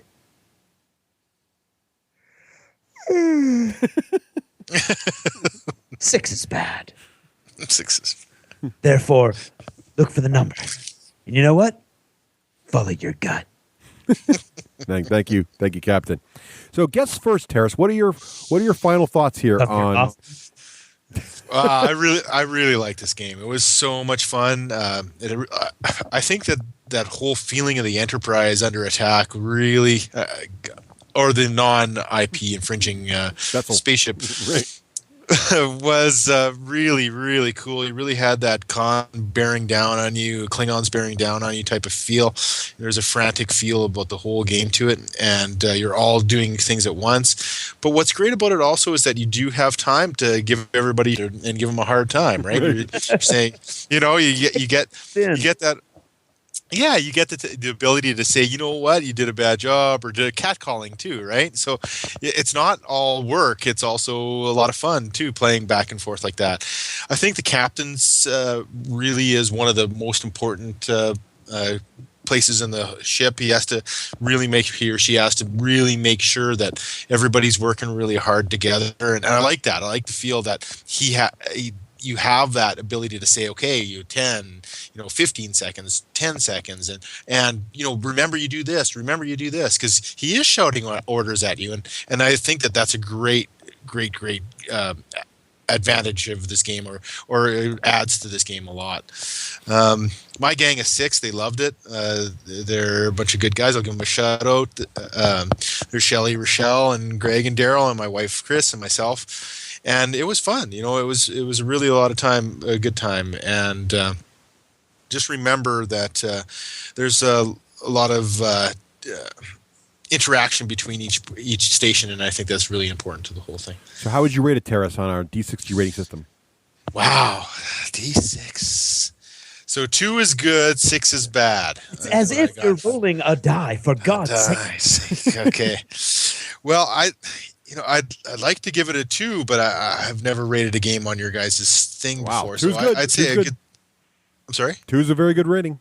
Yeah, I think I really loved it, and I love the feel. I mean, I'm a Star Trek fan, so if you're anywhere close to being a Star Trek fan, you're gonna love it. A 2 is, I would say a 2. And there is one other thing I'd like to say is that it's great because it's a whole bunch of games together. Mm-hmm. You get the flicker, you get the poker player, you get the visual, you get the guy that's trying to figure out where everything's going, and all those things get together and really mesh really well. Yeah, I give it a solid 2. Nice. It's great. Okay, there Craig, you go. Craig, you want to go next, or want me to go next? I'll go next. All right, jump in there, man. You put a lot more thought in a lot more plays.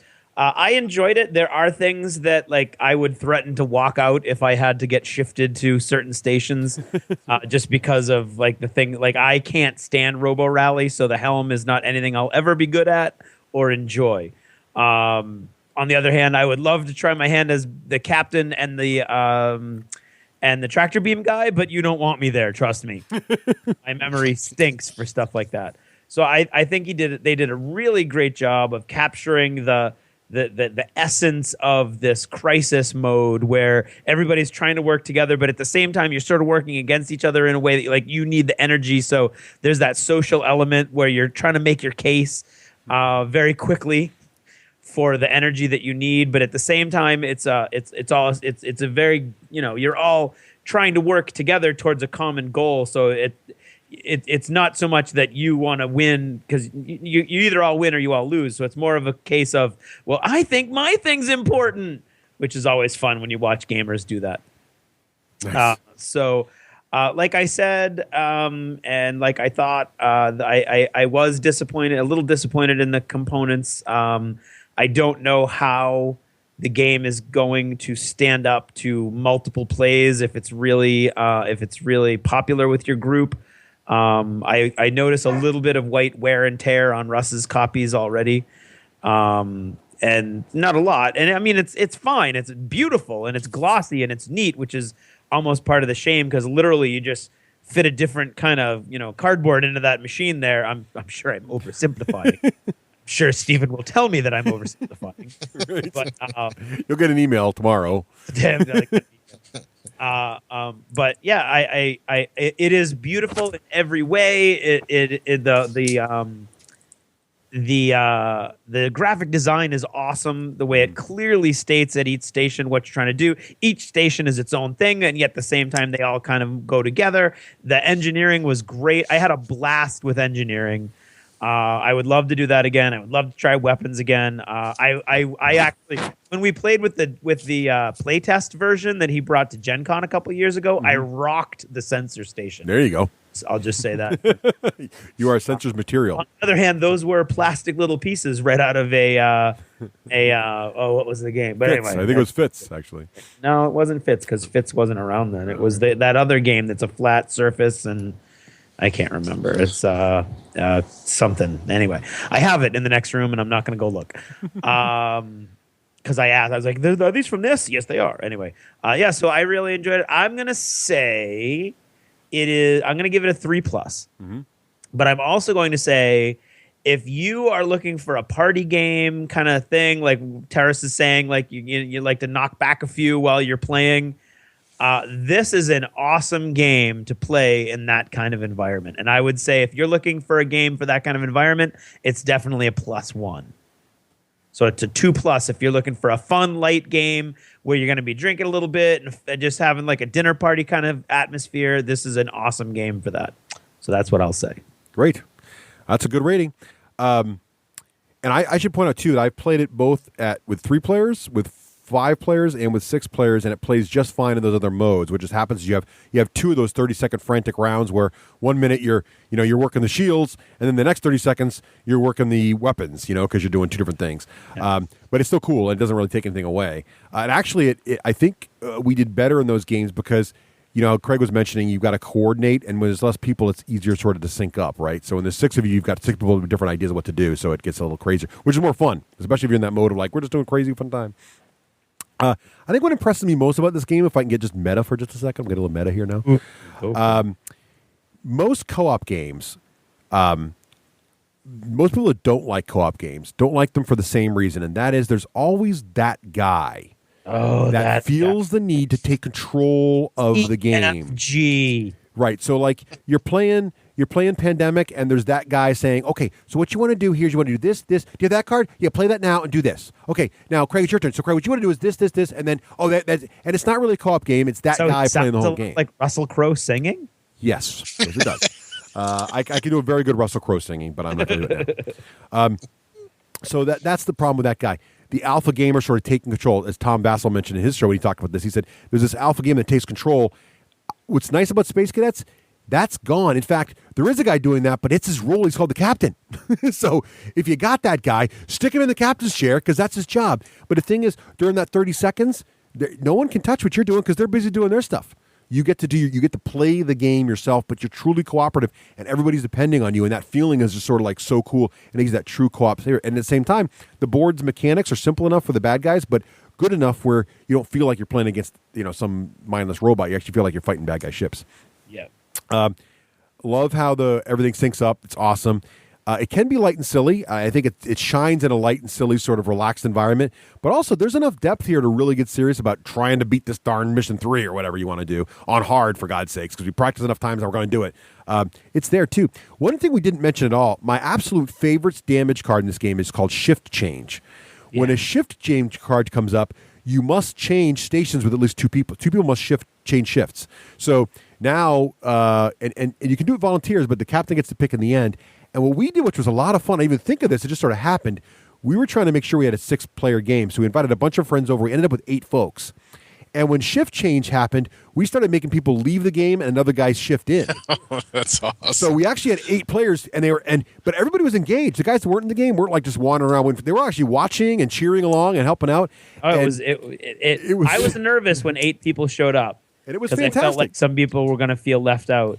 So during the first shift change, I stood up and became sort of like the referee and just sort of helped everybody learn. And then another person, and I never got played again. I didn't care. I was on a blast, and we just shifted people in and out. We just always, whenever shift change came, one guy who was dead would rotate out, and another person rotate in. We just kept it really interesting. And there's a lot to watch, but once you've watched a turn or two at every station, you know what they're doing. It doesn't take much. Sorry, I'm going to interrupt you. That's awesome because that's Lieutenant Barkley comes and saves the day in the end, right? Exactly. It's awesome. So it just adds another depth, another layer to it. It's like in the old series when Chekhov falls out of his chair and he's hurt, and then someone else runs up and jumps in his chair. That's what you're doing, basically. So you can have like a little line of people just waiting for the shift change. That's awesome. What's funny is in our game, our helm totally ran through 2 warp rifts before we turned them off in one turn. So it's like D6 on the front shield. And the shields had put them on the back because someone had just said, we're going to put our aft shield. So we ran right through no shields and took 2d6 damage to the front. Blasted through the whole front deck, had a core breach in turn 2, and had lost our shift change. And then the same thing happened to the rear because then somehow backed through the thing the next turn. It was crazy. So, and that's when we turned them all off. But what was cool was, despite all that screw up, we still managed to pull it together and actually got 2 of the crystals off and then left the board because we ran out of time, basically. But we actually did it. We got it together. All the damage was finally repaired. We were floating along with 1 nacelle venting plasma and had a great time. It was awesome. That is awesome. So we had a great time. It's very much a party game. It's not, as Craig said, it's not perfect, though. I want to make sure people understand this. I wish the components were a little stronger. I do worry about long-term wear and tear. And I do think it's a little tricky to learn from the book. I've seen some people talk about it. Watch the videos. It'll definitely help you out. I think that was a great fix by Jeff and the crew over at Stronghold Games also to get together, make some nice production videos and get it together. I think that definitely helps the game. Yeah. I'm going to rate it right along with you guys. I'm going to say it's a 3+ for the average gamer, but if you're either a Trek fan or you love a good co-op, this is a 2+. No doubt. I even make it a 2+ with a reroll. It's a really fun little game, and it's definitely, I can say it's up there with Galaxy Trucker as one of the most unique games you will ever play. There's nothing else like it. It is totally different. That is very true. All right. Any other comments on Space Cadets? Oh, it was awesome. Very a lot of fun. I'm glad. Well, Teras, thank you so much for taking out of your busy touring schedule to join us here on this episode of the D6G. We really appreciate it. No, my pleasure. It's always great to talk to you guys. Thank you guys for having me on the show, and it's always great to talk about a good game. Well, it's our pleasure. And where can people go if they want to know more about you and Geek Nation Tours and everything else? Sure, go to geeknationtours.com. And especially for that Gen Con tour, if you guys are interested, hop on soon. There's a limited amount of spots. So awesome. We'd love to have you aboard. Well, thanks again, Teras. You in the market for deeper D6G intel? There's only one place to go for your contact in the off weeks. What you seek is located somewhere in the lost chapters. Go to the D6generation.com for further instructions. Hey, and now we should probably talk about Geek Nation Tours because we haven't actually talked about them at all this podcast. No, not even a little. Wait, what? Not even a little. Wait, Teras? Oh, hey. So anyway, who is this Teras guy anyway? Well, he is the head geek at Geek Nation Tours, which, of course, is the preeminent travel agency for all geekery. Oh, yeah. And what's great about Geek Nation Tours is, as we've talked about before, you've heard Teras mention in this episode, how they go to all these different places, they go to all the different cons, you heard about the Lost Chapter, but what's really fantastic is they know where to take you before and after the con, and even like things like the Gen Con tour, they work with people like the Kentucky Fried Gamers to make sure that the folks in the tour are going to have some great gaming in before the con starts. They listen to the feedback from the last year's tour. They're like, we want to play even more games. Teras like, no problem. I'll make sure you have extra games before the con starts. And not just games, too. Right. They are great at focusing on all kinds of the different fun cultural things that would appeal to a gamer in the area where they're going. Oh, exactly. So whether it's museums or special events, restaurants, they know where all the best. Teras is the guy to follow when you want to go to a good restaurant. Right. No doubt they about know it. where everything about what they want to do. He's done his research. He's been to all these places. He will get you to all the different cool places in and out of whatever convention or event you're going to. Indeed, he will. So you want to do is head on over to geeknationtours.com, go to the upcoming tours page, and you can see all the upcoming hotness throughout 2013 and beyond. And including Gen Con. Including Gen Con, of course. And here's the thing. He's got a special deal for D6G listeners. If you make sure when you sign up for a tour with Geek Nation Tours, you tell them, hey, Teras, I heard about it on the D6 Generation podcast. He'll make sure you get one of our difficult to get, extremely rare, and highly coveted fully stitched D6 Generation patch with a Velcro back with the hooks on the back. So they hook right to your bag. So you can identify yourself as a fan of the D6 Generation wherever you go on Earth. And your taste will never be questioned again. That's right.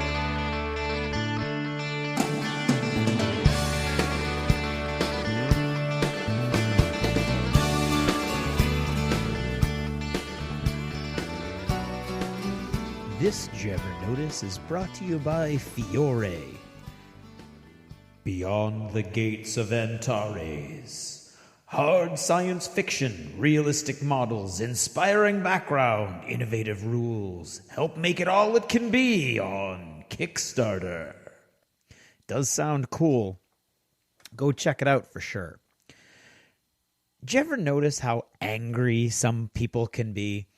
Generally, of any particular group, it's not necessarily gamers or nerds or jocks or anything like that. It's just in general, there are some people who can be really, really angry.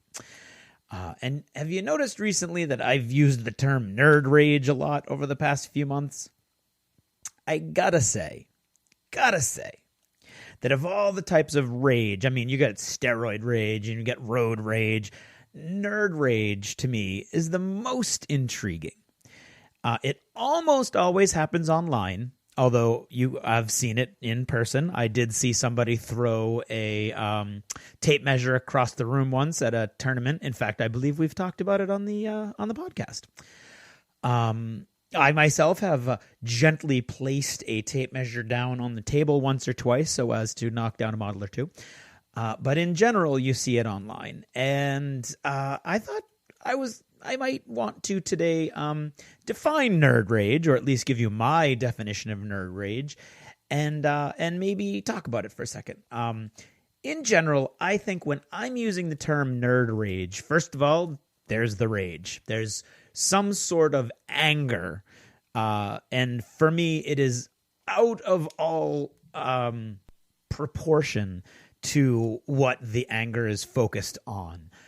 It is almost always some sort of minor detail or some sort of minor point or something that happens to be this person's sacred cow, and they are imagining that it's being gored, or maybe it's being gored, I don't know, but they are flipping out. And it is just wildly out of proportion to what's going on. And I just have to say, like, oh my God, you need to calm down. Recently, a lot of that has to do with, sometimes it's TV. Let's say, for instance, there's a TV show that has muskets on it, and you are suddenly flipping off the handle because it's got muskets on. I not talking about anybody in particular, just saying, that's nerd rage right there. Like, you hate it, dripping with venom. You hate this show because it's got muskets. Now, obviously, I'm having a laugh at Russ's expense, and there are lots of other weaknesses to this show. I'm just saying, as an example, like, that would be nerd rage if you were so flipping out about that one element, and he's not. And as I have said, I have come to find that the show lacks a certain number of some things to me as well, although the muskets don't really bother me all that much.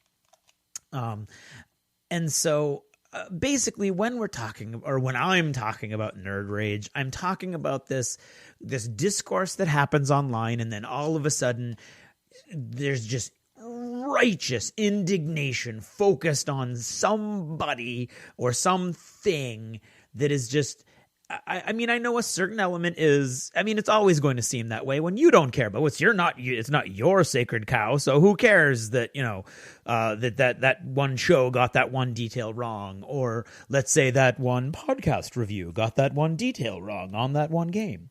But if it's you, like, it's your thing, okay, boom, you're exploding. Now, what I want you to do is this. First of all, I would like to say, on behalf of the D6 generation, that you should never, ever, ever expect to be able to play a game after listening to our podcast review without reading the rules, okay? Because quite often we're playing these games 3, 4, maybe even 10 times, but we're still in the learning phase when we do the review. It's whatever we're interested in or excited about.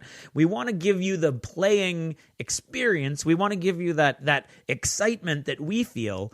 But we are not going to be experts on most of these games. Some of them we are. Some of them we've been playing for years, if not decades. But for the most part, we're as new to this stuff as you guys. And we want to get you the new stuff. So we're going to make some mistakes. 99.99999999999% of the time, when we make a mistake, hey guys, that was awesome. This one thing was wrong, but go, your excitement, blah, blah, blah. Every now and then, though, guys, I can't believe you got this wrong. Blah, blah, blah, blah, blah, blah. And I just got to say, we are not doing this so you can play this game without ever having read the rules, okay?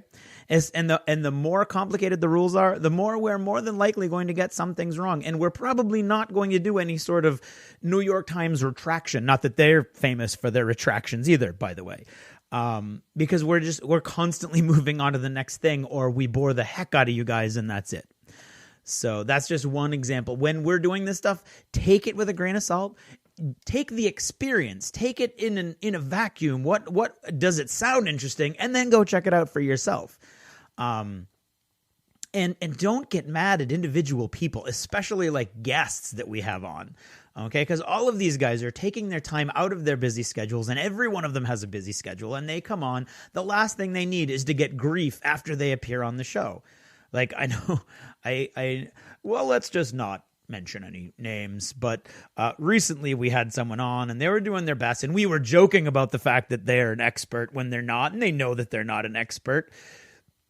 Romeo. And then the next thing you know, it's like blowing up and people are like, how dare you get that wrong? Oh my God.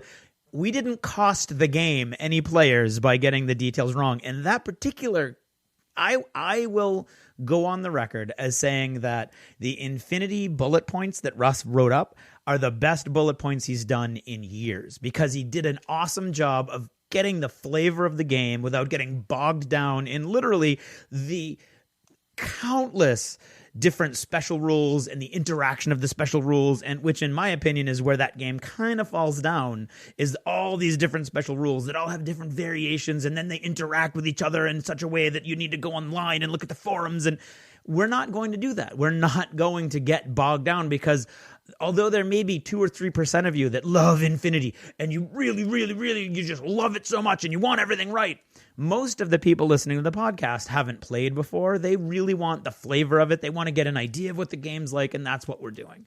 And so when you listen to something, whether we do it or somebody else does it or you read it online, and your immediate reaction is like, oh my God, I want you to calm down.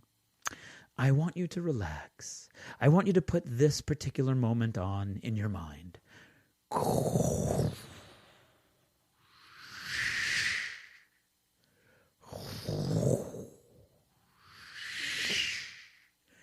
You are on a beach. Everything is nice and calm and peaceful. There is no rage. Everything is... See, I can't handle it. I used to do it as a joke, and I can't even do that anymore. The key is you need to be able to take everything from whence it is coming. We mean well. Everybody that comes on means well. Now, are there people online that don't mean well? Yes. Yes, there are. And if you guys all want to like form your own forum, that would be awesome for the rest of us. But for those of us who are on there every now and then and we're looking for stuff and we want to, we're interested and we're excited, that's all it is, man. And I know once again I'm preaching to the choir, but the key is you need to understand that we are fallible, that everybody is fallible out there. It's just like road rage. People are going to take a turn without turning on their directional, and it's going to get me really angry. And if I'm on my way someplace and I'm running late, I'm going to pound my steering wheel, and I'm going to use language that I shouldn't with my son in the car, and I'm going to make my wife uncomfortable. And ultimately, you know what it is? It's the fact that I left the house without enough time to do what I needed to do. So when you start getting angry, I want you to stop and think about it. Why am I angry? Okay, yeah, he got that wrong. Or yeah, I disagree with him. Or yeah, muskets shouldn't be in. And by the way, there's a perfectly good excuse whether muskets are in. But anyway, you know what I'm saying. You need it all ultimately comes down to civil discourse and the fact that somebody got something wrong. We are all going to survive. That's it. We're all going to survive.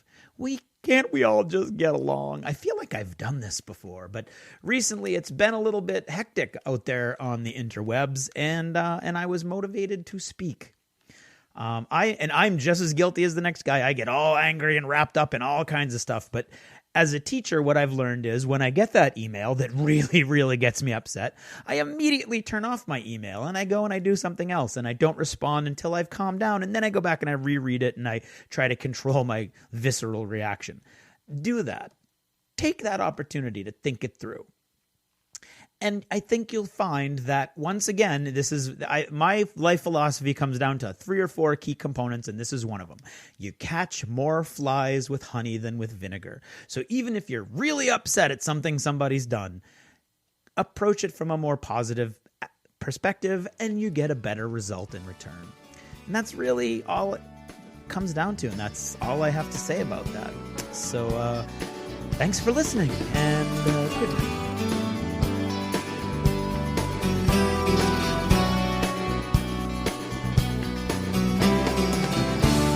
Achievement unlocked.